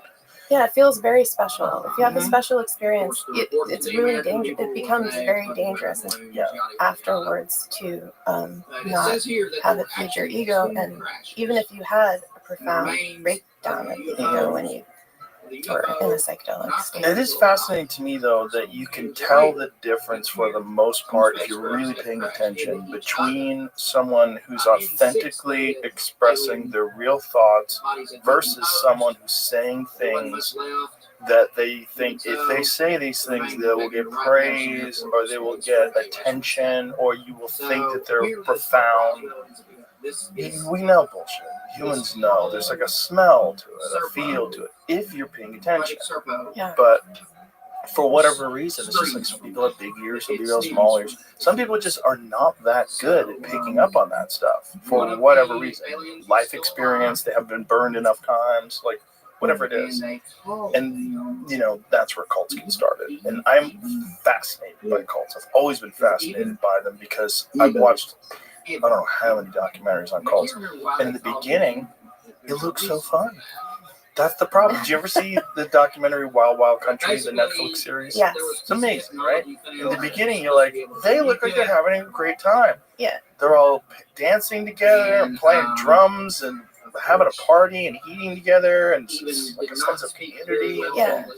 This episode That documentary was so successful, I think, for that very reason. It actually perpetuates the allure of that, of Osho and that cult, because their outfits look kind of cool and the colors are beautiful. Yeah. And the swirling, cavorting dances. My husband grew up in the Bay Area, and he was saying he, you know, as a kid, he would run into members of that cult. And he said, what you don't see in the documentary, and he blames the documentary for not showing this sufficiently, is they were frequently armed. So on the side where you're not seeing it, they're holding, you know, automatic weapons and things like they really, in a way, they fell into the spell of the cult in the documentary a bit. Really? Interesting. That's interesting. Wow, I did not know that. And you have to have kind of like Osho, because like the way he would talk about things and, you know, his slow way of talking to people. Yeah. You know, his beard and the Rolls Royces and everything. It's like, good Lord. And he was really much more of a cocaine adept or enthusiast than people also recognize. I think he gets off a little easy in that documentary as well, partly because they're interviewing people who are still to some extent devoted or they want to maintain that Osho, you know. Well, also, what was her name? Stella? Yeah, she was so crazy. Like, she was poisoning people. And she was such a great villain that it made him, like, because if she wasn't in the documentary, he would be the villain. Exactly. Yeah. She pulls the focus. Yes. Yeah, most certainly. And the fact that she's still alive, too. That sort of helps as well. Yes. But I feel like it's a default thing in the human psyche because of our ancient history of living in tribes. The human beings have been very tribal, and I think being a part of a tribe, one of the things that happens is you sort of have to go along with the way everybody else is doing things. If you want to fit in, you want to adapt, and especially if you're growing up in the tribe, you don't know any different. This is the only group, and being ostracized from the tribe and kicked out is like, oh my goodness, this is the worst thing in the world. Now you're alone. You have to fend for yourself. There's no way you can. You have to protect yourself from the wilderness and the animals and the elements and predators and other humans. And so you have to. It's very dangerous to be alone. So you have to adapt to the tribe itself. I think that's true. Yeah, small scale societies have to. I mean, even the word cult in its technical or dictionary definition doesn't necessarily mean abusive organization. It just means small scale religious group that maybe, you know, I think people deeply yearn for that sense of belonging, and that's why it does look so fun, and by all reports is very fun to get inducted into a cult. People get these exhilarated states. They often have altered, you know, experiences of altered consciousness, and you know, they're empowered by it too. Well, fun fact, before I bought the place that I put my comedy club on 6th Street, I was under contract for a theater called the One World Theater that was run by this cult. And I kind of vaguely heard about it. And my friend Ron told me that the theater's amazing. You should buy it. Because we were talking about buying a comic book. You should buy that place. And so I got under contract. And my friend Adam called me up. He goes, have you seen the documentary on that cult? I'm like, oh no, there's a documentary. That's never good. That's never good. And it's really bad. The documentary is called Holy Hell. And it's about this guy who's a hypnotist, a yoga teacher, and a gay porn star. And that's a 1, 2, 3 combination. And he started out as cult in West Hollywood. And then after Waco, after that went down, the Cult Awareness Network started really cracking down, and they were investigating him. So he changed his name and moved to Austin and had his followers build him this theater. And unfortunately, I got out of the theater. But I guess he was selling it. Well, he was gone. It had already fallen apart. The cult had completely fallen apart. But what's fascinating is in the documentary, in the beginning, again, it looks amazing. They're all cooking together and eating together and doing yoga, and they look so happy. And let's just be honest. Modern society, the day-to-day grind, keeping up with the Joneses, the stuck in traffic and doing things you hate under fluorescent lights in a cubicle all day long is not attractive. Not only is it not attractive, it makes cults attractive. And these people were longing for something that was that showed them that no, you're right. This is stupid. The way your parents lived is stupid. All these people live in society, the way Thoreau described living lives of quiet. You don't have to live like that, man. Come live with us, man. And this guy was able to do this thing called the knowing. And the knowing was very difficult to get. People wanted it, wouldn't give it to them. But when he would give it to you, he would sit there and he would put his hands, like his thumbs, on your head and touch you. And these people would go into this intense state of bliss that even after they did this documentary, even after they realized he was a charlatan and they left the cult, and they said that moment was the greatest moment of their life. When this, because of the power of suggestion in mind, anticipated this event and then built up to it, and then when it finally happened, this endogenous of whatever it is in mind. I don't know which chemicals were released, but these people claim that they contacted God for this brief moment where this man touched them. They kind of understood everything. Yeah, briefly. So it kind of worked, even though he was having sex with everybody. Not only was he having sex with these people, he was charging them. He would charge these guys for therapy and then have sex with them. And, and they would talk about it afterwards. Like, thanks a lot. Like, it was so horrible. Because, like, the documentary's so bad. At the end of the documentary, it's like, I gotta get out of this deal.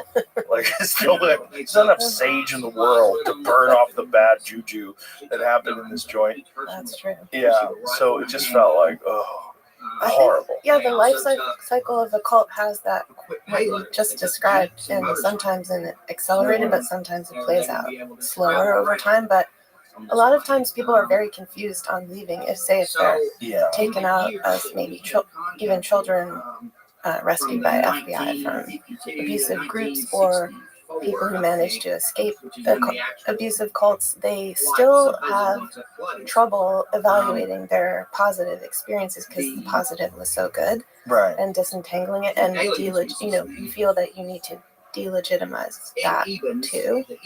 But I think so. That's why I think therapy can be helpful. Some of these experiences with cult ex-members. I think the problem also is that it's their only community. And if you have to leave your only community and just strike it out in the world, and you've been with this community for 20 years or whatever it is, right? What do you do? How do you do it? How do you find peace?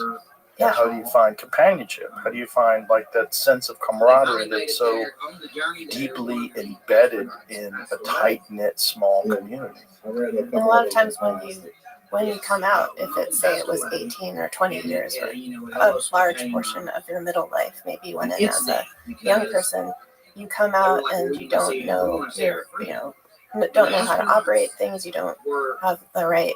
You're not comfortable with new technologies. You feel. I think that it's really a terrible experience for a lot of people, and they still grapple with it many years later, readjusting to society, because the critique they had originally, which was profound, as you were saying, not wanting to live a life of quiet desperation, that's still there, critique, but it just wasn't answered. I always say, like, someone come up with a really good cult. Come up with one that, like, you answer all the questions, but you don't try to control me, and you're just nice. Isn't there a cult where someone's not trying to have sex with everybody and not trying to steal all your money? Isn't it possible to do that? Just to, like, get together a group of like-minded individuals, and I guess that would be more of a commune. But even that, there's always some male, generally male, leader who ruins everything. It does seem to be, I think, so there seemed to be in the 70s so many cults and back to the land groups, and some of the back to land stories are also, have many cautionary sides to them in many of the aspects of cults. What is the back to the land? So just people leaving the city, heading out to the country, and starting an intentional community, I guess, would be what you're describing, with the idea that we're going to collectively raise our children, sell hammocks, or make our own jam, or you could say even monasteries maybe aspire to this. Yeah. Some kind of religious organizations also have that intentional quality, and so I've done some research into some of these, because you wouldn't consider them cults necessarily, but they can end up having some of those qualities, such as sexual, just the demand that people have sex with each other, which tends to just create a lot of chaotic circumstances. Why do you think it always involves that? Why does it always go that way? I don't know. I mean, it's very interesting, because I even read Norman Kahn's classic History of Millennialism, which are a lot of groups in the Middle Ages and afterwards, that a Christian sects where they would break off, and including things like the Children's Crusade and others, and they often would end up with a kind of free love, even though they're very devout and extreme and sort of devoted to giving up their worldly possessions. There was sometimes this component of this kind of sexual freedom that would end up having destructive outcomes. Do you think that is just because of just genetics, just the encoded desire to spread your seed, because life is very fragile, and especially in tribal life, when you're going back to the hunter-gatherer days, people didn't live very long, and it was very difficult to, like, have you ever read John Marco Allegro's, any of his work? He wrote The Sacred Mushroom and the Cross, which is a fascinating book about the Dead Sea Scrolls. And he's got a very controversial perspective on Christianity. And his perspective was, and this guy was an ordained minister who was agnostic, because he was an ordained minister, but then we started studying theology. He started seeing all these parallels to all these various religions. And he was like, well, clearly, like, it's not one religion has it right. There's something in all these things, but it's not like I am a Catholic and that's it, or I'm a Muslim and that's it. He was like, there's something here that exists throughout all of them, this constant thread. So he gets hired to be one of the people that deciphers the Dead Sea Scrolls. So the Dead Sea Scrolls, which is, parchment, which is, animal skins, and they have to do you know the whole story behind it? They found them in these clay clay pots in Qumran, and these caves, and it turns out to be like some of the oldest works of the Bible. Well, he deciphers it for 14 years, and after 14 years, his conclusion is that the entire religion was based on fertility rituals and the consumption of psychedelic mushrooms, and that all of this had been sort of hidden in parables and stories, but he maintains that the root of it all was all about these people and these cults of fertility rituals and consuming psychedelic mushrooms. And he even brought he traced the word Christ back to, and this is controversial for Christians if your hackles up. I'm not saying I agree with this, but he traced the word Christ back to an ancient Sumerian word which meant a mushroom covered in God's semen. The idea was that when it rained, it was God fertilizing the earth, and that these mushrooms would like instantaneously rise. Like they would go to bed, and in the morning the mushrooms would be there where they weren't there before. They would consume these mushrooms and have these intense psychedelic experiences. And then they tried to hide this stuff from the Romans. And so they hid it in parables and they hid it in stories. This is what his belief was. Well, it kind of reminds me what you're describing, which I haven't read, but I think it reminds me a little of Aldous Huxley's idea of the perennial philosophy, which is that there's, if you study across religions, you can find certain traits and properties that all share, and he wrote a whole book describing what that was. Then his last book that he wrote before he died was called The Island, and it was sketching out what he believed would be just what you described, a non-abusive, a place where a small-scale community where humans could flourish, and it wouldn't involve, including it would avoid sexual abuse. And one of the features I always remember from this, which maybe relates to what you're saying, is that he said there would be trained parrots on all the trees, and every 15 minutes or so they would say attention, which would remind people to pay attention. In other words, to break that tendency we all have to succumb to, loops of conditioning and things like that. Because I think, as you're saying, fertility is a natural part of human life and often worshipped.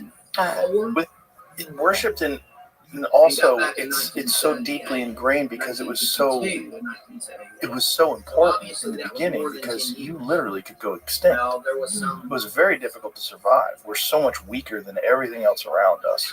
We're so fragile. Life is, and infant mortality was so high. It was so difficult to raise a child to adulthood that you had to have as many of them as possible just to ensure that the survival of your tribe. And I think, unfortunately, this is what gets distorted in all these groups. And this is where things go sideways, because then you involve emotions, and you involve ego and dominance hierarchies, and it seemed like even if Aldous Huxley's idea was great, and you had an island and everything was going well, it'd be good for like one generation, and then the kids of the next generation would grow up, and one would decide, you know what, I got a fucking better idea than this. And then someone would go straight Jim Jones. They would start growing some plant that was an amphetamine, and they'd start getting wacky. Human beings being human beings. Yes. I mean, also, there's an interesting paradox or tension in ecstasy itself. I mean, there's religious ecstasy and there's sexual ecstasy, and I think sometimes they get mixed up, like the wires can get crossed, so that can lead to someone maybe initially, I don't know, these groups, just the tendency they can have to go towards sexual abuse. Why do you think that during the 1970s there was a big upswing in these cults? I didn't read about the... Well, it started in the 60s, from my understanding, although they were, they did exist before then, but yeah, there's a lot more interest in them, I suppose, because there's a more widespread questioning in U.S. society and also around the world. So cults flourished also in Japan and Europe and Latin America and also India. So certain... Do they have parallels? Yeah, they're parallel. Sometimes they would have branch organizations in different countries. So some people say in the group, the Children of God, sometimes the kids would be sort of moved from group to group because they had outposts in Thailand, and they would grow up in London. And who was the leader of the Children of God? Which one was that? This was a guy named David Berg. This is the cult in which the River Phoenix and his family briefly, they were in it, but not. I think the parents ultimately took them out, but it's a really messed up, a very disturbing cult. And I actually write about and have met a member who's just sort of an average member named Ray Connolly. I met him at a meeting of the International Cultic Studies Association, and he left after 30 years. But he just describes in a riveting way how he joined. And I think that's kind of representative of why cults started to flourish in the 70s. So he was a young man in college, and he was just feeling. He said he just felt that the traditions that his parents had brought him up in Catholicism that he'd been raised in he just felt that he lacked meaning in his life. He felt like reality was over there and he was separated from it by there was like an unwrap over everything. So he felt somewhat alienated, but he didn't know what the answer would be. He kind of yearned for a religious experience. And he went out to California, and he was at a concert at university in Santa Barbara, and he saw this group walking through during intermission, and they were wearing these robes and chanting, and it was right after the Manson trial and murders. So in his mind was this, he was scared of them. He thought that looks like a cult. But later, even we had that thought, he would have joined them for 30 years because he saw them later after the event, and he back to talk to them because something. I think he had dropped out of college this time, and he said that they were eating sandwiches and they looked a lot more casual and approachable than they had earlier. And he just said, he was asking them questions, and he said, would you like to recite the sinner's prayer right now and drop to your knees? And he said, yeah, for some reason he said yes. What is the sinner's prayer? It's just it's a verse that actually is not from the Bible, but often would be used as a recruiting tool, and it did result in this sort of out-of-body experience. He recited it, and then he said he stood up and he felt changed by this. But it turned out that David Berg, he didn't know the name of the group, and they said, why don't you join us? And in other words, he kept taking small steps towards it, and pretty soon he found himself on the bus with this group. They still didn't know the name of it, and they were all testifying about how they been converted. And he was asked to, add to the testimony, and he started talking about J.D. Salinger because he was just an alienated youth, basically, and nobody understood what he was talking about. They all just started singing and covering up his words. And he thought several times of leaving and getting off the bus, going to see his ex-girlfriend. He had just broken up with his girlfriend, but he ended up staying, and he ended up marrying 3 women. And just, well, at first it was one. They had an arranged marriage, and then it turned out this guy who ran the group, David Berg, he was a former furniture salesman. He then had some, he believed that he got these messages direct from the Almighty. The messages told him that he needed to ramp up his recruiting by having women do this practice called flirty fishing, where they would go out and basically seduce men into the cult. And then he started introducing these practices where they were supposed to have sex with children, because his idea was that this was natural. And so many generations of kids were raised in this cult with this, were either trafficked, abused, and it's really horrific. And Ray Connolly is interesting because he didn't engage in those things. He did end up having 17 children in the cult. But 17 kids. He's a fascinating person because he left and he spent his time supporting survivors, and which is very unusual. What about his 17 kids? And they came out too.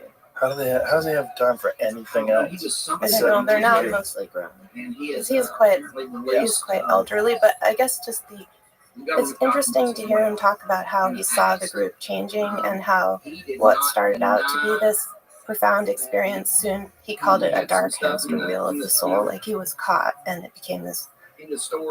Basically, they were exploiting him in his middle-aged years. He rose in sort of mid-level bureaucracy within the cult. But anyway, this cult, Children of God, has, and today still exists, has a different name. They have no, they say they reformed. But many people are still pursuing lawsuits against them, things like that, who are adults today. They had, groups throughout the world, and they would move kids around.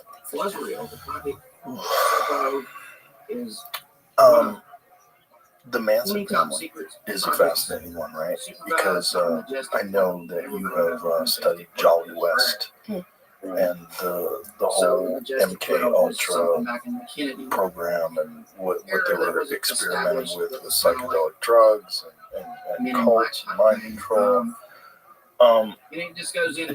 What is your perspective on why they were doing that? Why Jolly West was involved? Why were they involved? What do you think was the initial motivation to sort of pursue mind control studies, the federal government? I think the initial motivation was a kind of national internal emergency, national security emergency that emerged right after World War II, actually at the beginning of the Korean War, when U.S. pilots were coming back or were shown confessing to having flown germ warfare missions over China, and then many POWs were coming back and seem to have been converted to communism or have been concerningly affected by something that was seen as brainwashing. So many of the soldiers coming back seem to have been brainwashed or have collaborated to some degree when they were held as prisoners. And then there were 21 U.S. POWs who elected to stay in China. And this really was a disturbing, they all had a chance to choose when they were in the UN camps after they'd been held prisoner for 4 years or so. And 21 of them decided that they'd like to try their lot in China. And so this caused this kind of collective, this caused a crisis of, did the communists possess a super weapon of some kind that no other war. There was even a famous article in the New Yorker that said something new in history, that there was something that, some capacity that this ideological system had, the communists had, that was somehow rendering Americans powerless against it. So this was kind of the crisis of mind control, and MK Ultra was an attempt to basically reverse engineer what this was. So Jolly West was one of the first people. He was in charge of studying the brainwashed pilots initially, and that's how he. What year was this? That was in '52. But he also before that he was involved. I mean, he had been trained to some degree with. He was trained by Harold Wolff, who was on his residency at Cornell, with Dr. Harold Wolff, who is a world neurologist, world expert in migraine and basically the type of pain that comes from migraine. So you could say he was an expert in the fear pain cycle. And he had CIA connections from even before MK Ultra was started. So what did they determine the Chinese were doing?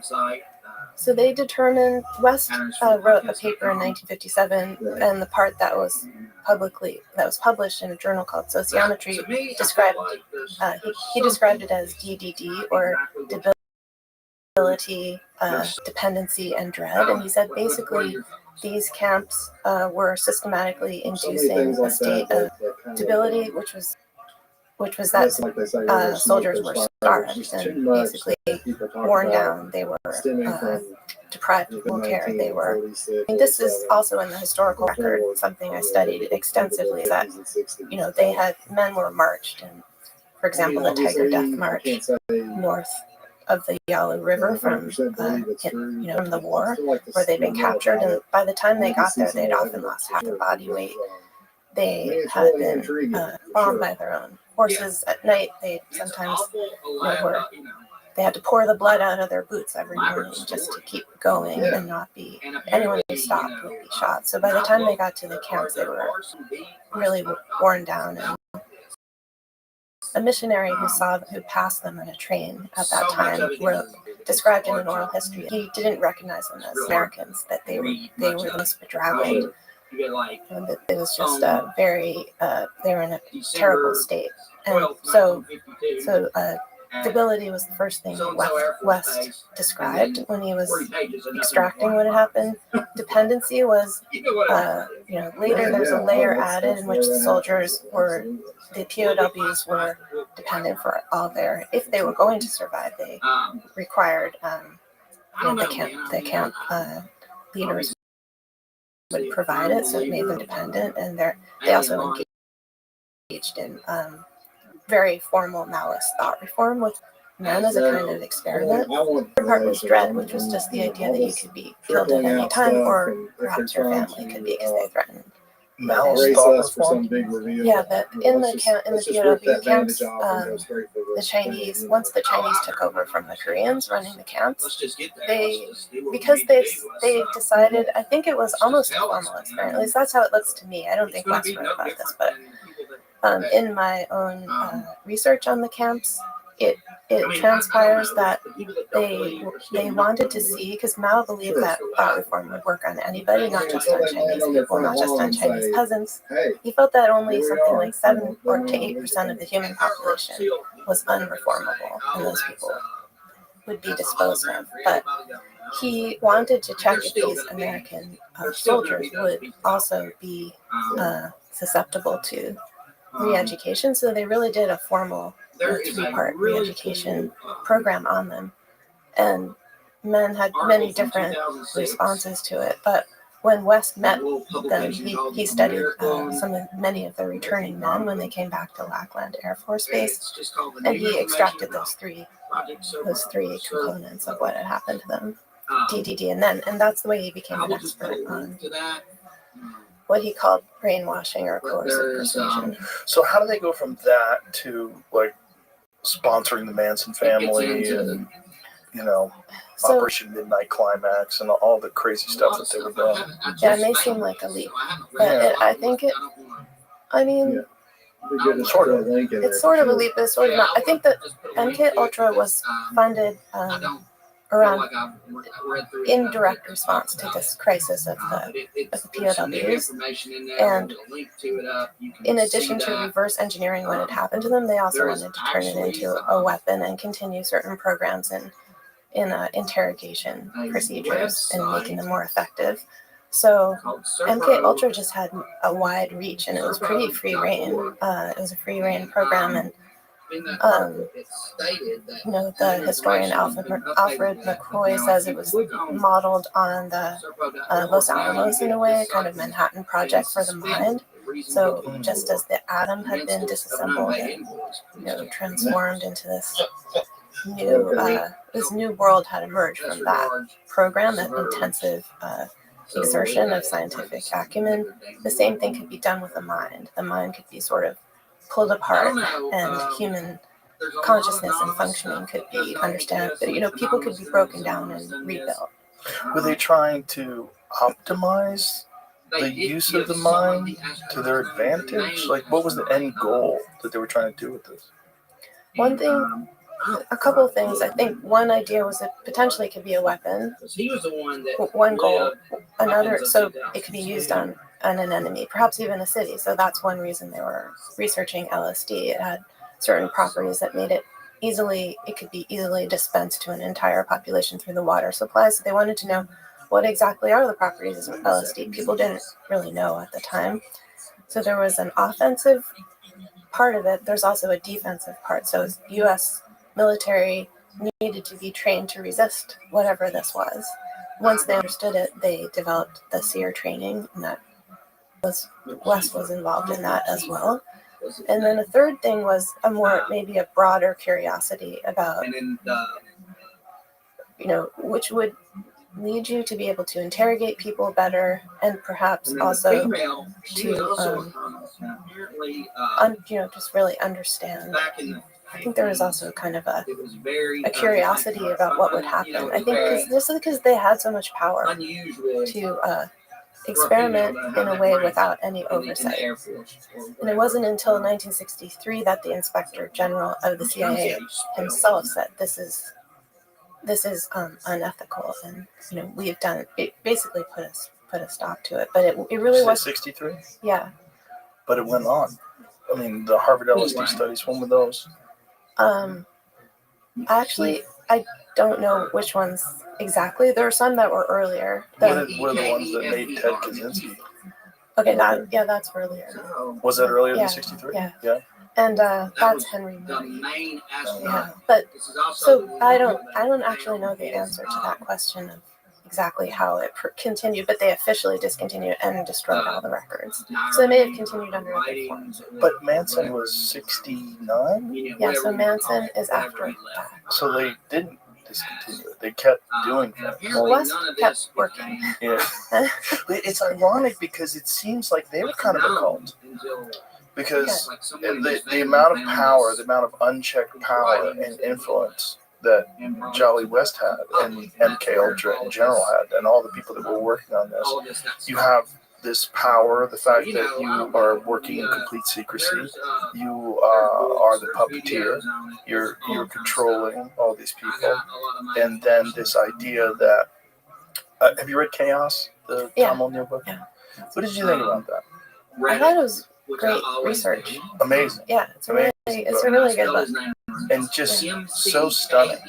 I'd never attended that before. I thought Manson was a crazy guy and he got together with a bunch of crazy people and ran a cult. I had no suspicion that the government was involved in orchestrating the entire thing. They may not have been. I don't think Tom O'Neill thinks that he made an absolute link. He just brought, you do get West in the same room, potentially the you same. get West visiting Manson in jail. I don't remember that. Yeah, West visited Manson in jail. West, he believes, at least Tom O'Neill does, supplied him with LSD. And then every time Manson would get arrested, he would get released. This is true, but this wasn't West necessarily. This was Roger Smith, who was West. He was an associate of West. And West was head of the methamphetamine research project or something like that, which was West got funding to do his hippie lab, or his psycho lab or psyche lab in 67 and 68 during his sabbatical in the Bay Area, and it wasn't obviously funded by the CIA. If it was funded by the CIA, it was clandestine, but there are many notes that Tom O'Neill also writes about. So both of us have gone to the West papers over many years, and I think you can put West at the Haight-Ashbury Free Medical Clinic, where he had an office, and where Manson would go for medical treatment, and he would take his girls in to be treated. Women. I agree with you. I mean, it's called, and they were at the time, as I understand it, seen as a kind of a model cult, and many of the researchers under West, and we can prove that link, that people like Alan Rose, who was a sociologist, they were trying to do an ethnographic study of cults, and what is the natural environment, how do they create bonds, I'd love to hear more. What is their relationship to American society and to drug use and things like that. So West would apparently hang out on the couch getting high and wearing, kind of dressed up in hippie garb with his middle-aged friends. And these graduate students and an undergraduate who he hired would be writing in their journals about how irritating he was. But, sometimes it seems like it wasn't very targeted, and it wasn't very efficient, and it wasn't really, there didn't appear to be a plan, which isn't to say, so to me it's not entirely clear what the relationship was with Manson. It is very evident he was bailed out several times by Roger Smith, who was also a psychologist as well as a parole officer. So that's how suspicious. And Roger Smith did know West. And Dave Smith, who is the head of the medical clinic, also knew West. But it's hard to tell exactly. I appreciate you being cautious about it. Yeah, that's good of you. I'm less cautious. But I think it's also that is how the government functions in general. The idea that they would be so inefficient in everything except cult is kind of silly. I mean, it's a deep question. Yeah. Is it clownish, or because if you look at some of the other MK Ultra operations, they look highly inefficient, and they're dosing each other at the holiday party with the punch, and many lives ruined while at the Operation Midnight Climax. It just looks like a free for all and out of control. But there are really concerning aspects of the Haight-Ashbury operation, I would definitely say. And Manson was I mean, he could have been also an informant. Well, he certainly was, I'm sure. Yeah. I mean, I'm certain he was connected. There's no way he just kept getting out of jail the way he got out, and the sheriffs who arrested him were told that it's above their pay grade. Yeah. It's just, it's kind of how the government does everything, though. Like, it's not like they would have it be this, like, very disciplined, rigorous, scientifically controlled study that, you know what I'm saying? That made sense, especially because they have so much impunity, they have so much power, they have so much, no one's observing them, they're working completely in secrecy, they kind of get away with doing, and they're also imbibing, right? They're also... That's a factor. Oh, I mean, yeah. Sidney Gottlieb, the head of MK Ultra, was, or the TSS, was regularly taking acid, which can kind of shape your consciousness. Yeah, that's a little problematic. But, interestingly, since you mentioned that, there was a peer-reviewed side of it, and they actually but I got really interested in the cutouts from MK Ultra. So they had a legitimate side, and many scientists who worked for them, they were almost subcontracting to them, and some of them knew it was CIA money, and some of them didn't know. So even someone like E.F. Skinner received money from MK Ultra, but it was conduited.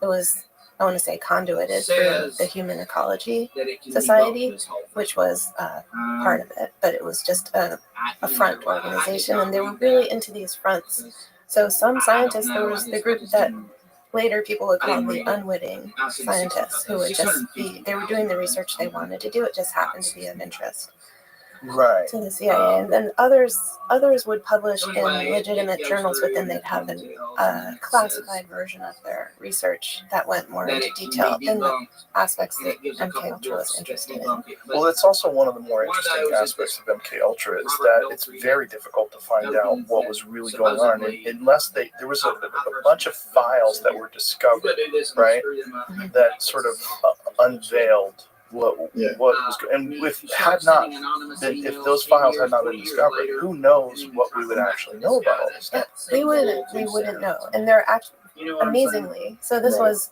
the result of a FOIA request by John Marks, who was a journalist at the time, and he made the request, and everything had been destroyed except for the financial records. And but one thing I also want to mention, the CIA kept very good records of a lot of things, and even in the financial records, they still had copies of some of the commissioned projects, so that's how we know about them. And it really is accidental that they didn't think to purge their financial files. Well, it was probably so secretive that the people that were in charge currently when the FOIA requests were filed probably weren't really aware of it all. You mentioned earlier about the...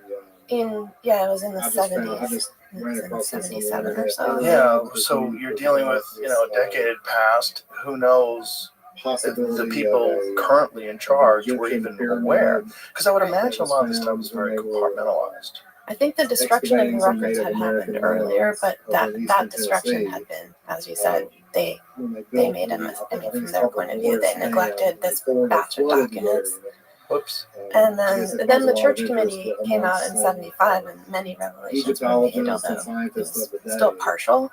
And then John Marks made his FOIA request sometime around then. It brings me back to yoga teachers, cult leaders, and then clandestine government operations. Like, whenever people have power, unchecked power, and insane influence, particularly influence to manipulate people and influence over people's minds. And if your established goal is to try to find out how you can manipulate people and what can be done, and you're doing this in complete secrecy, with basically unlimited funding. It's all under the table stuff. Like, you could get away with so much. You also, I think one component that helps this develop is to have a high ideal at the same time. Something like a kind of almost messianic purpose. We're saving the world. Yeah. Not just America, but the world. Oh, yeah. And that's one thing one of the inspirations for my research was finding a book on the street many years ago when I was living in California. And I loved finding it. Just an accidental inspiration, which was this book called The Captive Mind, that somebody had left out by Czesław Miłosz, who's a Polish poet, and he had grown up in Warsaw or come of age in Warsaw and seen his city, the city that he lived in, just deteriorate into sheer. He said it was an experience no human being would ever want to live through if you were lucky enough to live through, just watching the city destroyed and people shipped off to Auschwitz and all these things. But he said that and like social life completely deteriorating before him, and then afterwards the Soviet troops came in, and even though he watched as his friends kind of had to remake themselves in order to survive, in order to be artists, in order. And so if you're a poet, you don't just go along, you have to actually start to think differently. And at first they would sort of pay lip service to it or make it, on the surface they would pretend to agree and then secretly have their own, writing. But after a while they would start to internalize and he called it the new faith. The kind of this doctrinaire ideology, and that's what he ended up himself defecting because he couldn't do that. He said it's an operation you perform on yourself. So I just think one important factor is this true belief, this sense, and out of that can come the justification for a number of violations. Well, I think that's a through line through the entire CIA itself. Yeah. Yeah, I mean, that could justify so many different secret operations all over the world. You're there to protect American interests, and America is essentially the guide of the world. You need to save the world. So, you want to make an omelet? You got to crack some eggs. Yeah, that's a kind of logic. And that's a very typical logic. But if you're my age, you might actually remember. I was fascinated also in Chaos, John West's connection to Jack Ruby. That he visited Jack Ruby after Jack Ruby had shot Harvey Oswald, and all of a sudden Jack Ruby was crazy. Yeah, he was more coherent again after meeting.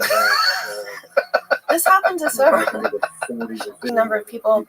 In West papers, you can actually find the unredacted documents where he talks about some of the things he's been able to do with combinations of sodium, amytal, LSD, and various other psychoactive drugs. Well, he's other things he says. He said to say or sedate memories. He could, and he knew that he'd destroy a person's orientation to self and time, and basically disassemble a person. But he also said he could use hypnosis to, not as anesthesia, which is a known possibility with hypnosis, but to create extra pain, so hyperesthesia. And he kind of said that he could actually make someone develop blisters or asthma or an ulcer just by hypnotizing them. I don't think he did that to Jack Ruby. Obviously, he had a warning with him or something. He had just had a short amount of time with him, but Ruby emerged apparently. I don't know that much about the Ruby episode, but I do know that West intended to write a book. He intended to write about 8 books at least. This is a note I found in his papers. He also developed cancer shortly afterwards. Actually, not shortly, but in the 90s. Oh, was it in the 90s? Mm-hmm. Oh, okay. I thought it was quickly. No, So this is it? Yeah. This was from around 1980 or so, but I thought it was interesting. So who wrote this? This is all Wes's handwriting? And it's just a little sheet of paper I found in his archives. Biosocial Humanism, a philosophy for a new age, integrative psychotherapy, the dissociative reactions, a different person, psychiatric observations on the case of Patricia Campbell, Patty Hearst, policeman at his elbow, a psychiatric memoir on the case of Jack Ruby. Oh wow, this is his own handwritten notes. Yeah, and these are the order in which he intended to write them. He always you find a lot of correspondence in his papers where he's writing to agents he wants to write a book, and he even testified in the Patty Hearst trial because he was the primary expert witness trying to make the case that she'd been mind controlled and Stockholm syndrome.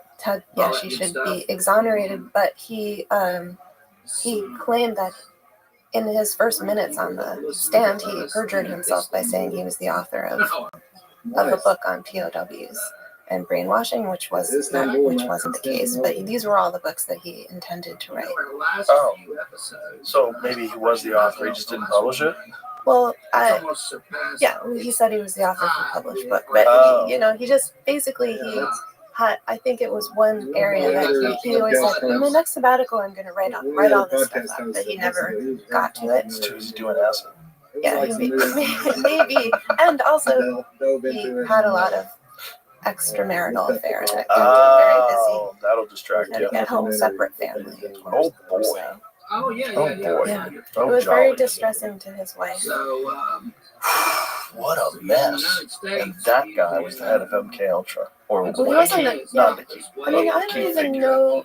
He was a pretty prominent figure, but it's fascinating. The Haight-Ashbury Free Clinic closed down shortly after Chaos was published. I don't know it did. Yeah. I didn't know it had closed down because when I was in San Francisco, when I lived there, but that was a while ago, it was still open. Yeah, my wife's mom used to go there. My wife's mom was a hippie in Haight-Ashbury. I mean, it was kind of it was a great thing. Dave Smith was it was a true inspiration that he had because originally I think he was doing this dark research on animals, addicting rats to cocaine and things like that. And then he had this, because he's been giving some interviews recently, he's still alive, the doctor who founded it, just that that there was a human crisis on the streets and that he should provide medical care to young kids who runaways and things like that. But he doesn't, of course, think that he doesn't admit to any connection with.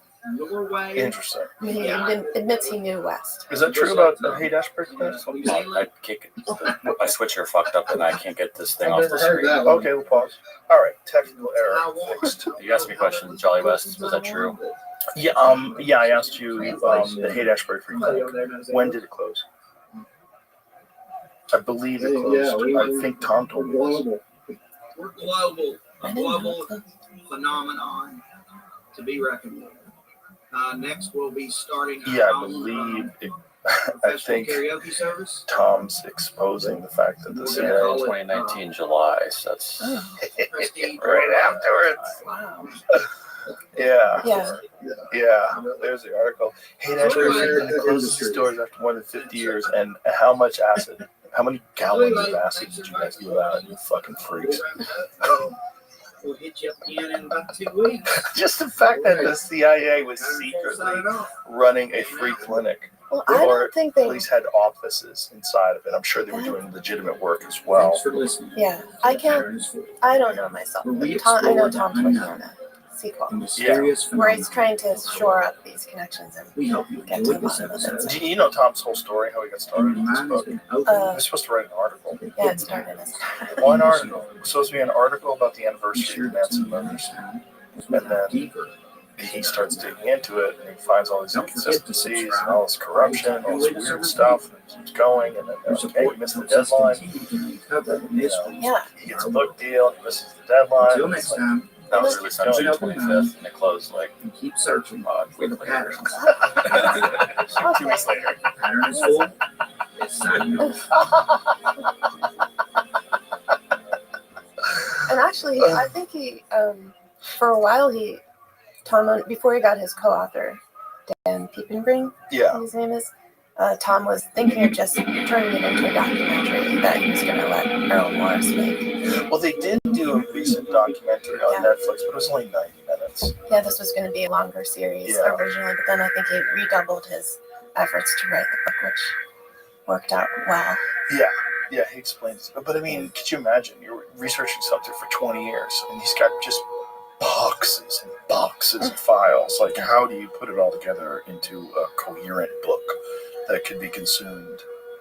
I relate to that because I'm kind of in the same situation. Are you? In the sense that I've been researching this for 20 years, not the exact topic, but this broad question and I finally, 5 years ago, I thought, I want to put together what I've learned about this topic, brainwashing, in a broader way. So West is part of it. He's probably the main figure, brings together many of the chapters, but it's not. It's kind of I have thought a lot thought about that. And I have a very good, I have a colleague or a friend who's a psychiatrist who was at UCLA training as a resident when West first got his job there, heading the basically the Neuropsychiatric Institute. My name is Dan, and this is and during Dave. the time he was in charge of the And this the is the first of embedded hopefully research project. podcasts So West called went there and How to he started this. He proposed as his first major so we major just- activity we're would big, be to found what he called what are the we Violence big, Center. And it was a way to study violence in all its forms. And this is actually a theme that runs through. This is another theme I should mention as part of MK Ultra was kind of a search for a trigger of Matrix aggression. believers. That's why West And gave we're going to try LSD to to the do elephant hopefully a in podcast the Oklahoma where Zoo. we talk But about it wasn't just simply to see anything what an elephant would do unexplained, under abnormal, the influence of weird, LSD, but to see if they could kinda- trigger. They write I about think we're this going to stay in away a from publication politics in Science and religion, Magazine. right? If you can trigger, Yeah, those so are two elephants things we're not regularly gonna go through talk about. lust cycles where they Um, become, even though they're very, very pacific We've animals, been talking peaceful, about doing this they podcast go for through about a cycle of 2 to 3 violence years yearly. now. And we wanted to see things if just LSD would change. trigger that cycle. What chemically. Does it coincide with breeding season like it does with other animals like deer when they start fighting each other? Yeah, it's just the Well, we both males, I got new think, and it houses. does have something Yeah. to do with breeding. We I'm got not new sure if it's bosses the at work. male Asiatic We got, elephant. So Wes found this elephant COVID named came along Tusco in at the there. Oklahoma That's Zoo right. and That's famously right. gave him Honestly, what probably LSD in best time to do 1962 this or podcast 61. during COVID. And then Everybody elephant crammed up died, at home, but we also had tragically kids crammed up From at the home. acid. from the acid. Because nobody, So, it was just, Anyway, that's I'll what tell you, elephants David and I do. both work Or together. the dose was too big or something like that. It certainly didn't have the effect that he wanted, but if you actually read the scientific we work in the publication, technology field. it's curiously all about this question of whether you could trigger 14 a years. massive, All on that, yeah. could you trigger violence? Almost like a push button. We Could you have find a some chemical other trigger for violence or aggression? endeavors that we And we see that running through a lot of we've, West's other work with MK Ultra, and toy also with collection, psychosurgery and some other developments that I wrote about. vintage toys that But we're so by slowly the time he moving. gets to David the is Neuropsychiatric Institute, he's very interested in violence expert around these and he has parts. this major plan. And, And to come back to he my does a show, friend Dr. show Cooper's, once a he year. was a young and resident last year was my training first at year UCLA joining at the time him with West that proposed show. this violence center. Pretty awesome. And among the things he wanted to do was track teenagers It's a good who way he to thought would be meet people potentially that are violent. interested in the same He things had you're racial interested in. categories that he wanted people I've were never met- especially worth Almost never tracking. met We had this whole program. at these And shows. so a student movement and a movement at the university developed to shut down the violence center before it even opened. And anyway, Terry Coopers was a leader of that of that student movement, and they ended up. It never was. So It never went I guess forward. This huge project that West had.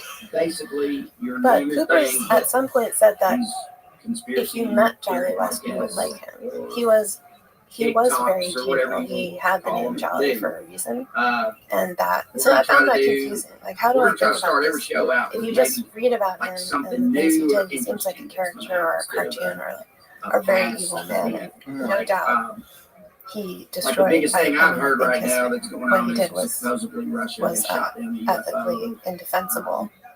But how do you reconcile that, or how do you even think about the fact that he also was incredibly esteemed in his profession? His portrait stood in the Neuropsychiatric Institute for many years. He was, and people actually liked him. People said he was likable. He That's had probably this kind saying of that wrong, charisma but to apparently him. they've shot down a UFO.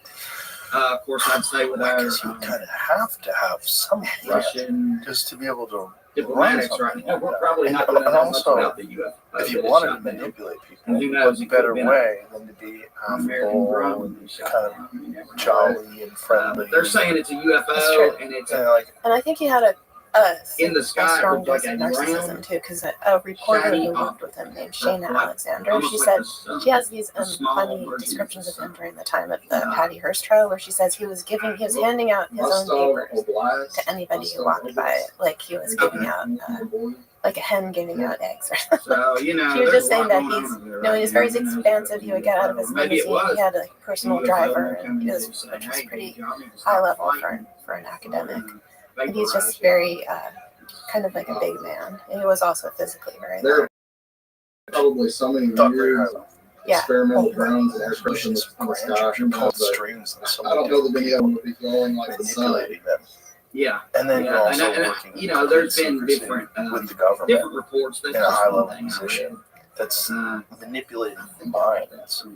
He was very, I think especially when he was young, he had a gift for this. He could really, he could understand how to manipulate people. We are going Really to try well. to keep He had this kind insight into the processes of that laid were, back. that's why Sidney Gottlieb said, we've been looking for somebody like you, and it seems that our dreams have been answered. In this famous letter he writes under a pseudonym, and he says, I don't know how, you sort of fit all of the categories we've been We're going to talk about is looking stuff like, for. Oh boy! obviously Mandela effect. About that. Wow! Ongoing, always. Always. Wow! It's a dark chapter. It's happening. It's real. Yeah. What do you think? So about, how's it end with Charlie West? How did he die? So he died because by his son. I mean, I'll just helping say I'm a him commit believer. I believe suicide, there's or his aliens. son I believe basically there's murdering him somewhere at his else. request. So Mark I believe West. paranormal stuff. And Mark West was a They lawyer, may be a little more skeptic. I'm kind of not sure. middle-aged lawyer by this time. West had a severe form of cancer. There has to be life And, somewhere else. He was maybe a few months from dying, and he asked his son to surreptitiously, it was illegal, so to basically poison him, and he wrote the prescription himself. West did.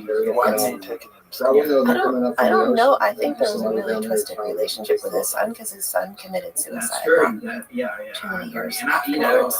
And his son wrote a whole book about this, about helping both his parents commit suicide. And his mother wasn't even that sick, but she, a year or two after, her husband, Kay West, also committed suicide with the help of her son. Oh, God. He went on this big press tour, and he said it was So I think every this week we'll greatest probably gift have he one could main have ever topic. given his parents, and then he committed suicide. breaking It was very, it's very that sad. happened. His story is sad because the book Some of the the book topics gives you I've some got wrote insight down into what are, West was like as a parent, and I would say paranormal difficult.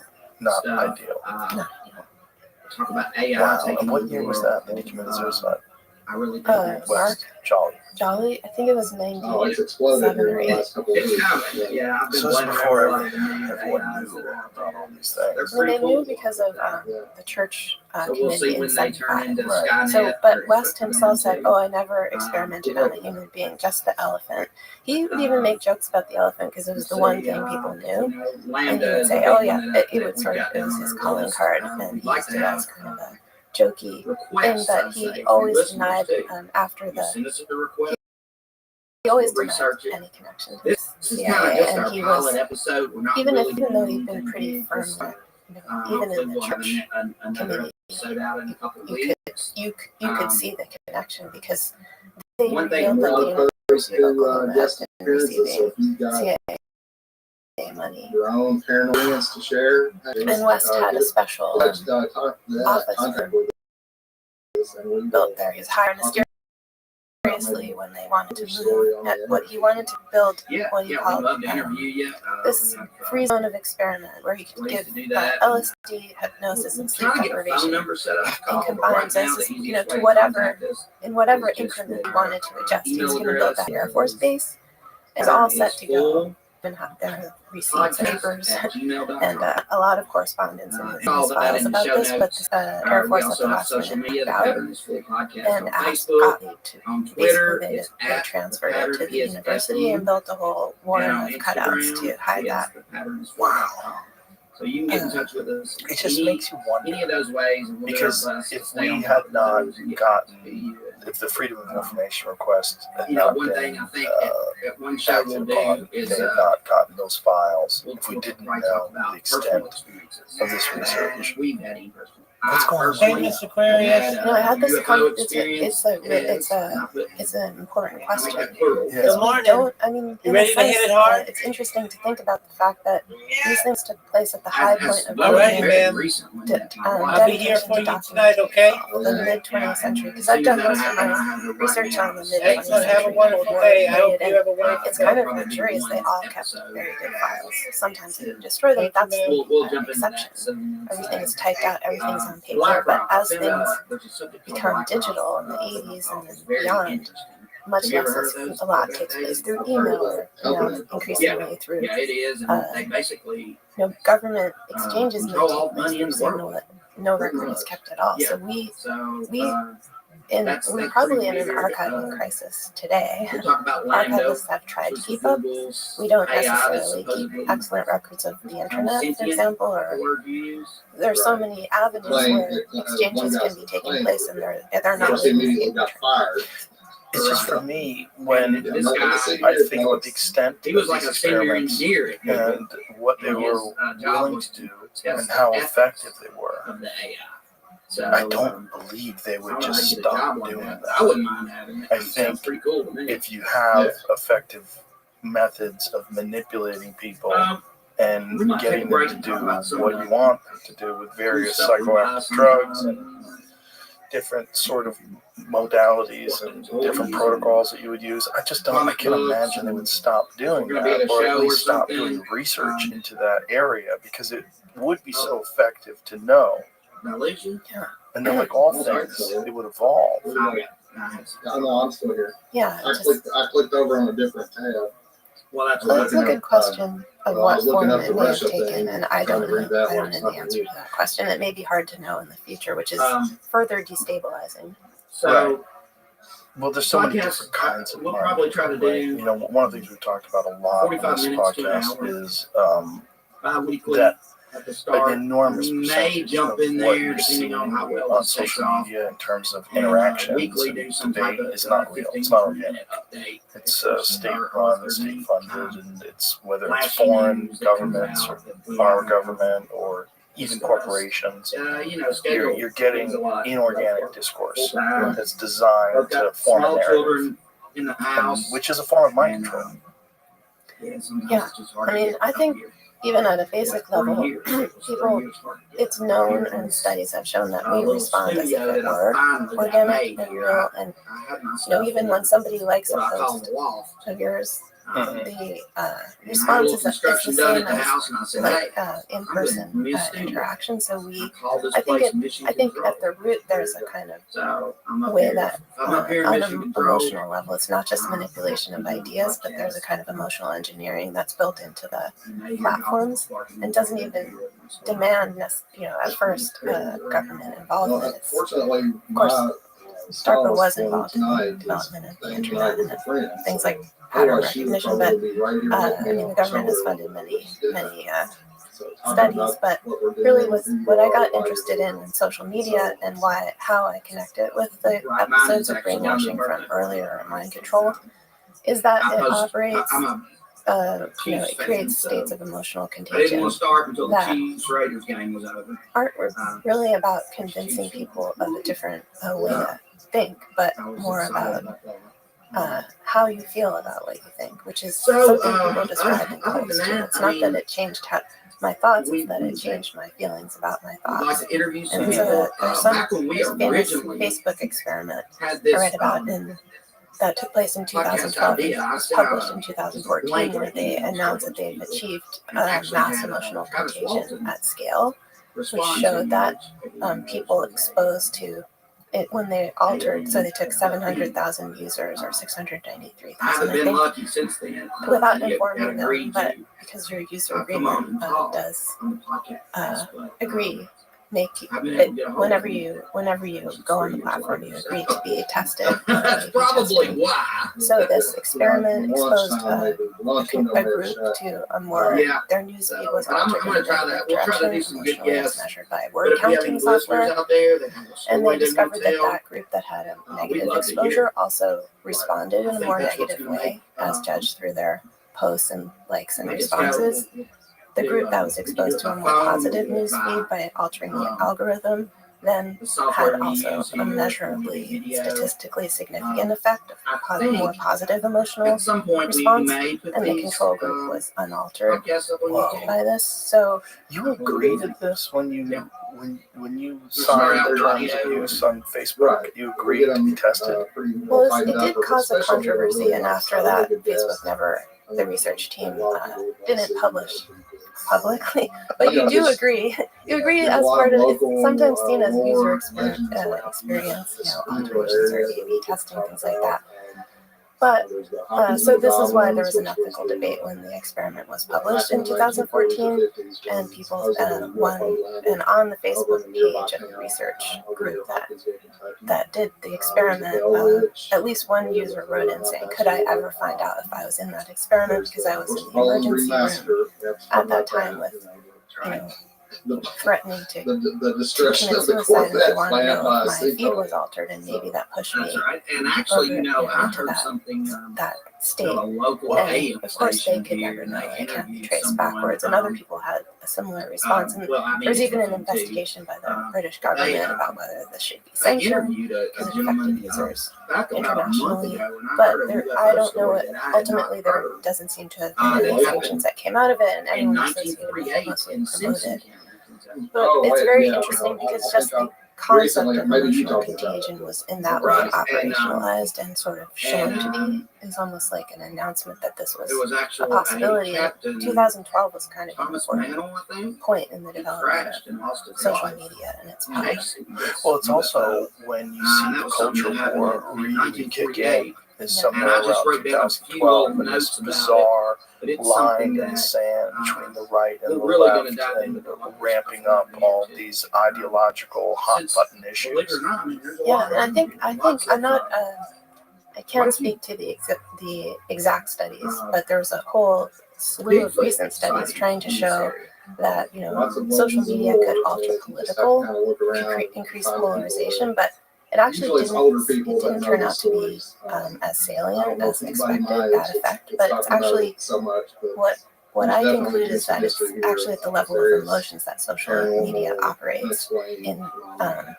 Sort of prodding people into more extreme states and maximizing for engagement by stirring people's emotions, and that has fed into the We're pretty close to increasing polarization. Like it was that's the after there, effect of it. Or the end goal. over in Franklin, the Octagon It's so House, sinister. something pretty cool. Are you aware of Robert Epstein's work? No, They do Robert like Epstein is a guy that started studying search engine curation, and he found through his what is this organization called, Jeremy? So Robert Epstein he found that through Google curating their search results, just by doing that, you could completely convert people who were independent, who were sitting on the fence.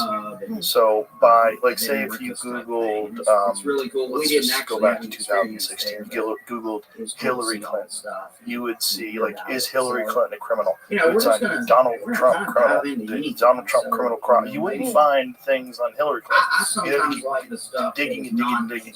If you wanted to find positive things on Hillary Clinton, you could find them quite easily. If you wanted to find positive things on Donald Trump, you wouldn't find anything. And it was on purpose. They were doing this. And that through this, they could statistically change votes to the tune of 20, 30%. And then with offensives or people that were not sure, you could really shift them. And I think at one point in time he said in some issues you could shift them as much as 90% towards where you wanted them to go. It's terrifying. Because you would think, I always thought before I talked to him, I kind of thought that search engines probably have to be curated to some extent, but I never knew it was that much. Here it is, the American Institute for Behavioral Research and Technology. Nonprofit, nonpartisan 501 organization founded in 2012. But when he talks about it and what the research has shown, it's quite disturbing. And he tracks it. Like, so they have computers that track bias in search engine results and bias and what you can find. It used to be that certain search engines weren't curated, and now they are. Like DuckDuckGo used to be pretty open, and now, like, I remember I used DuckDuckGo during the pandemic because I read about this doctor who had taken the mRNA vaccine and then, like, almost immediately had a stroke. And I thought that's disturbing. And they were connecting it, at least, correlation to the vaccine. And this is the early days. And I'm like, this is fascinating. So I tried to find it on Google. I could not find the story. I found it on DuckDuckGo within the first page. And I was like, that's crazy. And then names of the you know, stores. in a couple of years, DuckDuckGo, I think, All kinds it's of probably things that happen. sold or something. I don't know what happened. It seems like Brave browser or Brave search engine seems to be the only one that I've found now that can find new controversial things. But if you're looking for malinformation, and I'd like to, they came up with different birds aren't real phenomenon. different definitions. There's misinformation, disinformation, and then malinformation. And they were trying to censor malinformation. Malinformation is information that is correct, but that would be ultimately harmful. Right. And so they put vaccine side effects and malinformation because it would cause vaccine hesitancy. Well, that makes sense because I think it goes back to what I see in a lot of research on the social sciences, that there's a question of how do you maximize public good, and I think public health is based on that. So the idea is that it may create harms in certain ways for individuals, maybe not to know certain things, but this is for a greater good, which would be it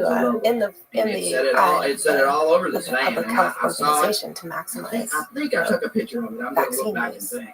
That would be true if the vaccine was actually as effective as they were saying it was, which turns out to not be true, and that they knew this initially. So I'm much more cynical, and I think it was all about maximizing profits and discouraging dissent. I don't know. And in that sense, the COVID crisis was a fascinating study, and I don't think it was.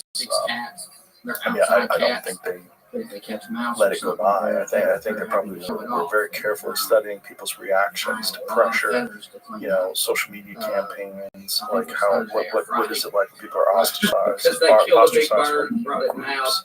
What was it like when people were dissenting from the proposed narrative?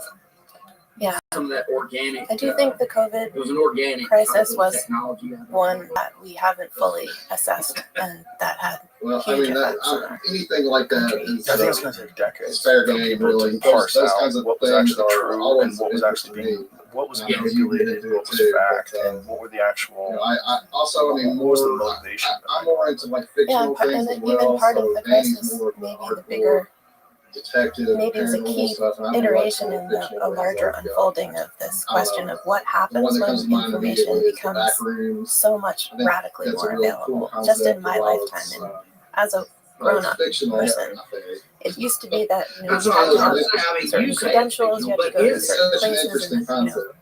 to I access don't know papers, that it or is fiction. you could get in, but you had to know where you wanted to go and why you wanted to do that. But just with the democratization of knowledge that the internet brings about, that you can, and also people uploading archives and papers and government materials to the public, to public availability. I do think it's a crisis, not a crisis, but it's both an opportunity, and it's destabilized so much about our world, and in some way that's part of what happened with COVID is it undermines expertise. Yes, it also exposed gatekeeping. Not as many video Gatekeeping of information, and whether or not the information itself is actually being curated for other means other than public health and safety. Whether it's being curated in order to maximize profits, in order to encourage a narrative, in order to get people to comply. It's got to be curated for something. It's hard to sometimes on a game. Yeah, I want to go back to what you talked about methamphetamine studies. What did they do with methamphetamine? Well, just as in Haight-Ashbury, there was the hippie period where LSD was the drug of choice. There was this kind of turn, which is also seen in maybe the shift from, to Altamont, when hippies started Altamont music concert, with the Rolling Stones, when Was that when the Hells Angels? It went from Woodstock, which was the sort of peace and love ethos, when hippies were still mostly taking LSD, and that was the drug of choice. There was a shift towards the end of the 60s, early 70s to speed and interest in amphetamine products, and that was so this changed the tenor of Haight-Ashbury too, because people were it had social effects. People were more aggressive and unhappy. So anyway, West was funded by, I think it was the NIH that funded him, or the NIMH.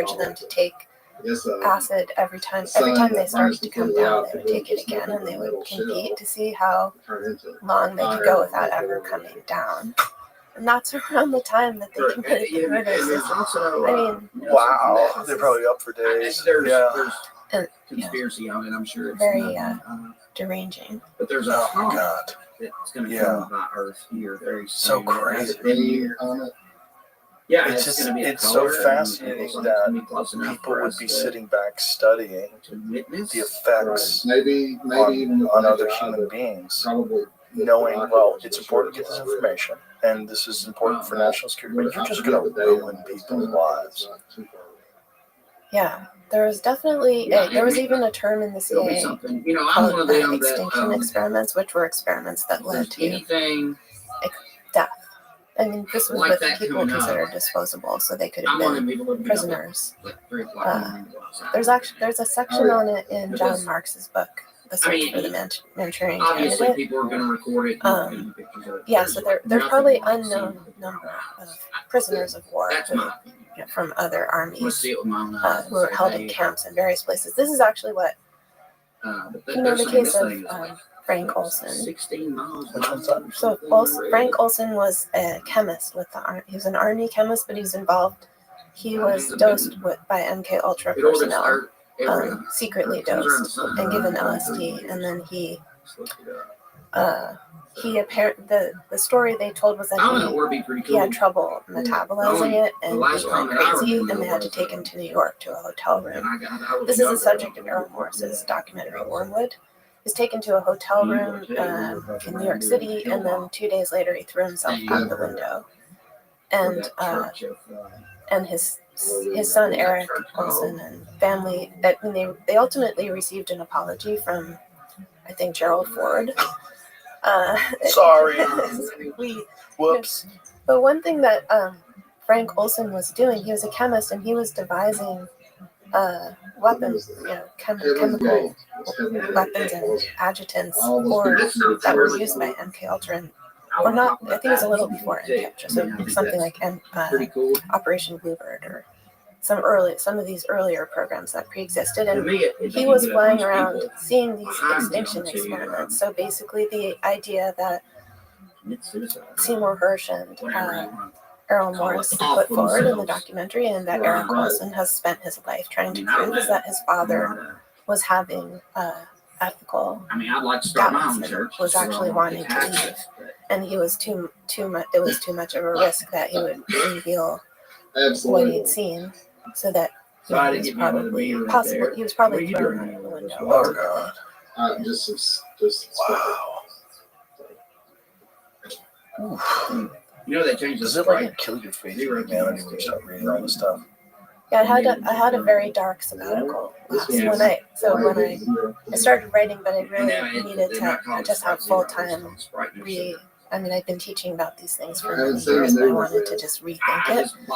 And I spent a whole year at my desk just going into as deeply as I could into various cases, like the psychosurgery case and the MK Ultra stuff. And yeah, psychosurgery. But anyway, there was a anything recipient of else that you psychosurgery can named talk Leonard about? Kyle, whose case I really explore and talk about in the book. But he was given this experimental brain implant that would have led to remote control and potentially the suppression or creation of violent states in Kyle, because he was. What was the really interesting? It was basically a ring of electrodes that were implanted in his amygdala, and it was. Did he know that they were doing this? He did. He basically this was in. It was a temporary implant initially. He went to the hospital because he was having marital difficulties. So he was a very talented, brilliant engineer. At the age of 35, he had been self-educated, and he ended up being hired by major defense firms of the day and Polaroid camera, Polaroid Corporation as well.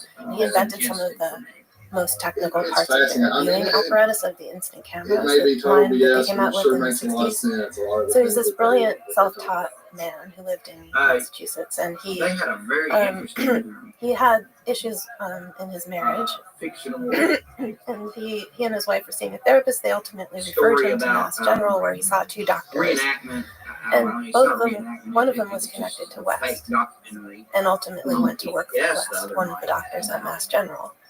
His name was Frank Irvin, and he was a psychiatrist. And Irvin recommended this experimental treatment, which he said was necessary because he felt that that Leonard Kyle had uncontrolled violence, and this has never been proven. all over the world. He did have he had been in a traffic accident and had a head injury, and he had marital disputes of various kinds. But at any rate, his wife said You see marital disputes, you mean It was really cool. Like, When I first it wasn't started out, man, violence, I was but or it's there's War of just the Worlds, there's actually a question about whether he had ever actually H.G. Wells. he had thrown an object or anything, but like, he had a really bad temper, and so And this was connected to the accident? this was getting worse. It was He was very stressed. And so they saw a therapist together, and his wife said if he didn't seek treatment at the hospital, that she would divorce him.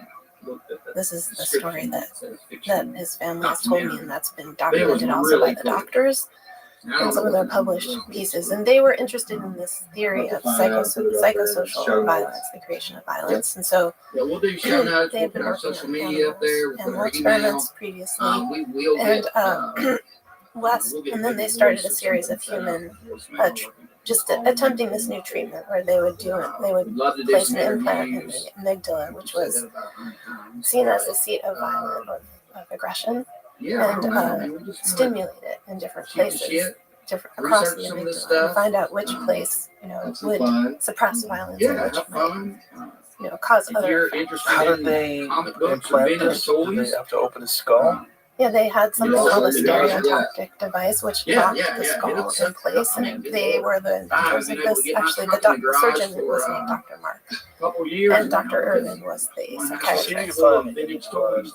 Actually, I have it. I provided an Oh, image. I have that. Yeah. Star Wars, Star Right, Trek, there's other stuff too. Barbies. You're welcome to. So anyway, I don't know, you name it, we've got it. Yeah.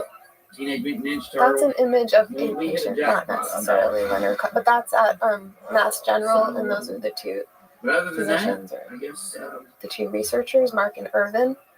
And so this is an we'll example probably of come one up of with the a implants in catchphrase the early to days. start They were each show also with the collaborating image with show. Jose Delgado, who's famous for implanting Absolutely. what he called a stimoceiver in the brain of a bull and stopping the bull from charging. And they collaborated with Delgado, who's a professor. So it looks like in that image, can you go back to And that? I guess Amazon and Google. now, The image looks like they open up the top of his head, and there's something on top of his head. Party These app, wires. Yeah, Is that all? sometimes the wires would run out lower than that. It Keep up with depends it. on, I guess, the patient. And it was So, very invasive, let's just just say. It looks very invasive. But they used this device that would lock the head in place, and they were very, for the time they were All right. they were very well Bye, Dave. respected. All right, See you later, Dan. man. Being See in the you. forefront of this kind of surgical basically psychosurgery, which was surgery for behavioral management, which is very controversial, and subsequently many ethics panels were convened about whether it should be outlawed. But Leonard Kyle went to Mass General, and they were actually in the process of getting funding to create what they called a violence unit in the hospital, where they would do these treatments more regularly. So the interesting part about it is whether Kyle consented or not to the permanent implant. And basically, So how would he do it if he wasn't? If he didn't consent? So first, he did agree. In order to save his marriage, he said, "I'll have the temporary implant," which was they put in this device. They have the wires running out, and they stimulate different parts of it. And they would say, when we stimulate this node, Kyle would say something like, "Now I feel bliss." And then they stimulate another node, and then he would say, "Oh, I feel like I'm floating." And then he would feel terrible and feel very, nervous, or he'd have different reactions to the stimulation. There was something like 14 points, and this is extensively documented in published papers and in their book "Violence in the Brain." So Kyle, when they found the point that gave him bliss, they gave him the consent form. And he signed it while he was in an altered state. He agreed to to continue the operation and to have a permanent implant in his brain. So that they ended up, not an implant, but they seared away that portion of they seared part of the amygdala to make a permanent change and supposedly make him less violent. But in the end, it just disabled him cognitively, and he began to have delusions that he was Christ So that join he was us. being pursued by doctors from MIT and Harvard and Stanford. Some of that they were that was where his doctors were from. But he started to say that he was in a science fiction novel. He might be in a novel, and it turned out that the resident in charge of him at Mass General was Michael Crichton, and Michael Crichton was writing a novel about him. What? And the novel is called Jurassic Park, Michael Crichton? Yeah, that Michael Crichton. You know, he was trained as a physician beforehand. Sure, the other one was kind of.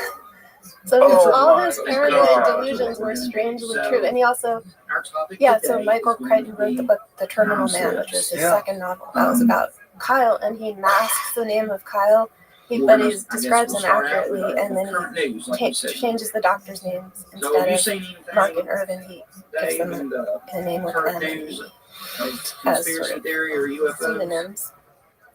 Just the one But I talked also, about, and I think you know. Kyle at some point, he deteriorated in a very tragic way, and he had this delusion that his wife was having an affair with their boarder. They had taken on a boarder to save money, and it turned out that she ended up marrying him.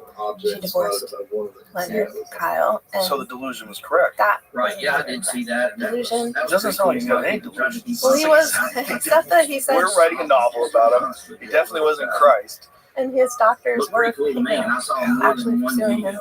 him for these experimental treatments. And then he went to the emergency room several times because he said, my brain is burning, and he was really, it's very, very tragic what happened to him.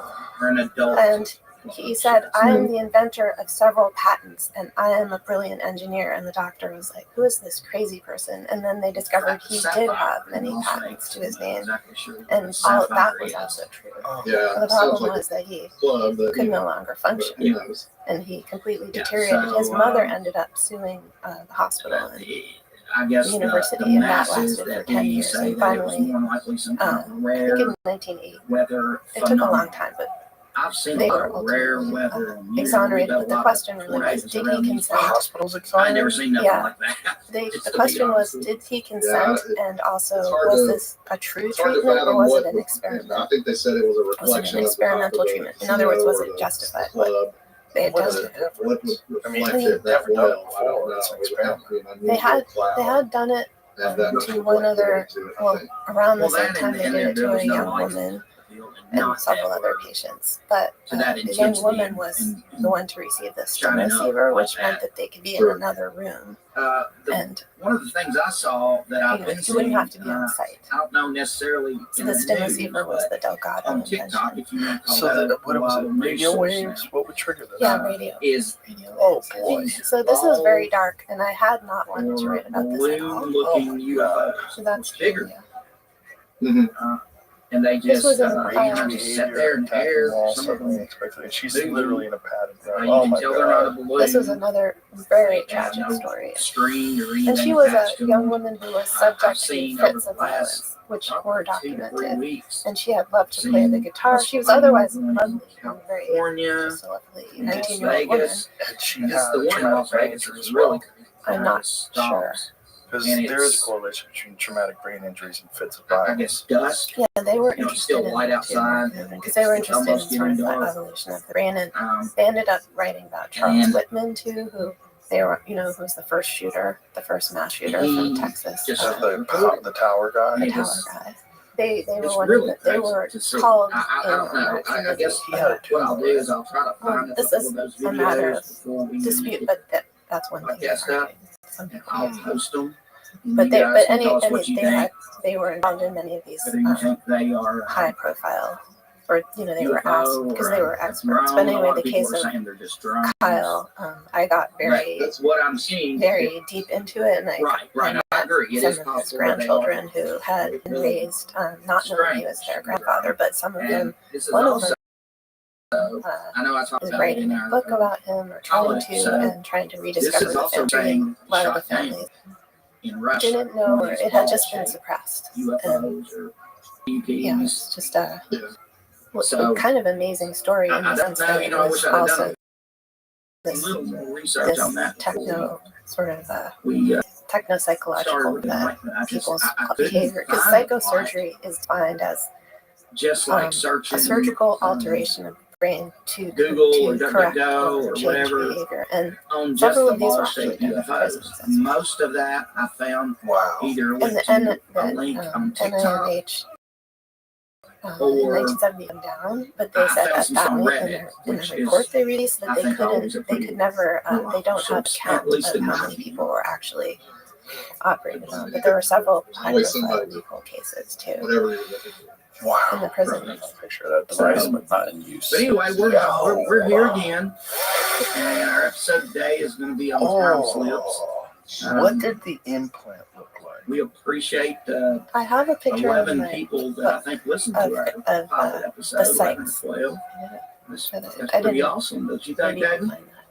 Also, if you look up violence in the brain, A the shout out Mark and to Irvin book, they have a picture of all of them. Pennsylvania, And We also had the some downloads stimulation there. area. So, and also what Algeria. Hunter Kyle said when they I'm not stimulated sure each how part of often the brain. They have a little graph. But the stimulation was done not with an implant, but while he was I never did. being I never did follow up. manipulated. and take Like that money they from had him, his so. head in the thing, and they were manipulating the various aspects of his brain. They used I the did not know stereotactic that device I to had, implant, and then was, I think but that wasn't permanent. France, you know, The implants were just to tell them where they needed to cut eventually So, hey, you to wanna jump sear. into time And but slips, or the thing you is, wanna- in their, you wanna I'm not chit saying chat in about their something defense, else? but the way they presented it and their book was actually, I looked at all the reviews in the professional journals of the Said I'm day, gonna and it open was a beer real uniformly quick, well just so I received. have- Although some people felt that their theory was controversial about psychosocial, There is actually some about the biological roots of violence, but and it does have some they, interesting I forget what I was gonna anecdotes. say. We're just talking about implants. We're talking about Generally, it's how what it looked someone like suddenly when they first started on stimulating his brain. Like Yeah, they they put him in were- a state of bliss. Well, it's just that they were just seeing themselves minding as their own more business, going sophisticated, along, and in suddenly some senses they they feel were that they're than in the another previous time. rounds of Things have lobotomy changed. in the Buildings are 40s. different. Low bar. Exactly. But they said, the return of the lobotomy, and now we can be hyper precise with it. So that's why they touted this stereotactic, which looks like a torture device, but in many There's medical also some devices sort they of look like that. When you hear talk of Neuralink, trying to make it seem yeah, the potential ubiquitous use of Neuralink in the future, does it others make that you are think of actually yourself? making It does. Yeah, it did. It made me think of it. I mean, I can't just to make a judgment.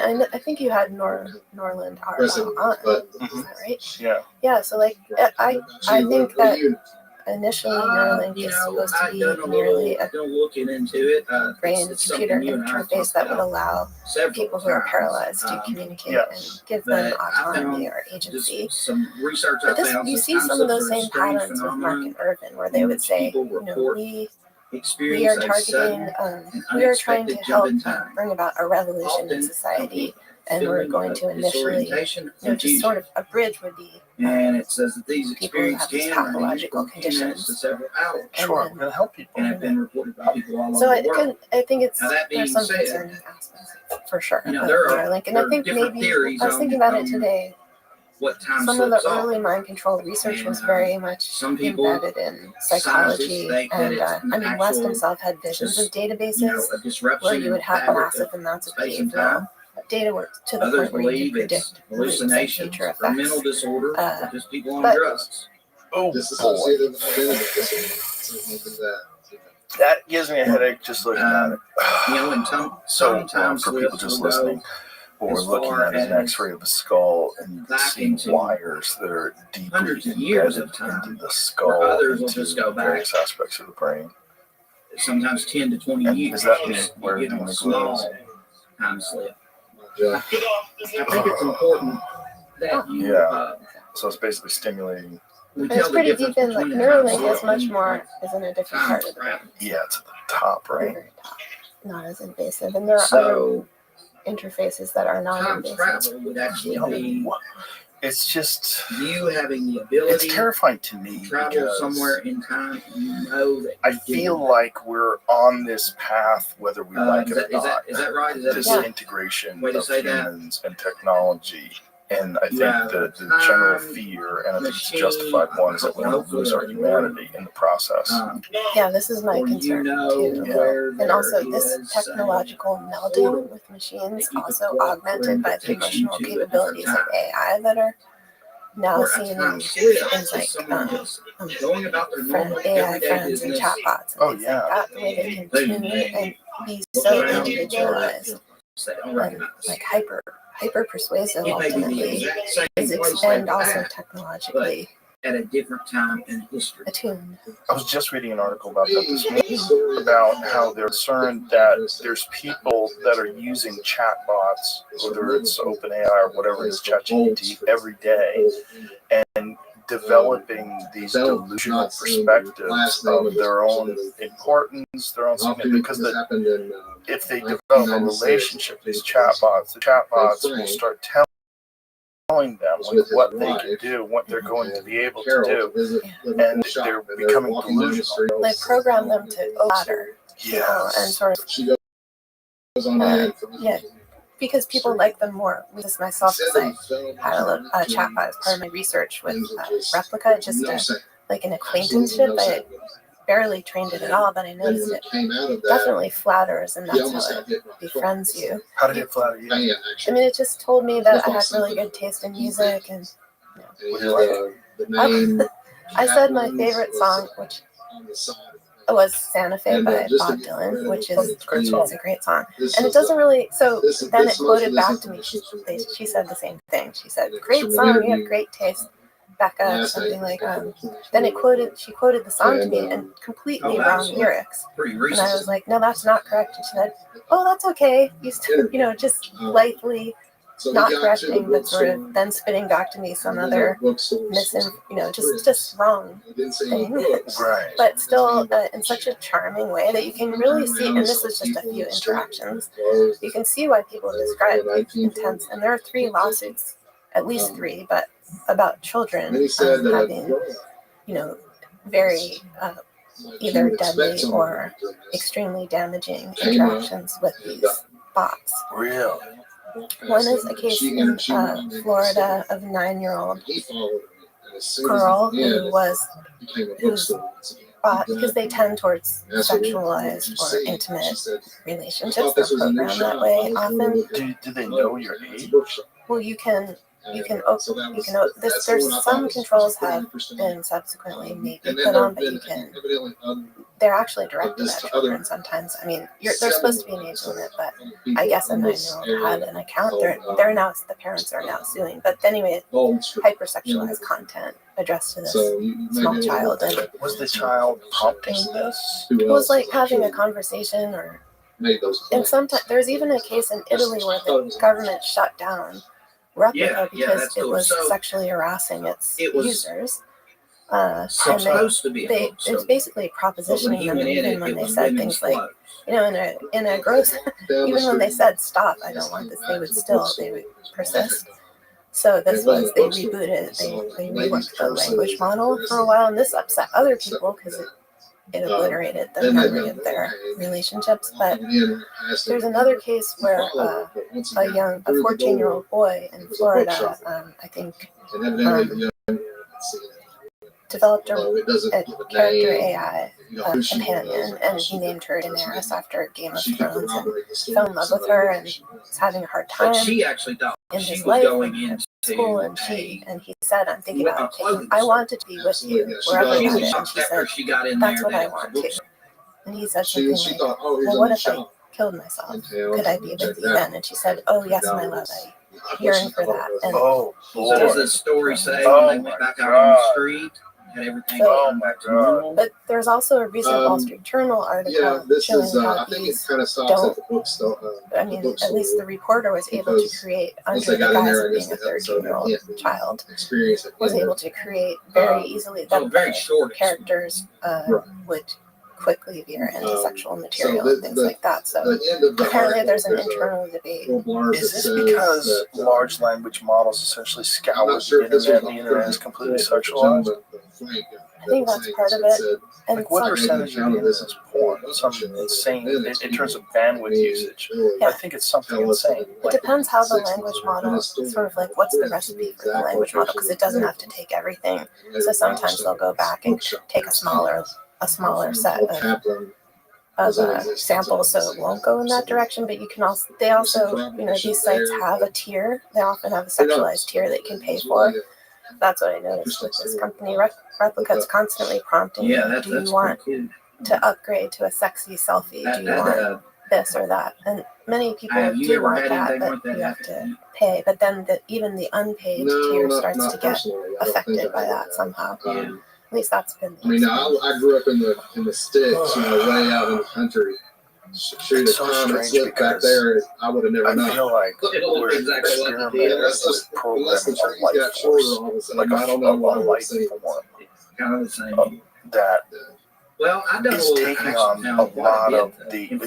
You want to think that if we create artificial sentient intelligence, that's going to be super intelligent, more intelligent than human beings. It's also not going to have all of our bizarre kinks and flaws.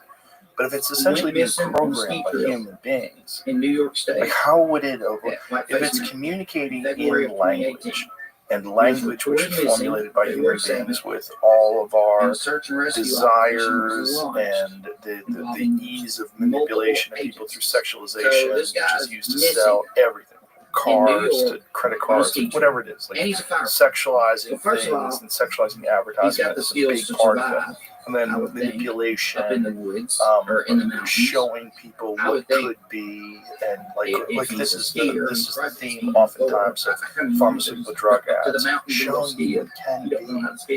If you just do this, you can be happy. You can be at the cookout. Look at all these people; they're so happy. You're not happy. You could be happy. And this is what's really creepy about this exponential, constant increase in the capabilities of these large language models, and that they're eventually going to exceed. If you're talking about manipulation, and if you're talking about mind control, what is going to be better at mind control than something that is us times 1,000? And it's only us times 1,000 for a couple of weeks, and then it's us times 10,000, us times 100,000. Essentially, far more intelligent, far more aware of all the different ways to manipulate the human psyche. What I found interesting. I mean, this is a nightmare scenario. I think is that it just accelerates something, some hyper persuasion that we're already arguably in, which is that it's highly individualized, not just to your. So one of the turning points in one of the things I sketch in the book is this shift from mass persuasion, where the basic thing about advertising in the golden age of the 1950s is that even though people were concerned about it, and they wrote books like The Hidden Persuaders to expose the effects of advertising and PR, it's like everyone got the same message through a broadcast. So the original study, Mass Persuasion from 1946, it showed how people were affected by a broadcast on CBS radio, where a famous singer named Kate Smith came on, and she said, she was trying to get people to support the war by buying loans, and she stayed on for 48 hours without eating, and people were so concerned that they couldn't turn off the radio, and several people sold their wedding rings because they were just desperate that she would survive this, and she was sort of continually using these techniques to gain engagement. And this was across a broad medium. So this was published in 46. She did the War Bond Drive in 43, and it gained a record amount of money. So it went from, before she went on, it was 1 million a day they were getting, and then that day it was 39 million, just while she was on the air. People described how they couldn't leave. They couldn't even go out, wedded to the device, or they lost the ability to discern a choice. That's what Robert King wrote in his study of what had happened.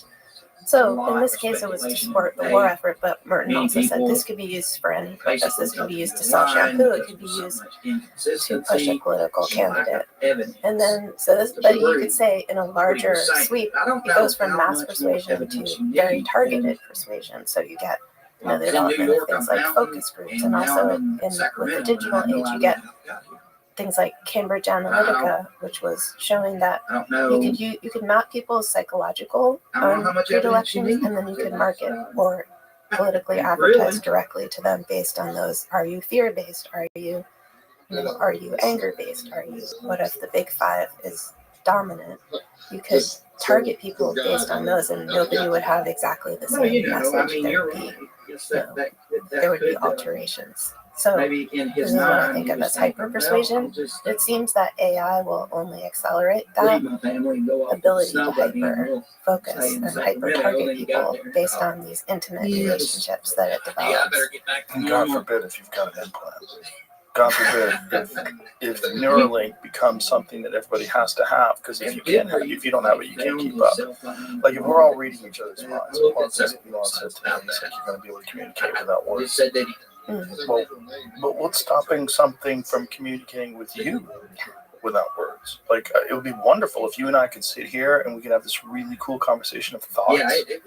That's really attractive. The idea behind it is like, ooh, that's appealing. Like you and I could just sit here and we could have like this really cool conversation where it's not like me trying to formulate sentences, me trying to figure out how to say this so that Rebecca understands what I mean, but you know what I mean. You could see into my mind, and I could see into your mind, and it would allow maybe a greater understanding of each other in a way that everybody. Jamie thinks very different than anybody I know, and and so does a lot of my friends.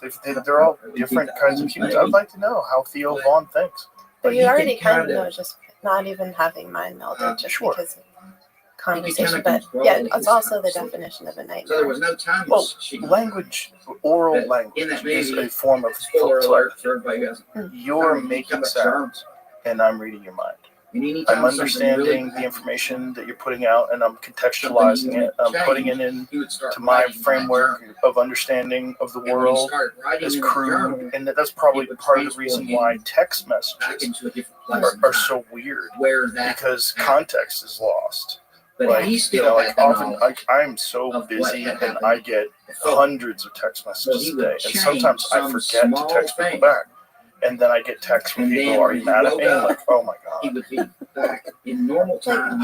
Deep meaning attached. Yeah, like no. Whatever he had changed. Do you know what they say the most triggering text response to someone is? A lack of exclamation point. No, okay. Oh, yes. I know if my daughter texts me, well, actually for her, it's okay. I know she's really mad at me. That's crazy. But isn't that weird? It's like, are we so goddamn needy, or is it just that we have anxiety, and so we attach all these things that could possibly be behind this K?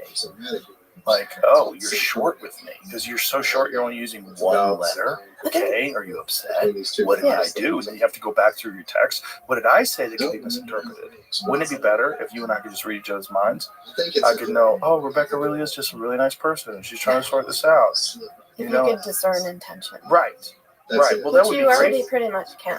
Like this goes back to the cult conversation. I mean, if you're paying attention, you can. And if you're not paying attention, do you really want that? You can, because you're smart. Some people are not that smart. This is just the reality of brains. Or maybe not smart, it's just whether you've developed that. I mean, people can be smart, like famously, people can be brilliant and clueless and get run over crossing the street or not. Right. Or fall for some scam. That's true too. But I also think that the function of the brain is not uniform. It's not the same in everybody. And your ability to form pattern recognition based upon whether it's previous life experiences, accumulation of information, genetics. There's a lot of factors. And I think some people are far more vulnerable than other people are. And they're much more, which is why you're not in a cult and I'm not in a cult. We're all vulnerable, I think. Yeah. And I think part of as an experiment, having a defense is knowing that you are. Yes. And because one of the main tells, I think, is someone almost a saying, panel. 100% I never Everything would, I never in could, the panel I'm too looks like smart for that, or else Yeah, like they I would keep never covering fall it. for the Milgram It's moving experiments, it. I'm just too And then ethical of a eventually, person, or think like not knowing that you some of potentially the could people be actually slip back vulnerable into or that time. opening up the And then possibility there's that there's a sequel to it. I circumstances we, read, we don't know what we're capable if you're of. It's part of intelligence is recognizing vulnerability. And I think that's part of the defense mechanism. That's part of your, it can help you because you can recognize, like, don't fall prey to your own You know ego what I wonder? and your delusions that you're special Like, because you are just a human let's say being you're like all these other people that fell into all these you other got in traps. Liverpool. Yeah, so I think that the opening And up he- the avenue of speechless communication, Kind of which slips back maybe we already and have, but in the way that you were goes describing into technologically, it would be store, and let's just say, violation of for instance, it mental stays a autonomy. clothing store, the worst. Sure. Like you would then have not to a develop bookstore. defenses, and it just seems like a terrible path. I wonder Or if you took something Are or we in interacted the with next somebody stage of at that store, evolution where we essentially become a hive If it mind, were A collective. a collective, but a changed universal consciousness, collective that values like we're used to, you know, all like people same with the butterfly. instead You of change a one little thing and competitive it changes thing everything. where Everybody it's knows me against time the travel world. movie is It's kind of all based of on us that, like together, Back to the and Future or all whatever. decisions will be Change made one thing and then it messes up a bunch of in other stuff. this Even if idea you, that it's for the greater good of um, everybody, but let's not just say a take a purse off power-based, the shelf top-down and structure, it's supposed to be a but like bookstore. everyone Well, understands. I mean, does that Like, change wouldn't the it be life of better somebody that if we actually actually bought could that read purse politicians' back in minds? Poland? So instead of these Because bullshit It might be speeches, terrible. it would be great because it would disqualify them. Like, oh, I know why you want to be the president. You're a fucking kook. What do we really want to know, though? I think for some reason, a Grateful Dead song popped into my head, which is what I really want to know is, are you kind? But if you found out otherwise, you really wouldn't want to have a two-way. I would want to know. You might want to know, but you wouldn't want to have open. You wouldn't want to have that person have access. Well, would you necessarily let them have access? Just because you can read their mind doesn't mean you can allow them in. It's like on Twitter, you can block people. Yeah, it might. Yeah, I mean, that might be the thing. But It's like, all that stuff but I think one of the things that you're saying is very important is recognizing that we're So all what do you do? vulnerable to Tell me manipulation. your thoughts. No matter who you are, you're vulnerable, whether it's through society, Mental whether disorders. it's through peer groups, whether it's through community. We're vulnerable.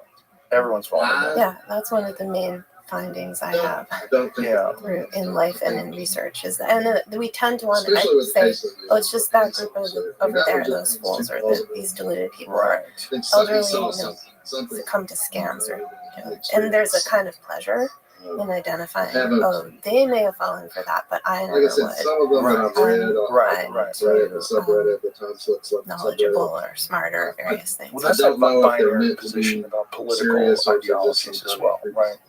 that These fools We're over trying to make here, a they story think that this is going to solve the world's problems when really has it's something this. that actually. And the fantasy that group could then be But I'm sure there's other reprogrammed. examples.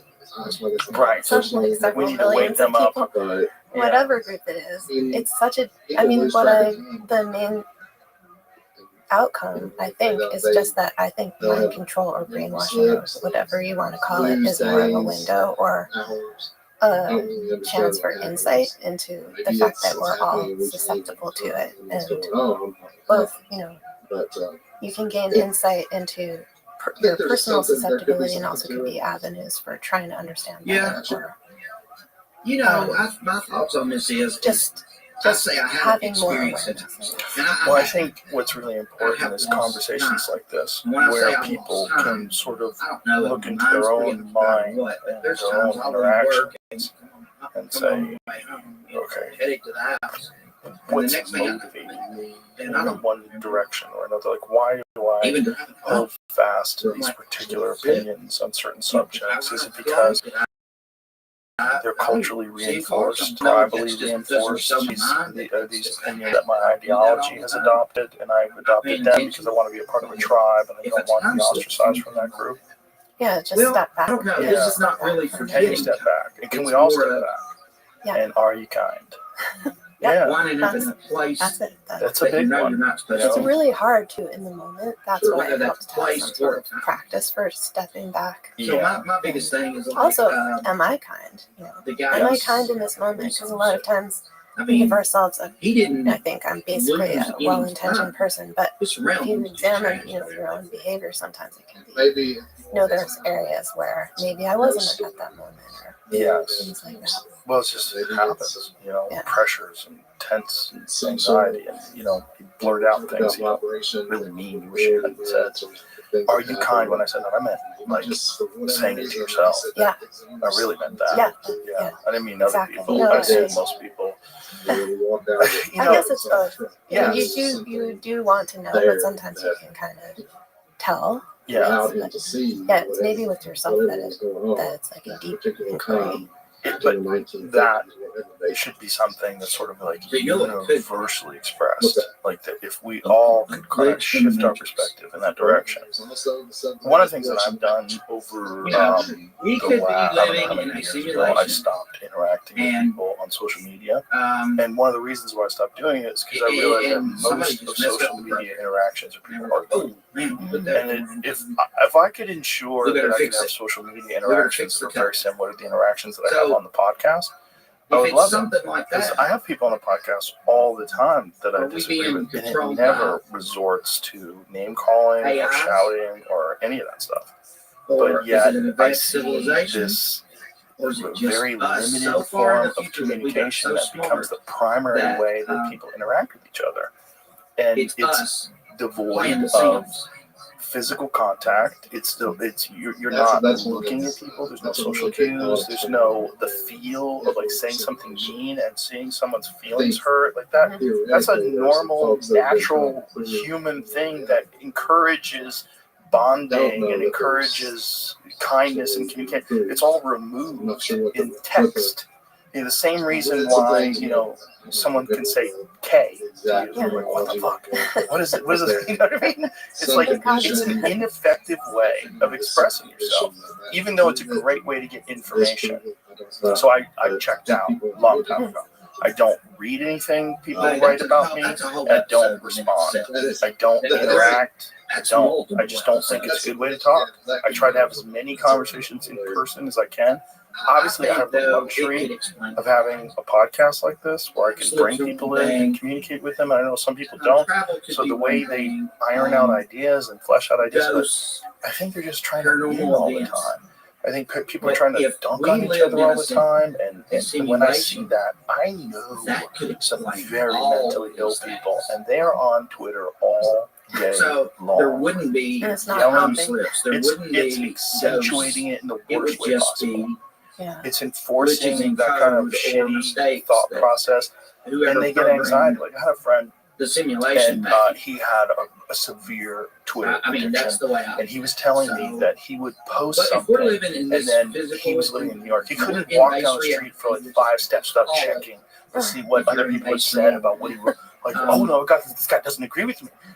I have to say something about what he said. And it was just like overwhelming every aspect of his existence. But in his actual real life, it was not there. It wasn't real, but it became everything in his mind. It became everything. It wasn't real. He wasn't experiencing these people. just not The people that he's experiencing is the guy at the coffee shop or this lady at the store. Hi, what's up? So And it's most spilling people, over. most interactions were normal and kind, but the spillover from this bizarre form of processed information is very bad.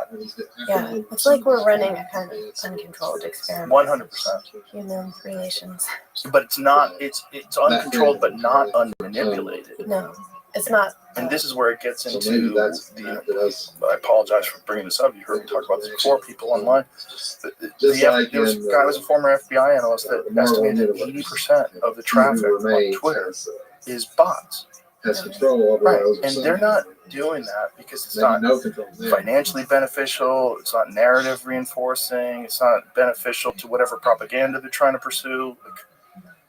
Yeah, you're, do you you're remember willingly wading a while back, into and it that. may be the same kid you're I think you could say willing, but one interesting. It seems kid like there was we are not several cognitively videos on equipped him, because of our whatever we have evolved, and he had what explained a bunch capacities of we've evolved with as human things, beings. and We're would not. become a guest There are speaker certain at places. He was ways that it didn't 15 years old. anticipate this But now, deracinated, this was 6 or disembodied 7 years ago. He form would of stripped down, You can context-free form- communication nobody that could find him. triggers You remember strong us talking emotion. about that?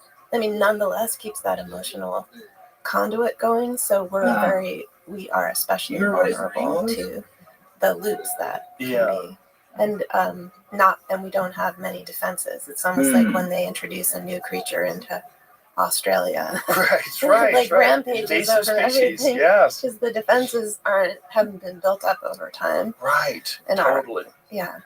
And then the way to deal with that is they bring in a new invasive species, and then you have feral cats everywhere. Exactly. Yeah, and this is your brain. I mean, this is what's really crazy because also it's the most fascinating time ever in terms of your ability to access information. Because of things like social media, you can find out about world events in a way that through processed mainstream media that's only supported by governments and advertising, you would never have access to this information. So you would never have a real, true understanding of what's really going on in the world. So you have that along with propaganda, and it just requires this insane psychic immune system to sort of handle all of Which Yeah. opened the It's whole really nother interesting. story. Just that's what I CERN, think you is know, this is larger supposedly democratization it's of causing, information the that we're Mandela effect, which experiencing is totally that we different haven't really subject. reckoned with, and we don't even see the scope of it. Like I remember So around our time 2008, I walked slips, into a colleague's office at the portals university, and he was staring that at he's a senior scholar, and he'd been CERN working for opened. many years, Because even if it's back going as far as around the 1901, world looking at you know, papers of scientists. from And he everything was I just understand, looking time online. is He couldn't not get over it because Galileo's not papers linear. were Is up that the online, word? and he didn't have to go to Italy anymore Everything happens all to at look once. at them. And actually now anyone can So look right at them. now, So they're freely available. And he said, this is going to change everything. that's the only way we can Because comprehend what anyone time can is. access this now. Anyone can So everything start to that's write already about happened it. has already And that was happened, just the beginning, and now there's so and much everything more that's gonna available. happen has Not that already everything happened, is, and but many everything more that things happened are. So in in the a way, past it's is an incredible of time of course, opportunity it's all happening at too. the same time. We just have to develop immune systems. So We have to develop. We outstripped a time our slip could be caused by something. and we do seem to, as And a, in I don't know, 1910, people just seem to feel that it's inevitable that we'll because that embrace the happened new at the same technology time without as CERN fired making up sure in that we 2013. are capable of Because, handling it safe. Well, we already have, because Yeah. everyone has a phone. That's Like, true. we've already embraced it, whether we like it or not. And the problem is, it's not going to stop with the phone. It's going to keep going. And just like the internet was completely unexpected in the 1930s, nobody ever imagined what it would be like in 2025. Nobody imagined 95 years later we'd be dealing with this. But what are we going to be dealing with 95 years from now? I don't think they disproved it. A couple of people had visions that were pretty interesting. I just find interesting that you can look back at, like someone, a guy named Vannevar Bush in the 1930s had a vision called Memex, where he said, what if you could put all the world's information inside a wooden desk made out of oak, he specified. And he said it would be on microphone because they didn't have digital databases, but it would be all microphone and you could call up anything.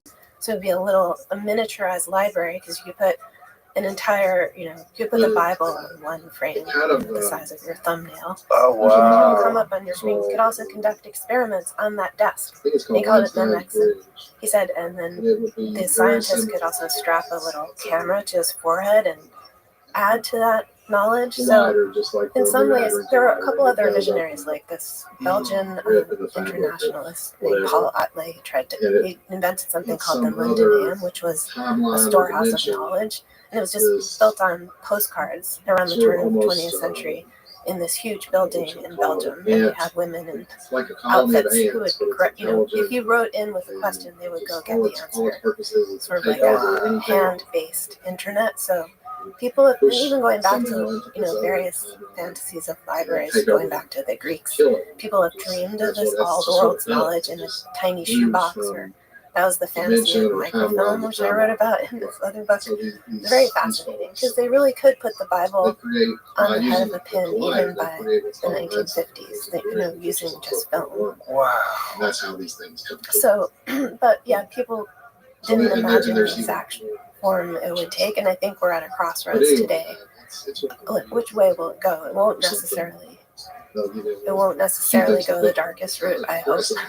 But you laid out some of what that might look like. Well, it's also going to go the route of quantum computing, which is going to be unfathomable power, unfathomable computing power attached to information, and it's going to happen inside of our lifetime.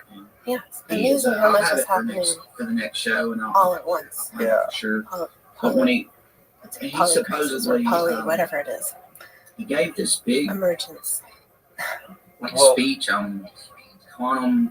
I mean, I guess your meditation practice is a great way to at least mitigate some of the effects of that. But how could you convince the vast majority of people that are so scatterbrained, addicted to caffeine and nicotine and prescription drugs, and that, how can it's like we have so many people that just gotta fall in line and just hop aboard the train. I guess you have to hope that there are countervailing trends and tendencies. Like there is a lot more upbeat meditation. Of course, that can be abused too, but mostly it's for the most part a good thing to have some reflective practice, to add breathing, like even apps that tell you how to do box breathing, or even sometimes articles about things like doom scrolling, which they actually, I thought it was funny to learn that this is actually an academic concept too, doom scrolling. There are papers written about it, the dynamics of it, and but just ways that if you notice that you're in some sort of loop like the guy you described, what can you do in that moment to step back and ask yourself, are you kind? My problem is I stopped doing it, but I used to do it at night. Yeah, that's before I go to bed, which is the dumbest time to do it. It's like thinking about war, like how, imagine there being Hiroshima, and then all of a sudden, boom, the bomb drops. Like, what is to stop some psychopathic dictator from just launching a nuclear weapon? What is to stop this from happening, that from happening? And then you ask the question. What's the problem? Like sitting in front of a computer and a big screen and all this information, videos. There is. You could really freak yourself out. Yeah, I think doom scrolling happens mostly at night, or sometimes people also reach for their phone first thing in the morning and are inundated with terrible news, or just like it takes that in the morning sense of the morning being full of possibility and just fills it with dread. Yeah, unfortunately, but yeah, there's a lot of there are things you can do, and I think the first part is just noticing how it feels. Because even the other day, my daughter said, "You're spending a lot of time on Instagram," she said to me, and I was like, "No, I'm not. I don't have a problem with that." Like, I study this. But then I stopped and I realized I feel a bit better. Yeah, I went a couple days without looking at social media at all. And I was like, oh my God, it feels lighter. I feel lighter, and then I went right back to it, But also, I make the same argument, no, it's for my job. But I mean, is it really? I mean, my job as a commentator on things and a comedian, it's I kind of have to be paying attention. But if something's so fucked up, it's going to make it to me anyway. Well, it'll make it to me. You know what I mean? I have faith that will come to you. It'll make it downriver. I don't have to go to the waterfall. Well, it's something about the design of interoperability with phones, for example. You think, or email us, use it for your alarm, it's just there, and then you start to, all the functions are melded right. into one. If you use it for your alarm, that's the key. Because I do it, and it wakes me. I used to have an alarm. I used to have a little thing. They still make them. But I don't know if it's. But just interoperability on many levels makes you sort of feel that you have no choice because you need it for this, but you're also, or I need it for work, but then it sort of enters your life. Yeah, and then you can put a screen limit, but then you're going to just hit the password, get in there and find out what's going on. But I do find that meditation helps. Because then that opens up a whole new possibility. If I go to a retreat, it's like of what everything. You're not hooked. You know what I mean? But it just doesn't speak to you Yeah. so much, or you have a lot of buffer. So It's definitely a strange time. Mhm. It's a very strange time to be a person. Maybe one of the strangest ever, if not the strangest. That's a question I have too. Is it? I wonder. I mean, I You'd think like like probably the invention of the wheel is probably strange. Just like looking at this stuff. And then, you know what I mean? This is the second strangest. Right, and then there was even the Get your printing own press. beer. Like, this is crazy. Also that.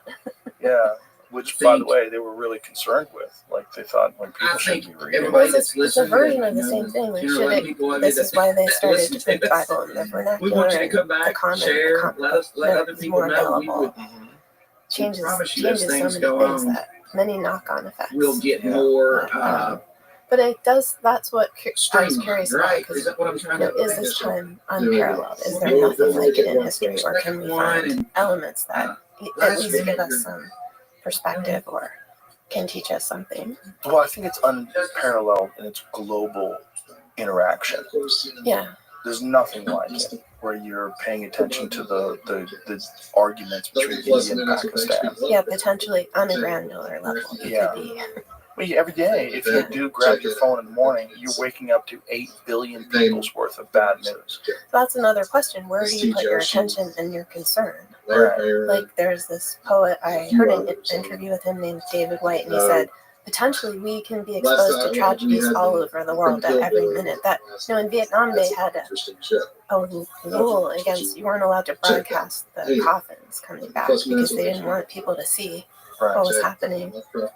They did that during the Iraq War as well. Yeah, and so, but now you can see people actually It's going, dying at every minute in any number of places, which humanly creates a moral injury if you're not trying to help or stop it. Yes. And so this vast exposure is unprecedented, That's the time huge suffering. sure. But also, where do In you my thought, put your attention? I What think do we you, told y'all what do you before, focus on? this What do you? podcast is Which changes your literally, map of the I was landscape just of the world. Because instead of the landscape of the I world mean, David will even being tell your you, I just world, think, man, I just how can't you interact with listen to your podcasts. community I and just the say, people around you, now it's like everything. Car accidents, plane crashes, it's all coming at you Now, don't ever in listen to vivid music. HD. They don't really have a sense of scale. Yeah. I don't know how to wrap this up. I'll leave it to you. Well, I'll leave it to the universe. I really enjoyed our conversation. Instability of Truth. This is your book, Brainwashing, Mind Control, and Hyper Persuasion. It's did you do the audiobook?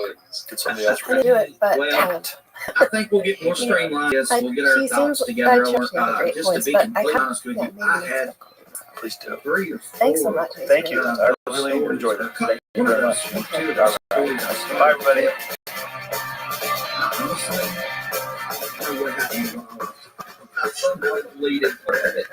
I think I put just introductions in here, and then I was going to put the other parts under the, when I made the script, I was going to put them under the theories part, and I somehow deleted one of them. So that first story or so that I tried to tell, I was a little off on because I lost my notes, just to be honest with you. So edit some of that out. So The Joe Rogan Experience. Train by day, Joe Rogan podcast by night, all unless day. you have more, David, I think I'm probably done. Talk as long as you want. No, it's up to you. It's up to you. I'll talk to you forever. I have so many questions. I'm very excited to meet you. I've seen you in documentaries for decades. So many documentaries. I've watched so many things.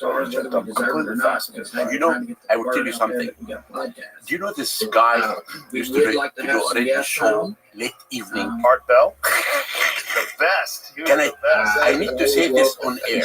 I need to say this story on air. Okay. Yeah, if we need Now, are we there now? Yeah, we're on there. I've been used to every day to attack me. video and Hit back you? Yes. Oh, How the Hawassi, how the Egyptian can move so. and not. That's At not least true. me, I'm clicking The around Egyptians on 3 cannot do different that. screens Ba, ba, ba, here, ba, ba. trying to find stuff. Then I was teaching at UCLA. And before we And he started, called me I literally for an interview. I said, no, I'm not going to give you an interview until you come to visit me in not Egypt. mess with anything. But, you know, And he said, okay. He came So with his something right wife. up on this tab. I took had to him click on it to see what it Aquarium was, and then that we are cutting it stones was straight to, down here. to construct the Sphinx. Then What I think I brought we'll a probably start stone, trying to do 8 tons weight, the way I laid out our and I script brought a man this with time the is I age wanted of to do 70, an introduction. and I told this man, So cut this whatever our stone. topic is, we'll do an The introduction. of old it. man stood Um, above the stone. You know, and stones we has weak will parts like us. With a pencil, give theories he of drew what the topic a line is, from the beginning to the and end. then we'll find In the middle, true he put a piece accounts of iron, and stories bump, of people he that cut have it experienced for this twice. stuff. Sure. I said, art, If it's a the topic Egyptian that has that. doesn't use And muscles. then we, They after use their that, brain. we'll kind of tell our Because the own pyramid experiences, was the national what project we've had, of the whole what our nation. beliefs are, If you go to, and then we'll if I wrap take up you with today, conclusion. and you know, I always tell people this. I give lectures And maybe 3, 4 times a week for American groups. Maybe before And our I tell next them podcast, the following. which I think If you we'll try stood to in do, front of the like, Great in Pyramid about and 2 you look weeks at or it, so, you will never believe unless something that big this comes pyramid up, unless something built big by comes human up, I'd being. like to Why? Because you don't know. And number maybe 2, some big if you try to do it UFO today, you will never story be or able to do it. something Are you going to crazy hire pointed today out. And 10,000 then I've workmen really been to work addicted for to this. 10 for I'll tell you a 28 story I want years you to for look at, nothing? David, for That was the national project Moon of the whole podcast. nation. I've ran across this I guy think Art that Bell's is, real concern apparently was a how DJ. would someone possibly move those stones 4,500 and he was years ago? somewhere in Okay. A lot of Dallas, questions. Texas, back Yes. in, But can I answer you now? Yes, please. assuming the 90s. Yes. And he 2 examples I will tell you.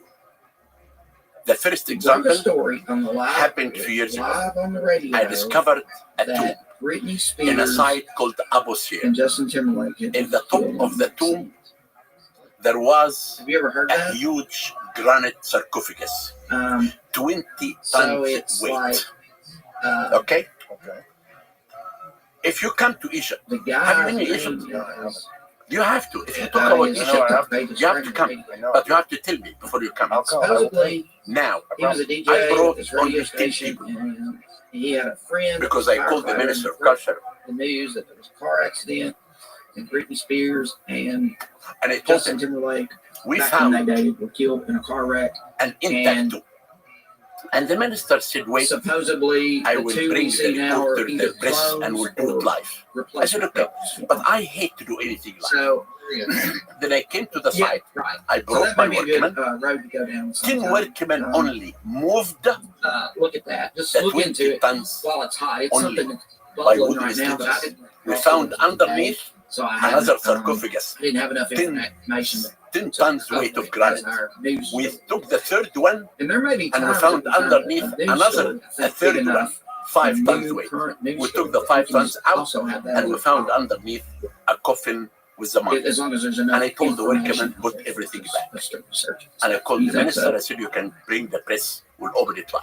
I never told them that they Hit cheated. us up with But your only questions, in a site that I'm comments, excavating criticism. right now, we do discover 60 Tell us feet what under kind the of beer ground. you like. We We're discover beer drinkers. sealed sarcophagus. The What are you lid drinking over there? I noticed there is was a about mug. 10 tons weight. 2 workmen only open the lid for me. We have a machine called the Well, I devil. had a I don't know why they Red called it the to start devil. out with, Devil. but, Why? maybe I don't know. too. I asked them. Michelob They Ultra said now. our grandfathers called it like that. Then they brought This is an ancient machine. it is an ancient machine. Jamie could probably pull it up. Then It's they probably online. they put this machine They're weird. under That's a very rich. under the lid and they come doing like this. Well, and they raise the lid little Thanks bit. everybody With for the lid, listening. the lid is raised. This They put is a piece of wood. Dan and Another Dave, and I piece of guess wood. the pattern is And full. until Signing off. there's a half a feet that I can put Right. my face inside Thanks for listening. with the sarcophagus with a flashlight to see what's We inside. explore the unknown, That's what we mysterious. because the people today are the descendants of the ancient Egyptian. There is a village located north of Luxor, and this village, all the people work in antiquities, and they know. If you look at their faces, exactly like the ancient Egyptian people, and all the people working with me. I'm excavating right now in Giza. We're going to tell you good news inside the Great Pyramid that we Until found. next time. and also in Saqqara and Keep Luxor. searching for the And this is why in my lecture tour now, I'm making major important announcements It's signing that off. we'll talk about with you today. Okay. What did you find? Now, you know, can I call you Joe? Please do. And you call me Zahir. Okay. Now, you know, I do receive fan emails. You've received emails? Fan, Emails. about 50 a week. Some of them bad ones.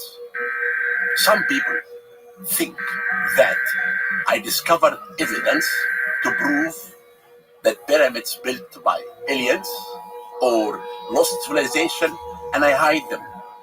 I never answer these questions. But to you, I tell you, how can I hide anything? I'm not working alone. I'm working with people. You cannot hide This is a anything message because from people the will see you. emergency alert system. And I will tell you, This is a not joke. attack. It happened, but it's a joke. Issued by the request A reporter government. came to see me from Our California. planet is under attack by an The office, and my office extraterrestrial force. located All next to attempts Great stop Pyramid. this attack have failed. Radiation levels lethal. And he said to me, people say at 12 in you leave your office and you go to the bathroom and you open a tunnel from your bathroom through it, he said, and you run to the Great Pyramid Oh. and you hide things and you come back. Welcome I said, to the okay, what do Patterns you need School. from me The now? podcast He is said, I want to see your bathroom. It's I'm really your happened. host, Dan and He Dan. went to my bathroom From past Did to check all the future, panels. and he came we'll back take and you have you on seen a any journey tunnels of in my discovery bathroom? and He said, no. surprise. I said, what are you going to do now? Every episode, He said, I will we'll publish uncover your hidden bathroom patterns in the and internet. extraordinary tales And that therefore, will question if you want to see my what you bathroom, know and write challenge what you think you know. From ancient www.hawasbathroom.com. mysteries Is that to much of an cutting-edge issue that science. people really believe Ready that you had to make a website for it? They do So join believe in us this. as we And dive some of deep them attack me into the badly. depths Well, that's of part of the metaphysical problem, right? Is that the and Egyptian pyramids and just Come Egypt in along. general and is let's so see what we can spectacular. discover. The accomplishments of the ancient Egyptians were so monumental and so Welcome above back anything to that anybody's Patterns ever School. achieved. I'm one of And your hosts, since, Dan. you know, what they've done thousands and And thousands of years ago we are still a to this day podcast puzzles people when they try to figure out how it was built. Unknown.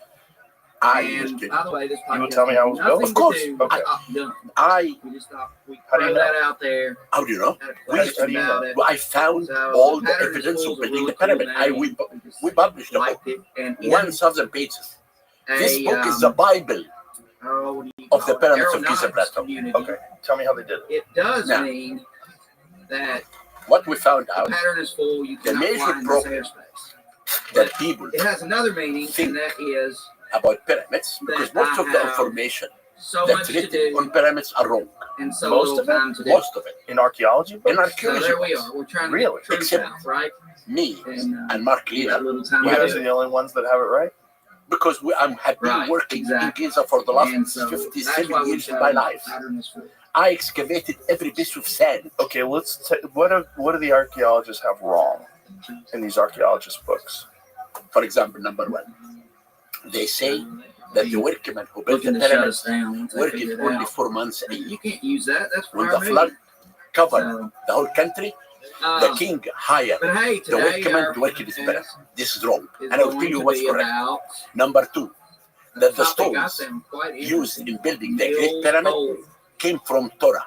And Torah We'll get into that is in a just little 25 bit, but I guess miles to the east. start from with Giza. our And number three, the news Kufu article ruled for this week. for Or, 23 years. You know, something And new number in four, the weird That world. the stones of the Great Pyramid And what are I 2 thought million was pretty and cool 300,000 blocks. was this How many blocks are there? fallen Now, angel let us was talk about supposedly number one, been the workmen. found The in work. Russia. I Have you- found well, I the sent you a tombs link of the about pyramid it. builders. Um, Only 1 mile, so I south guess of the there's Sphinx. these two a major miners, important discovery. and they are that can drilling tell or Everyone, digging number one, in a the gravel pyramids pit, from built what I by understand. Egyptians because of the names And in that gravel that we pit, found they find inside this, the cemetery. And they were not slaves. really cool Because your phone. huge I have to statue And kill that thing. that You're right. looks like an I angel. always, because I do lots of Yeah, it looks interviews, like I always it's- close it. Oh, Made I out get of it. Except concrete, today. whatever. No but worries. did you actually see the picture of it? Yeah, I found the original video about somebody overlaying the commentary. Now, this Okay, discovery. so explain. So you found the pyramids. Excuse me. You found the workers' pyramids graves a mile away. Away 1 mile south. They look Okay. like they're having a really good time And with this thing. by their names. Of them, then I found names of the workmen. I found the lower cemetery. The lower cemetery were for the burial of the workmen who I moved the thought it was souls. really cool when I seen it. And the the upper thing that got me cemetery the most was is for the that technicians. Right. And how do you know the this? robe or whatever it appears Now, to have on. The It almost tombs looks like down it's there real are fat very from primitive the tombs, pictures I can built see. from mud brick, cost nothing. And of course, it's huge. Underneath And I is a don't know, skeleton. those guys, those two guys, And miners, I'd say if the skeleton they're probably is not for a 6 man, foot. he's holding a beer jar. You want to reach buried after. So I'd say. And that If thing the was skeleton taller is for a than woman, them. she has a perfume vessels. I think they said it took a couple Wants to have cranes perfume to in the lift it up afterlife. out of this gravel Inside pit. the upper cemetery, I found They took 21 video, titles pictures, in you could hear hieroglyphic. them talking. For example, Of the course, it's all in overseer Russian. in hieroglyphic I of the tried to side find a of way the pyramid. to, Oh, so The- is that the and- overseer of the yes. side of the pyramid? Emir I found some people that Ra said they had is translated it. in hieroglyphic. You know, who The knows if overseer it's translated of the west or not. side of the pyramid. What I Drafts, understood is they called the craftsman, authorities. the one who whoever stand they in front should, of the powers harbor. that be, who knows All what these they call titles in Russia. I'm had sure to do with there building the pyramid. was lots Inside the than, tombs, we found here, yeah.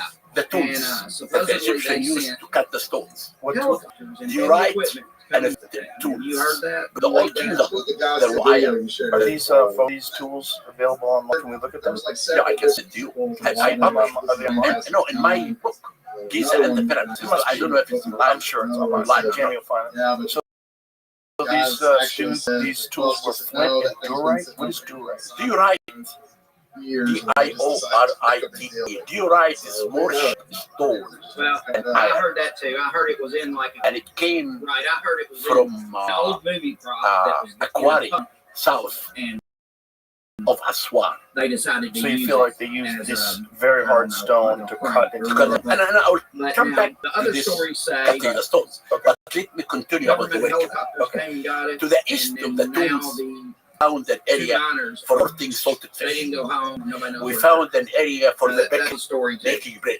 Again, We found the workmen barracks for the workmen who moved the stones to yeah, live. and I mean, We found the whole city for the we've only done technicians, like for the 3 of these little artisans, news stories and we so far, discovered like three thousands of animal bones. episodes, and Because people always seems say like all 3 that of the them have been workmen who from built the Russia pyramid, so far. they ate only garlic and Or bread at least started and there. drink beer.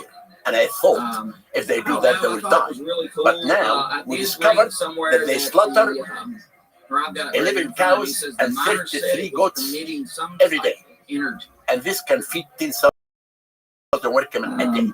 Then we believe now, and I published that the workmen who built were 10,000 workmen, and they worked every day, and they took 1 day off every 10 days. So I want to tell you, the pyramid was a national project. The 3 millions who lived in Egypt had to build the pyramid for the king to be a god. And therefore, the households in the south and the north of Egypt participated in building the pyramid by sending workforce and food to help the king. Now we come to the second point, the stones. We discovered that all the stones of the 3 pyramids at Giza, the stones came from quarries in the site itself. Even the king's chamber? No, except the granite in the king's chamber, and where'd that come from? From Aswan. And that's 500 miles away, right? Yes, by the flood. The flood. And was those were 50 to 80 tons? It doesn't matter. I mean, It I doesn't? read a couple If things I on was it. working there, it would matter. No, It's pretty cool. I showed you, not to be 50 tons. Story. It's I 20 mean, tons. one more thing I'd Now, throw out there this what week we found would be, First, how the Egyptians built the pyramid. They make on the ground a square base. Was it Montana right now? Okay. And after that, they cut in the solid rock in the 4 sides. You know, I'm going to tell you one thing. Okay. If you tell me that pyramids built by giants, okay, I will say, okay, come to the excavation. Oh, really? Well, all I the heard skeleton yesterday, that we discovered last night, that they are said 5 to oh, 6 it's feet. like some type of civilian thing going on in Nothing China. about Who's giants. saying they were It's built by got giants? cameras on it. Some It people just- say they're that. Sorry Okay. that it.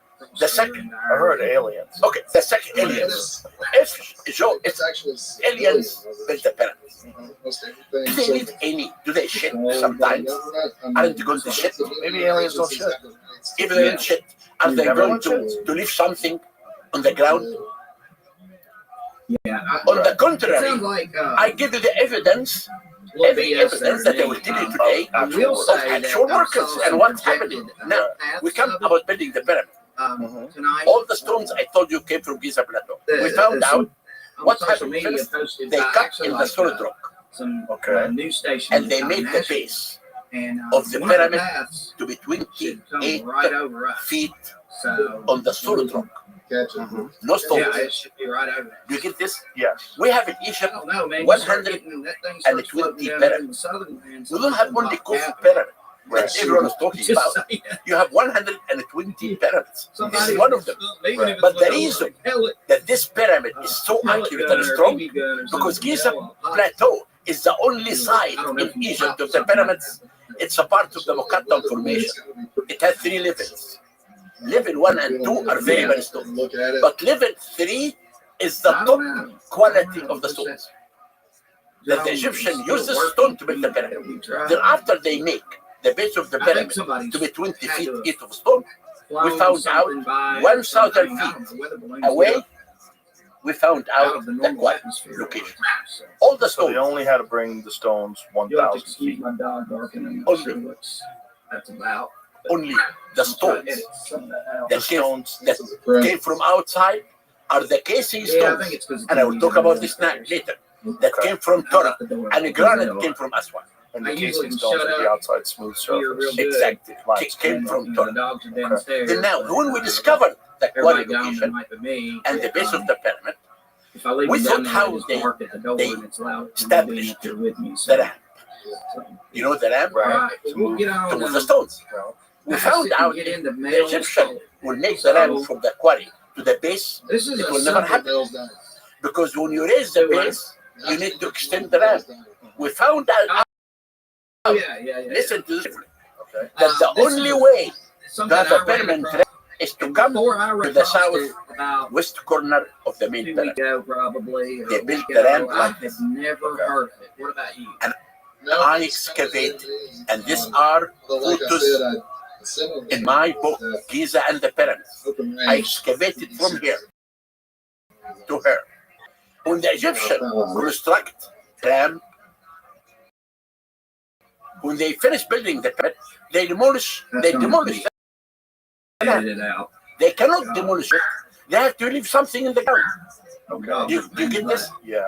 I excavated So from here to here. I took the I liberty found of, in listening situ to about the remains 3 calls that came in. in my book. Okay, let's Coast to find coast the AM.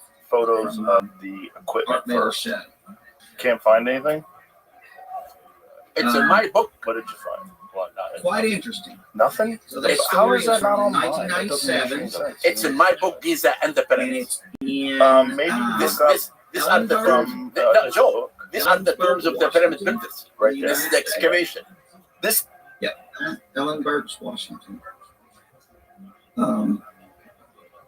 And this all what I discovered. So it's This is basically my one discovery night, of everything. not familiar, Every piece of sand Coast to here Coast AM tells us is it's about the builder of the pyramid. show But that let me I continue think this. still comes on. I will come It's to got you. different hosts now. Then now, let us Coast to Coast AM is if you show go to comes my on book, like you will find 2 out o'clock in the that morning, I found here and, the diorite and the flint tools.